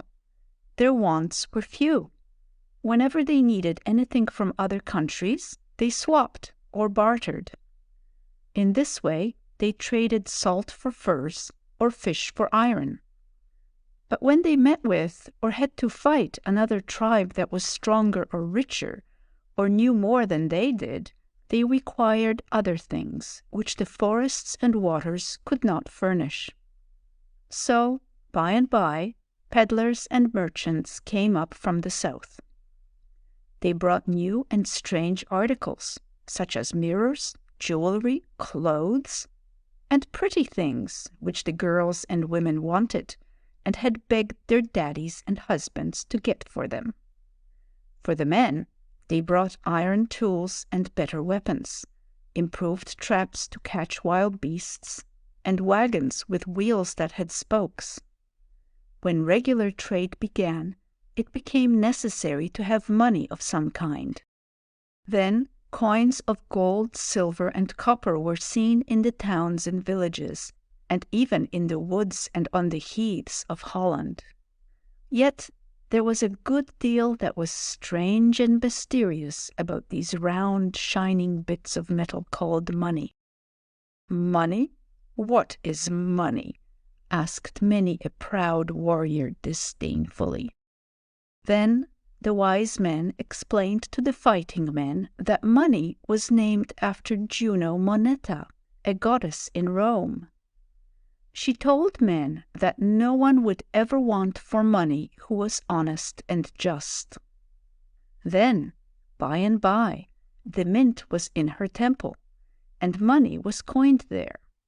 Then later, in Holland, the word meant money, but many people who wanted to get rich quickly worshipped her. In time, however, the word gold meant money in general. When a great ruler named Charlemagne conquered or made treaties with our ancestors, he allowed them to have mints and to coin money. Then again, it seemed wonderful how the peddlers and the goldsmiths and the men called Lombards, strange, long-bearded men from the south who came among the Dutch, grew rich faster than the work people. They seemed to amass gold simply by handling money. When a man who knew what a silver penny would do made a present of one to his wife, her face lighted up with joy.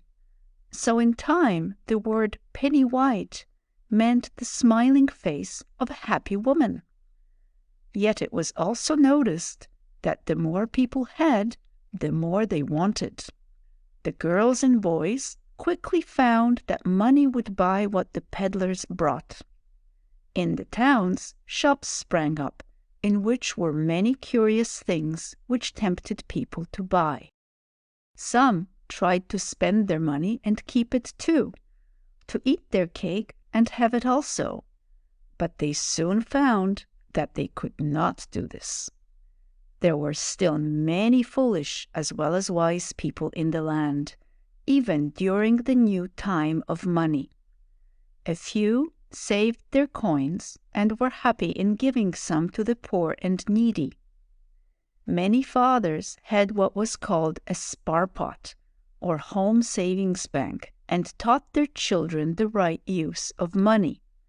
It began to be the custom for people to have family names, so that a girl was not merely the daughter of so-and-so, nor a boy the son of a certain father. In the selection of names, those which had the word penny in them proved to be very popular. To keep a coin in the little home bank without spending it, long enough for it to gather mold, which it did easily in the damp climate of Holland, that is, to darken and get a crust on it, was considered a great virtue in the owner. This showed that the owner had a strong mind and power of self-control. So the name schimmelpenning, or moldy penny, became honorable because such people were wise and often kind and good. They did not waste their money, but made good use of it. On the other hand were some mean and stingy folks who liked to hear the coins jingle. Instead of wisely spending their cash or trading with it, they hoarded their coins. That is, they hid them away in a stocking or a purse or in a jar or a cracked cooking pot that couldn't be used. Often they put it away somewhere in the chimney, behind a loose brick. Then at night, when no one was looking, these miserly folks counted, rubbed, jingled, and gloated over the shining coins and never helped anybody. So there grew up 3 sorts of people, called the thrifty, the spendthrifts, and the misers. These last were the meanest and most disliked of all. Others, again, hid their money away so as to have someone sick or old, and they talked about it. No one found fault with these, though some laughed and said, a penny in the savings jar makes more noise than when it is full of gold. Even when folks got married, they were exhorted by the minister to save money, so as to have something to give to the poor. Now, when the fairies that work down underground heard that the Dutch had learned the use of money, and had even built a mint to stamp the metal, they held a feast to talk over what they should do to help or harm. In any event, they wanted to have some fun with the mortals above ground. That has always been the way with kabouters. They are in for fun, first, last, and always. So, with punches and hammers, they made counterfeit money. Then, in league with the elves, they began also to delude misers and make them believe that much money makes men happy. A long time after the mint had been built, two kabouters met to talk over their adventures. "It is wonderful what fools these creatures called men are," said the first one. "There's old Vrek. He has been hoarding coins for the last 50 years. Now, he has a pile of gold in guilders and stivers, but there's hardly anything of his old self left. His soul is as small as a shrimp. I whispered to him not to let out his money in trade, but to keep it shut up. His strong box is full to bursting, but what went into the chest has oozed out of the man. He died last night, and hardly anybody considers him worth burying. Someone on the street today asked what Vrek had left behind. The answer was, nothing. He took it all with him, for he had so little to take." "That's jolly," said the older kabouter, who was a wicked-looking fellow. "I'll get some fun out of this. To shrivel up souls will be my business henceforth. There's nothing like this new-fangled business of getting money. That will do it so surely." So this ugly old imp went snooping around, as the Dutch say about people who sneak and dodge in and out of places to which they ought not to go, and in houses where they should not be found. This imp's purpose was to make men crazy on the subject of making money, when they tried, as many of them did, to get rich quickly in mean ways. Sorry to tell, the imp found a good many promising specimens to work upon at his business of making some wise men foolish. He taught them to take out of their souls what they hoarded away. To such fellows, when they became misers, he gave the name of Shim, which means a shadow. It was believed by some people that such shriveled-up wretches had no bowels. Soon after this, a great meeting of kabouters was held in the dark realms below ground. Each one told what he had been doing on the earth. After the little imps had reported, the chief kabouter, when his turn came, cried out, "I shall tell of 3 brothers, and what each one did with the first silver penny he earned." "Go on," they all cried. "I've caught one Shim young. He married a wife only last year, but he won't give her 1 gulden a year to dress on. He skimps the table, pares the cheese till the rind is as thin as paper, and makes her live on skim milk and barley. Besides this, he won't help the poor with a stiver. I saw him put away a bright and shining silver penny, fresh from the mint. He hid coin and pocketbook in the bricks of a chimney. So I climbed down from the roof, seized both, and ran away. I smeared the purse with wax and hid it in the thick rib of a boat by the wharf. There the penny will gather mould enough. Ha, ha, ha."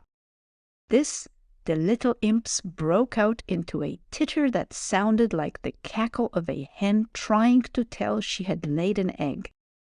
"Good for you! Serves the old Shim right," said a good kabouter who loved to help human beings. "Now, I'll tell you about his brother, who has a wife and baby. He feeds and clothes them well, and takes good care of his old mother. Almost every week he helps some poor little boy or girl that has no mother or father. I heard him say he wished he could take care of poor orphans. So, when he was asleep at night, I whispered in his ear and made him dream. Put away your coin where it won't get moldy, and show that a penny that keeps moving is not like a rolling stone that gathers no moss. Deliver it to the goldsmiths for interest, and leave it in your will to increase until it becomes a great sum. Then, long after you are dead, the money you have saved and left for the poor weezies, orphans, will build a house for them. It will furnish food and beds, and pay for nurses that will care for them, and good women who will be like mothers. Other folks, seeing what you have done, will build orphan houses. Then we shall have a wees house, orphan asylum, in every town. No child without a father or mother in all Holland will have to cry for milk or bread. Don't let your penny mold. The third brother, named Spillpenny, woke up on the same morning with a headache. He remembered that he had spent his silver penny at the gin house, buying drinks for a lot of worthless fellows like himself. He and his wife, with little to eat, had to wear ragged clothes, and the baby had not one toy to play with. When his wife gently chided him, he ran out of the house in bad humor. Going to the tap room, he ordered a drink of what we call Dutch courage, that is, a glass of gin, and drank it down. Then, what do you think he did? "Tell us!" cried the imps uproariously. He went into a clothing house, bought a suit of clothes, and had it charged. "That's it. I've known others like him," said an old imp. Now it was Kermis Day in the village, and all that afternoon and evening this spendthrift was roistering with his sell of zoopzaks, boon companions. With them it was always drunk, always dry. Near midnight, being too full of gin, he stumbled in the gutter, struck his head on the curb, and fell down senseless. Her husband not coming home that night, the distracted wife went out early in the morning. She found several men lying asleep on the sidewalks or in the gutters. She turned each one over, just as she did buckwheat cakes on the griddle, to see if this man or that was hers. At last she discovered her worthless husband, but no shaking or pulling could awake him. He was dead. Now there was a covetous undertaker in town, who carted away the corpse and then told the widow that she must spend much money on the funeral in order to have her husband buried properly, or else the tongues of the neighbors would wag. So the poor woman had to sell her cow, the only thing she had, and was left poorer than ever. That was the end of Spillpenny. "A jolly story!" cried the kabouters in chorus. "Served him right. Now tell us about Vrek the miser. Go on." Well, the saying, "much coin, much care," is hardly true of him, for I and my trusty helpers ran away with all he had. With his first silver penny, he began to hoard his money. He has been hunting for years for that penny, but has not found it. It will be rather moldy, should he find it, but that he never will. "Why not?" asked a young imp. "For a good reason. He would not pay his boatmen their wages. So they struck and refused to work. When he tried to sail his own boat, it toppled over and sunk, and Vrek was drowned. His wife was saved the expenses of a funeral, for his carcass was never found, and the covetous undertaker lost a job. "What of the third one?" they asked. "Oh, Mynheer Eerlijk, you mean? No harm can come to him. Everybody loves him, and he cares for the orphans. There will be no mouldy penny in his house." Then the meeting broke up.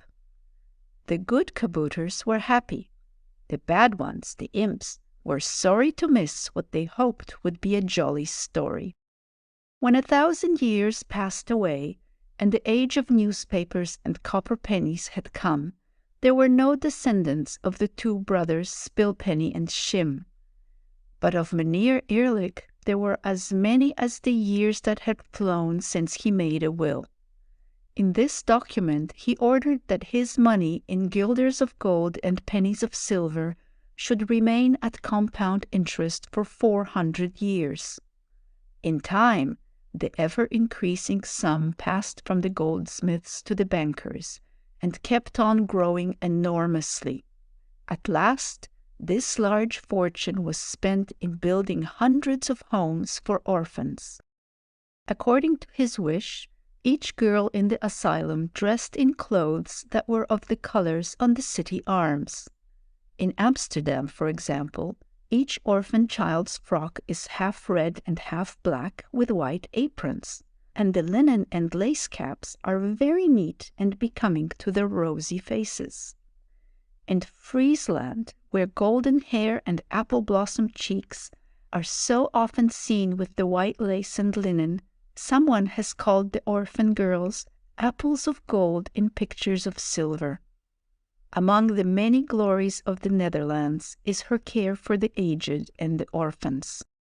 One of the 30 generations of the Eerlijks read one day in the newspaper, "Last week, while digging a very deep canal, some workman struck his pickaxe against timbers that were black with age and nearly as hard as stone.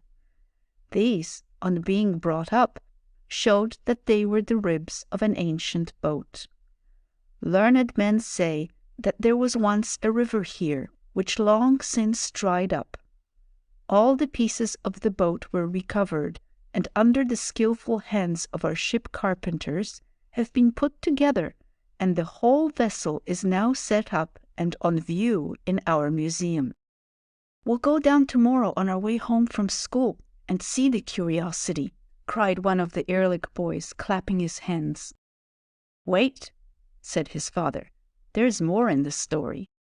Today, the janitor of the museum, while examining a wide crack in one of the ribs, which was covered with wax, picked the substance away. He poked his finger in the crack, and finding something soft, pulled it out. It was a rough leather purse, inside of which was a coin, mouldy with age and dark as the wood. Even after cleaning it with acid, it was hard to read what was stamped on it. But strange to say, the face of the coin had left its impression on the leather which had been covered with wax.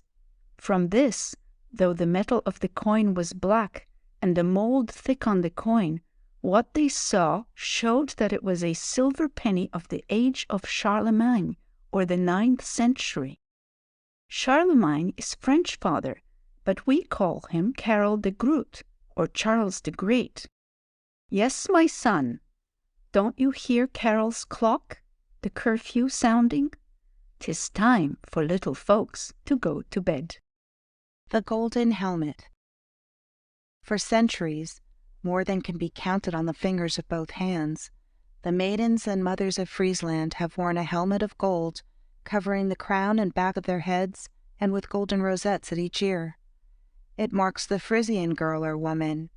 She is thus known by this headdress as belonging to a glorious country that has never been conquered and is proudly called Free Frisia. It is a relic of the age of gold, when this precious metal was used in 1,000 forms not seen today. Of how and why the golden helmet is worn, this is the story. In days gone by, when forests covered the land and bears and wolves were plentiful, there were no churches in Friesland. The people were pagans and all worshipped Woden, whom the Frisians called Fosite. Certain trees were sacred to him. When a baby was ill, or grown people had a disease which medicine could not help, they laid the sick one at the foot of the holy tree, hoping for health soon to come. But should the patient die under the tree, then the sorrowful friends were made glad if the leaves of the tree fell upon the corpse. It was death to anyone who touched the sacred tree with an axe, or made kindling wood even of its branches.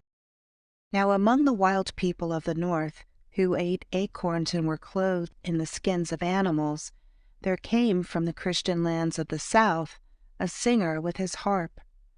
Invited to the royal court, he sang sweet songs. To these the king's daughter listened with delight, until the tears, first of sorrow and then of joy, rolled down her lovely cheeks. This maiden was the pride of her father because of her sweet temper and willing spirit, while all the people boasted of her beauty. Her eyes were the color of a sky without clouds. No spring flower could equal the pink and rose in her cheeks. Her lips were like the red coral which the shipmen brought from distant shores. Her long tresses rivaled gold in their glory. And because her father worshipped Phosite, the god of justice, and his daughter was always so fair to all her playmates, he, in his pride of her, gave her the name Fostadina, that is, the darling of Phosite, or the lady of justice. The singer from the south sang a new song, and when he played upon his harp his music was apt to be soft and low, sometimes sad even, and often appealing. It was so much finer and, oh, so different from what the gleemen and harpers in the king's court usually rendered for the listening warriors. Instead of being about fighting in battle or the hunting of wolves and bears, of stags in the Aurochs, it was of healing the sick and helping the weak. In place of battles and the exploits of warlords and fighting and killing Danes, the harper's whole story was of other things and about gentle people. He sang neither of war, nor of the chase, nor of fighting gods, nor of the storm maidens that carry up to the sky and into the hall of Woden the souls of the slain on the battlefield. The singer sang of the loving Father in heaven who sent his dear Son to earth to live and die that men might be saved. He made music with voice and instrument about love and hope and kindness to the sick and poor, of charity to widows and to orphans, and about the delights of doing good. He closed by telling the story of the crown of thorns, how wicked men nailed this good prophet to a cross, and how, when tender-hearted women wept, the holy teacher told them not to weep for him, but for themselves and their children. This mighty lord of noble thoughts and words lived what he taught. He showed greatness in the hour of death by first remembering his mother, and then by forgiving his enemies. What? Forgive an enemy? Forgive even the Danes? What horrible doctrine do we hear? Cried the men of war. Let us kill this singer from the south. And they beat their swords on their metal shields till the clangor was deafening. The great hall rang with echoes of the din, as if for battle. The Druids, or pagan priests, even more angry, applauded the action of the fighting men. But Fostadina rushed forward to shield the harper, and her long golden hair covered him. "No," said the king to his warriors, "this man is my guest. I invited him, and he shall be safe here." Sullen and bitter in their hearts, both priests and war men left the hall, breathing out revenge and feeling bound to kill the singer. Soon all were quiet in slumber, for the hour was late. Why were the pagan followers of the king so angry with the singer? The answer to this question is a story in itself. Only 3 days before, a party of Christian Danes had been taken prisoner in the forest. They had come, peaceably and without arms, into the country, for they wanted to tell the Frisians about the new religion which they had themselves received. In the cold night air, they had unwittingly cut off some of the dead branches of a tree sacred to the god Phosite to kindle a fire. A spy who had closely watched them ran and told his chief. Now the Christian Danes were prisoners and would be given to the hungry wolves to be torn to pieces. This was the law concerning sacrilege against the trees of the gods. Some of the Frisians had been to Rome, the eternal city, and there had learned from the cruel Romans how to build great enclosures, not of stone but of wood. Here, on holidays, they gave their prisoners of war to the wild beasts for the amusement of thousands of the people. The Frisians could get no lions or tigers, for these fierce brutes live in hot countries, but they sent hundreds of hunters into the woods for many miles around. These bold fellows drove the deer, bears, wolves, and the aurochs within an ever-narrowing circle towards the pits. Into these, dug deep in the ground and covered with branches and leaves, the animals fell down and were hauled out with ropes. The deer were kept for their meat, but the bears and wolves were shut up in pens, facing the great enclosure. When maddened with hunger, these ravenous beasts of prey were to be let loose on the Christian Danes. Several aurochs, made furious by being goaded with pointed sticks or pricked by spears, were to rush out and trample the poor victims to death. The heart of the beautiful Faustadina, who had heard the songs of the singer of faith in the one God and love for his creatures, was deeply touched. She resolved to set the captives free. Being a king's daughter, she was brave as a man. So at midnight, calling a trusty maidservant, she, with a horn lantern, went out secretly to the prison pen. She unbolted the door, and, in the name of their God and hers, she bade the prisoners return to their native land. How the wolves in their pen did roar, when on the night breeze they sniffed the presence of a newcomer. They hoped for food, but got none. The next morning, when the crowd assembled, but found that they were to be cheated of their bloody sport, they raged and howled. Coming to the king, they demanded his daughter's punishment. The pagan priests declared that the gods had been insulted, and that their anger would fall on the whole tribe because of the injury done to their sacred tree. The hunters swore they would invade the Danes' land and burn all their churches. Faustadina was summoned before the council of the priests, who were to decide on the punishment due her. Being a king's daughter, they could not put her to death by throwing her to the wolves. Even as the white-bearded high priest spoke, the beautiful girl heard the fierce creatures howling, until her blood curdled, but she was brave and would not recant. In vain they threatened the maiden, and invoked the wrath of the gods upon her. Bravely she declared that she would suffer as her Lord did, rather than deny him. "So be it," cried the high priest. "Your own words are your sentence. You shall wear a crown of thorns." Faustadina was dismissed. Then the old men sat long in brooding over what should be done. They feared the gods, but were afraid also to provoke their ruler to wrath. They finally decided that the maiden's life should be spared, but that for a whole day, from sunrise to sunset, she should stand in the marketplace, with a crown of sharp thorns pressed down hard upon her head. The crowd should be allowed to revile her for being a Christian, and none be punished, but no vile language was to be allowed, or stones or sticks were to be thrown at her. Faustadina refused to beg for mercy, and bravely faced the ordeal. She dressed herself in white garments, made from the does and fawns, free creatures of the forest, and unbound her golden tresses. Then she walked with a firm step to the center of the marketplace. "Bring the thorn crown for the blasphemer of Fairytale," cried the high priest.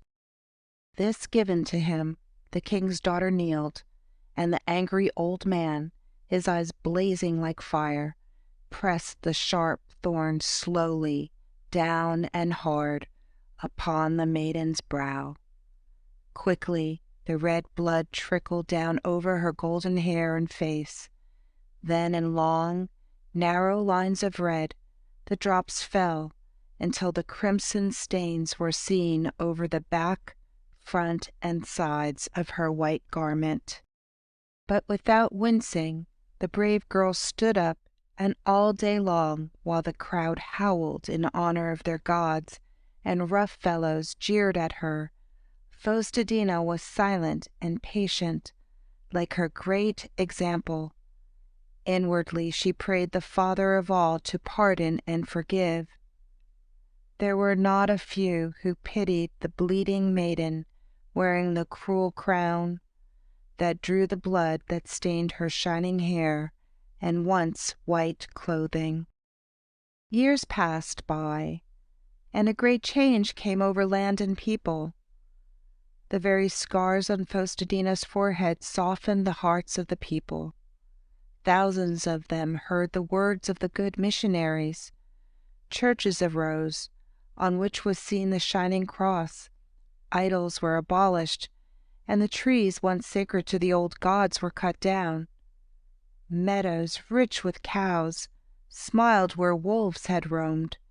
The changes, even in 10 years, were like those in a fairy tale. Best of all, a Christian prince from the south, grandson of Charlemagne, fell in love with Faustadina, now queen of the country. He sought her hand and won her heart, and the date for their marriage was fixed.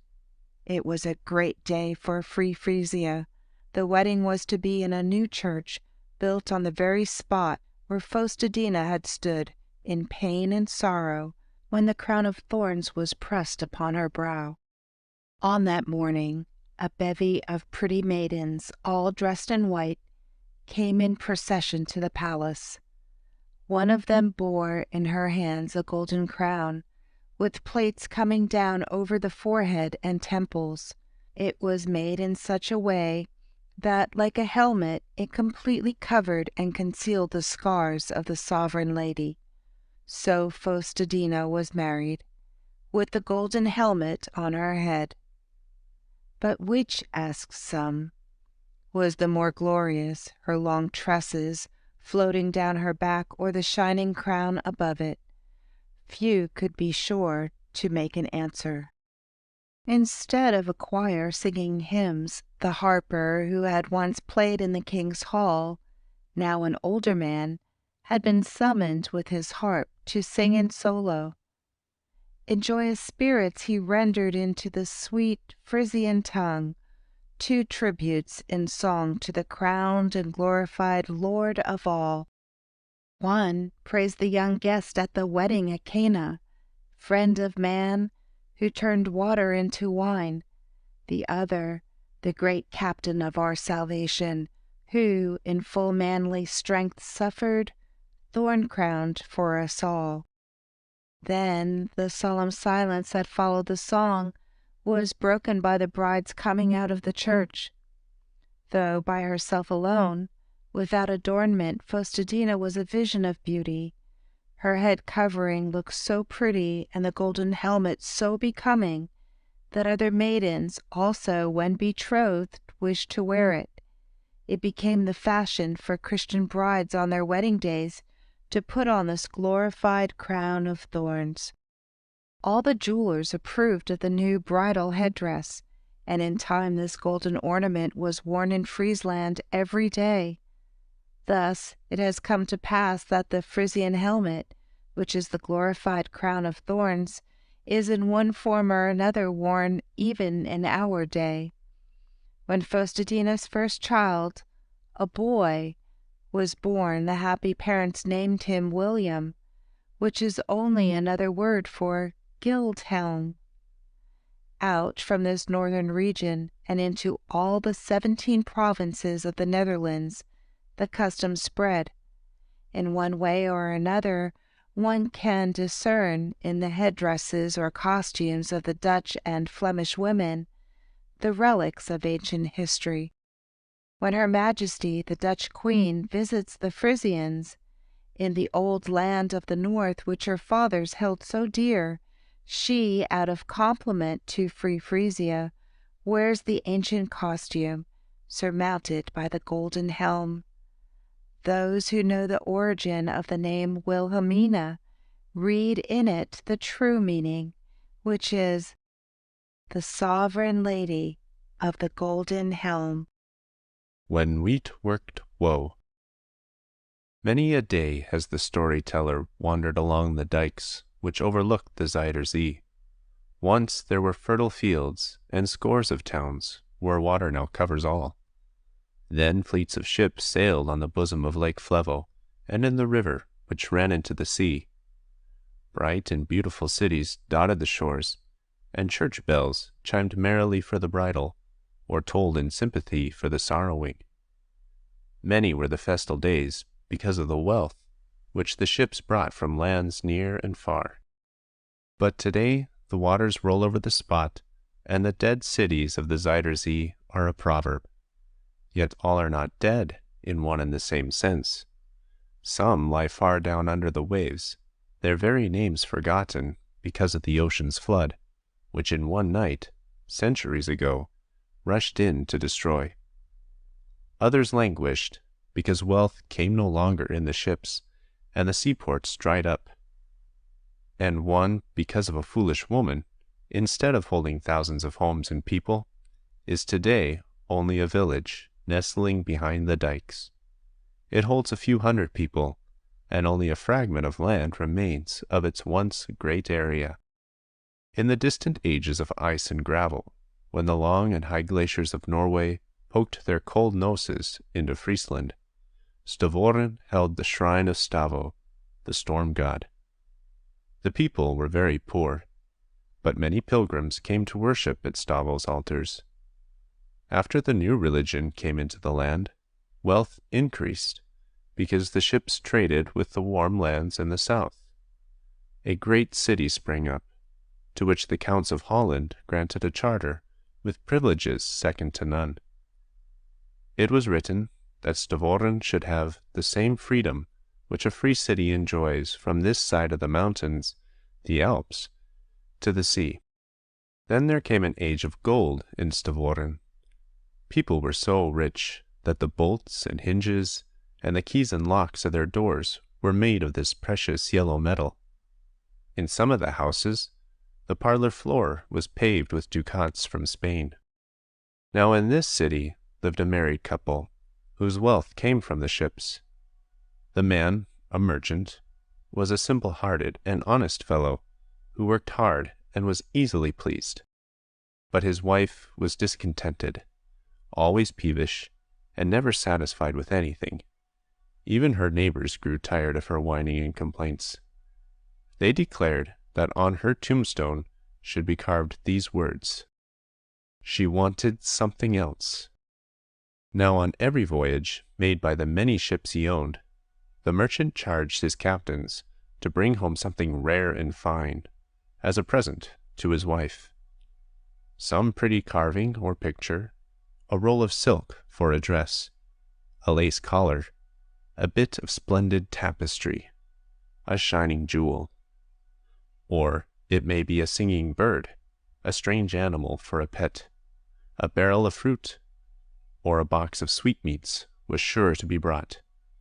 With such gifts, whether large or small, the husband hoped to please his wife. But in this good purpose he could never succeed, so he began to think that it was his own fault. Being only a man, he could not tell what a woman wanted. So he resolved to try his own wits and tastes, to see if he could meet his wife's desires. One day, when one of his best captains was about to sail on a voyage to the northeast, to Danzig, which is almost as far as Russia, he inquired of his bad-tempered vrouw what he should bring her. "I want the best thing in the world," said she. "Now this time, do bring it to me." The merchant was now very happy. He told the captain to seek out and bring back what he himself might think was the best thing on earth, but to make sure, he must buy a cargo of wheat. The skipper went on board, hoisted anchor, and set sail. Using his man's wits, he also decided that wheat, which makes bread, was the very thing to be desired. In talking to his mates and sailors, they agreed with him. Thus all the men in this matter were of one mind, and the captain dreamed only of jolly times when on shore. On other voyages, When he had hunted around for curiosities to please the wife of the boss, he had many and anxious thoughts, but now he was carefree. In Danzig, all the ship's men had a good time, for the captain made good coup, a fine bargain. Then the vessel, richly loaded with grain, turned its prow homeward. Arriving at Stavoren, the skipper reported to the merchant to tell him of much money made, of a sound cargo obtained, of safe arrival, and above all, plenty of what would please his wife. For what on earth could be more valuable than wheat, which makes bread, the staff of life? At lunchtime, when the merchant came home, his wife wanted to know what made him look so joyful. Had he made good coup that day? Usually, at mealtime, this quiet man hardly spoke 2 words an hour. To tell the truth, he sometimes irritated his wife because of his silence, but today he was voluble. The man of wealth answered, "I have a joyful surprise for you. I cannot tell you now. You must come with me and see." After lunch, he took his wife on board the ship, giving a wink of his eye to the skipper, who nodded to the sailors, and then the stout fellows opened the hatches. There, loaded to the very deck, was the precious grain. The merchant looked up, expecting to see and hear his wife clap her hands with joy. But the greedy woman turned her back on him and flew into a rage. "Throw it all overboard, into the water," she screamed. "You wretch! You deceived me!" The husband tried to calm her and explain that it was his thought to get wheat as the world's best gift, hoping thus to please her.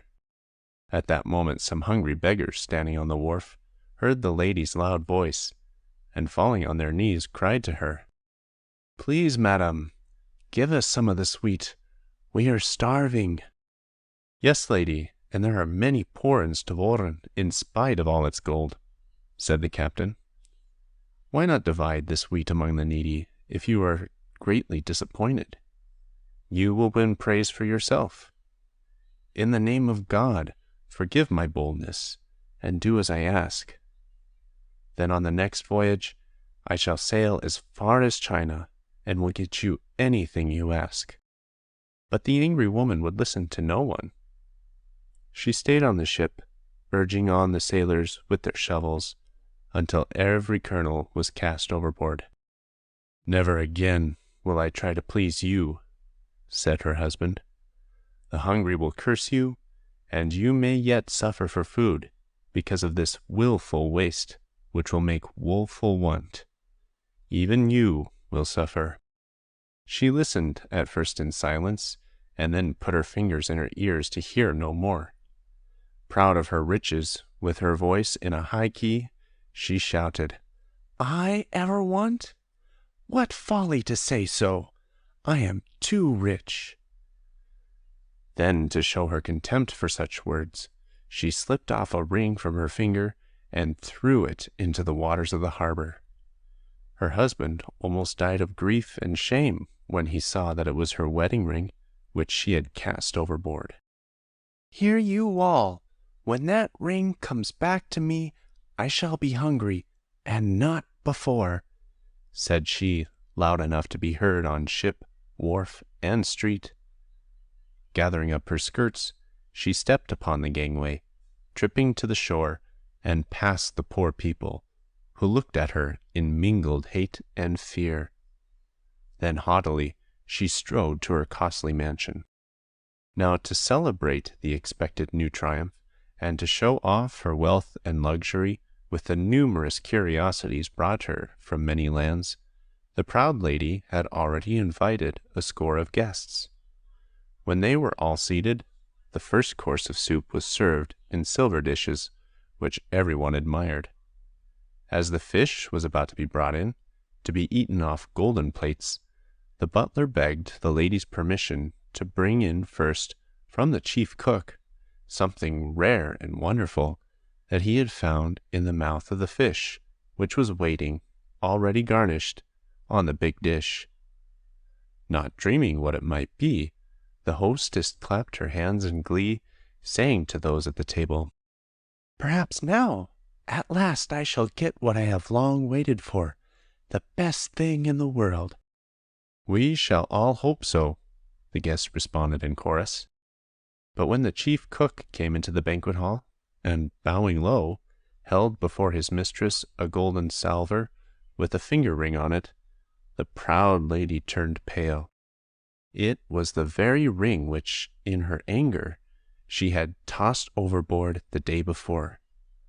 To add to her shame, she saw from the look of horror on their faces that the guests had recognized the fact that it was her wedding token. This was only the beginning of troubles. That night, her husband died of grief and vexation. The next day, the warehouses, stored with valuable merchandise of all sorts, were burned to the ground. Before her husband had been decently buried, a great tempest blew down from the north, and news came that 4 of his ships had been wrecked. Their sailors hardly escaped with their lives, and both they and their families in Stavoren were now clamoring for bread. Even when she put on her weeds of grief, these did not protect the widow from her late husband's creditors. She had to sell her house and all that was in it to satisfy them and pay her debts. She had even to pawn her ring to the Lombards, the goldsmiths of the town, to buy money for bread. Now that she was poor, none of the former rich folks who had come to her grand dinners would look at her. She had even to beg her bread on the streets, for who wanted to help the woman who wasted wheat? She was glad to go to the cow stalls and eat what the cattle left. Before the year ended, she was found dead in a stable, in rags and starvation. Thus her miserable life ended, without a funeral, but borne on a bier by 2 men. She was buried at the expense of the city in the potter's field. But even this was not the end of the fruits of her wickedness, for the evil she did lived after her. It was found that, from some mysterious cause, a sandbar was forming in the river. This prevented the ships from coming up to the docks. With its trade stopped, the city grew poorer every day. What was the matter? By and by, at low tide, some fishermen saw a green field under the surface of the harbor. It was not a garden of seaweed, for instead of leaves whirling with the tide, there were stalks that stood up high. The wheat had sprouted and taken root. In another month, the tops of these stalks were visible above the water. But in such soil as sand, the wheat had reverted to its wild state. It was good for nothing, but only did harm. For while producing no grain for food, it held together the sand which rolled down the river and had come all the way from the Alps to the ocean. Of old, this went out to sea and kept the harbor scoured clean, so that the ships came clear up to the wharves. Then, on many a morning, a wealthy merchant, whose house was close to the docks, looked out of his window to find the prows of his richly laden ships poked almost into his bedroom, and he liked it. Venturesome boys even climbed from their cots down the bowsprits, on to the deck of their fathers' vessels. Of such sons, the fathers were proud, knowing that they would make brave sailors and navigate spy ships from the Indies. It was because of her brave mariners that Stavoren had gained her glory and greatness, being famed in all the land. But now, within so short a time, the city's renown and wealth had faded like a dream. By degrees, the population diminished, commerce became a memory, and ships a curiosity. The people that were left had to eat rye and barley bread instead of wheat.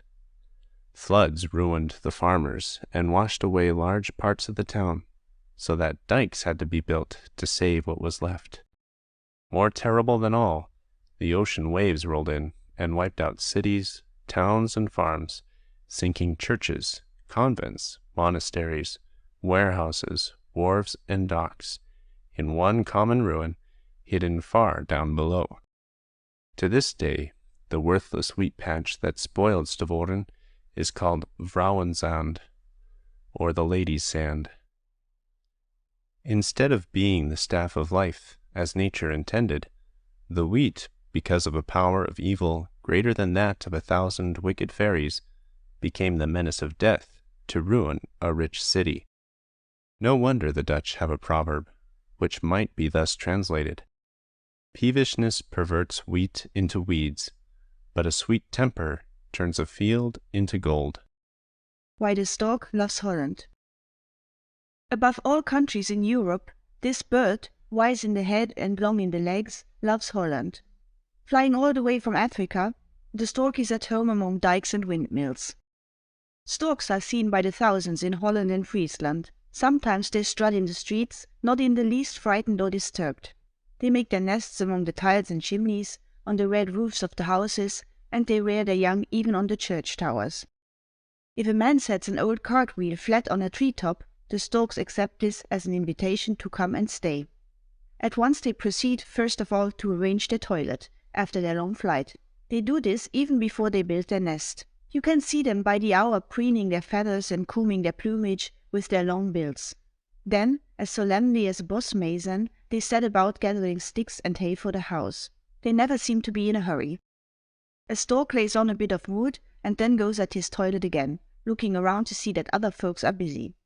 Year after year a pair of storks will use the same nest, rebuilding or repairing it each springtime. The stork is a steady citizen and does not like to change. Once treated well in one place by the landlord, Mr. and Mrs. Stork keep the same apartments and watch over the family cradle inside the house to see that it is always occupied by a baby. The return of the stork is, in Holland, a household celebration. Out in the fields Mr. Stork is happy indeed, for Holland is the paradise of frogs, so the gentleman of the red legs finds plenty to eat. He takes his time for going to dinner and rarely rushes for quick lunch. After business hours in the morning, he lays his long beak among his thick breast feathers until it is quite hidden. Then, perched up in the air on one long leg, like a stilt, he takes a nap, often for hours. With the other leg crossed, he seemed to be resting on the figure 4. Towards evening he shakes out his wings, flaps them once or twice, and takes a walk. But he is never in haste. Beginning his hunt, he soon has enough frogs, mice, grubs, worms, or insects to make a good meal.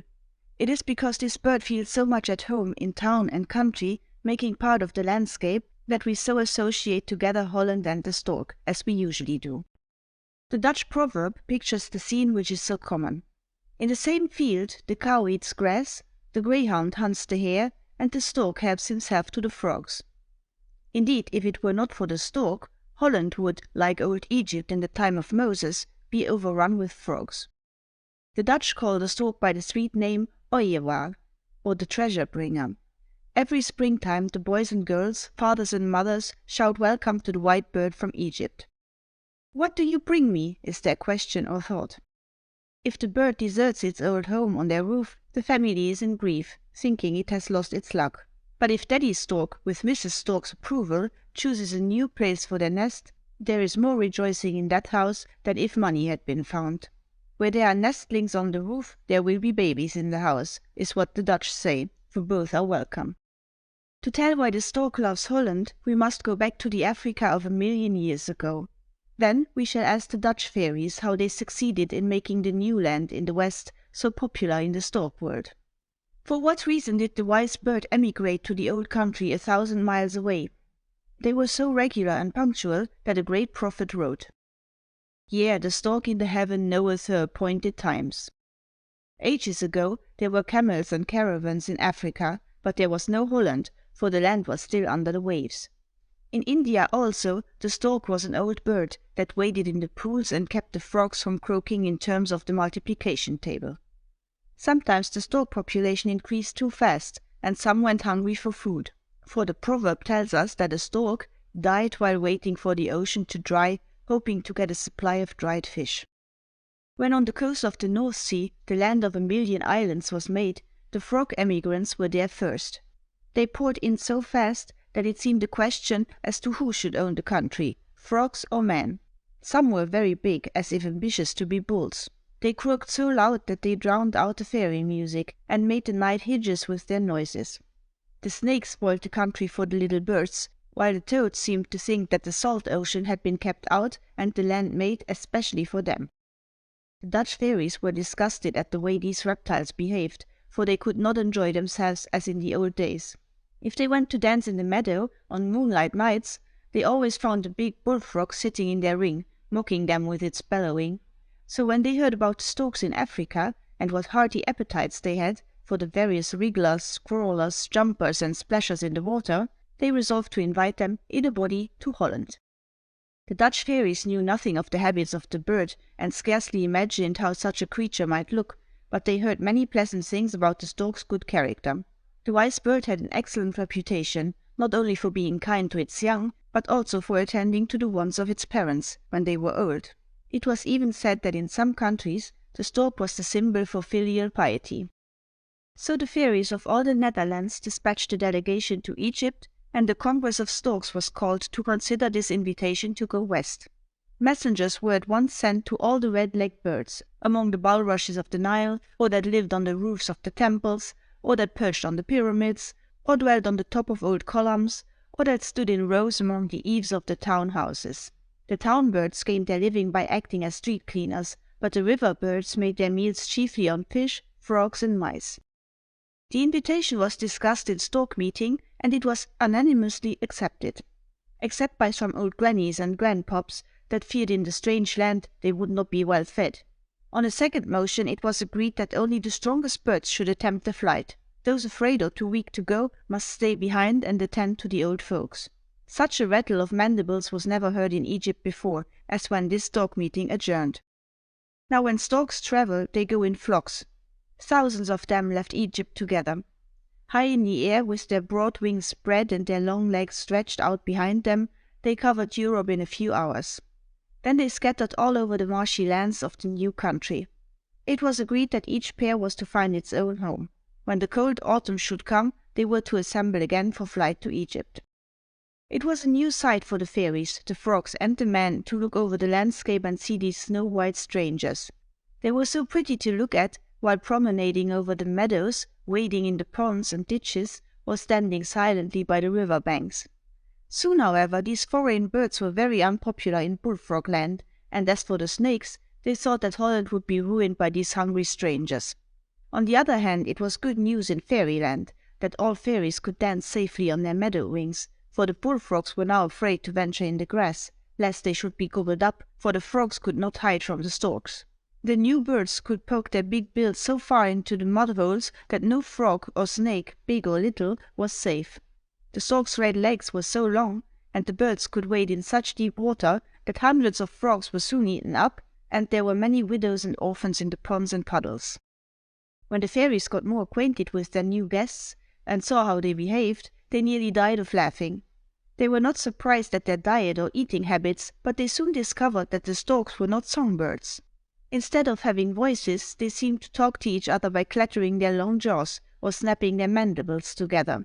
Their snowy plumage, all being white but their wing feathers, was admired, was envied, and their long bright-colored legs were a wonder.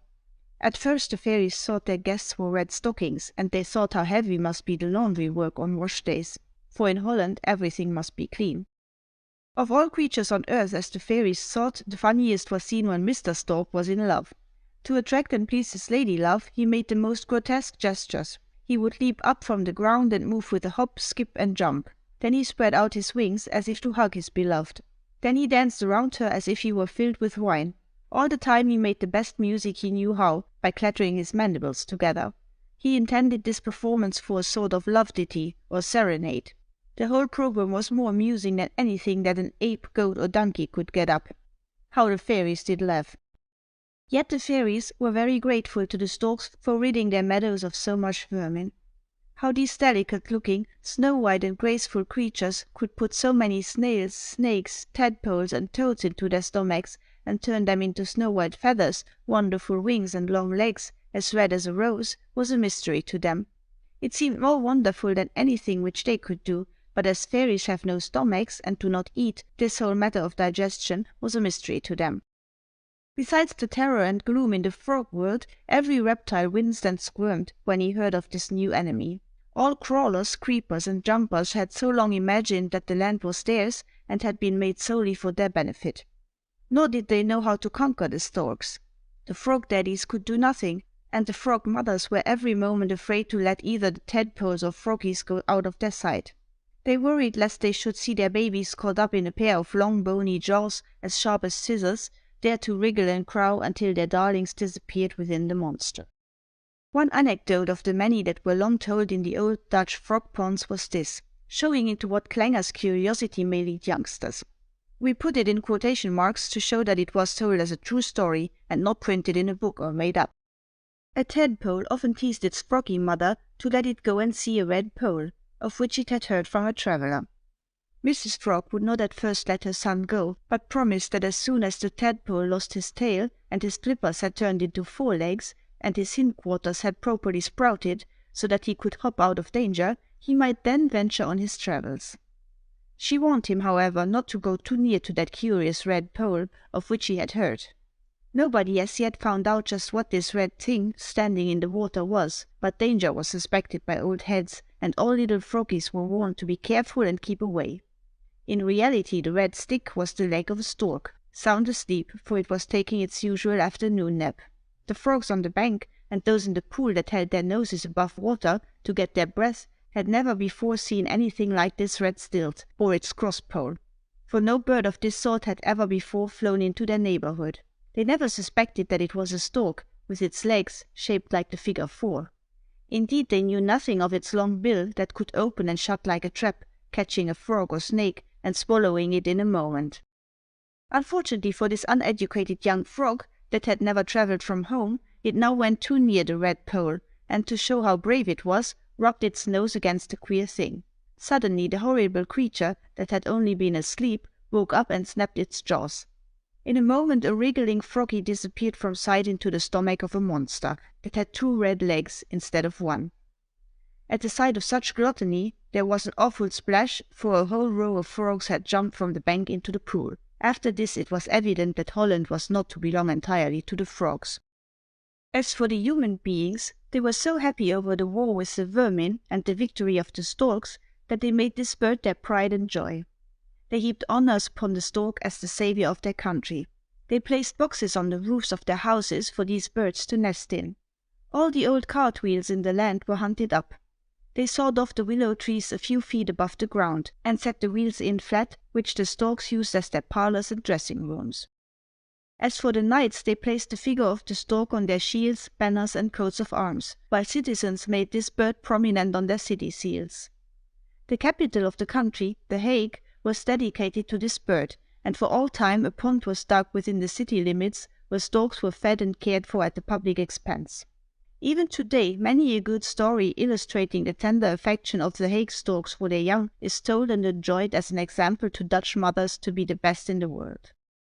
Out in the country at large, in any of the 11 provinces, whenever they drained a swamp or pumped out a pond to make a village, it was not looked upon as part of Holland unless there were storks. Even in the new wild places, they planted stakes on the pumped-out dry land, called polders. On the top of these, sticks were laid as invitations for the stork families to come and live with the people. Along the roads they stuck posts for storks' nests. It became a custom with farmers, when the storks came back, to kill the fatted calf or lamb and leave the refuse meat out in the fields for a feast to these bird visitors. A score of Dutch proverbs exist, all of them complimentary to the bird that loves babies and cradles. Last of all, the Dutch children, even in the reign of Queen Wilhelmina, made letter carriers of their friends the treasure bringers. Tying tiny slips of paper to their red legs, they sent messages in autumn to the boys and girls in the old land of the Sphinx and Pyramids, of Moses and the children of Israel. In the springtime, the children's return messages were received in the country which bids eternal welcome to the bird named the bringer of blessings. This is why the storks love Holland. If you liked the video, put a like, subscribe to the channel and click on the bell to not miss our new videos.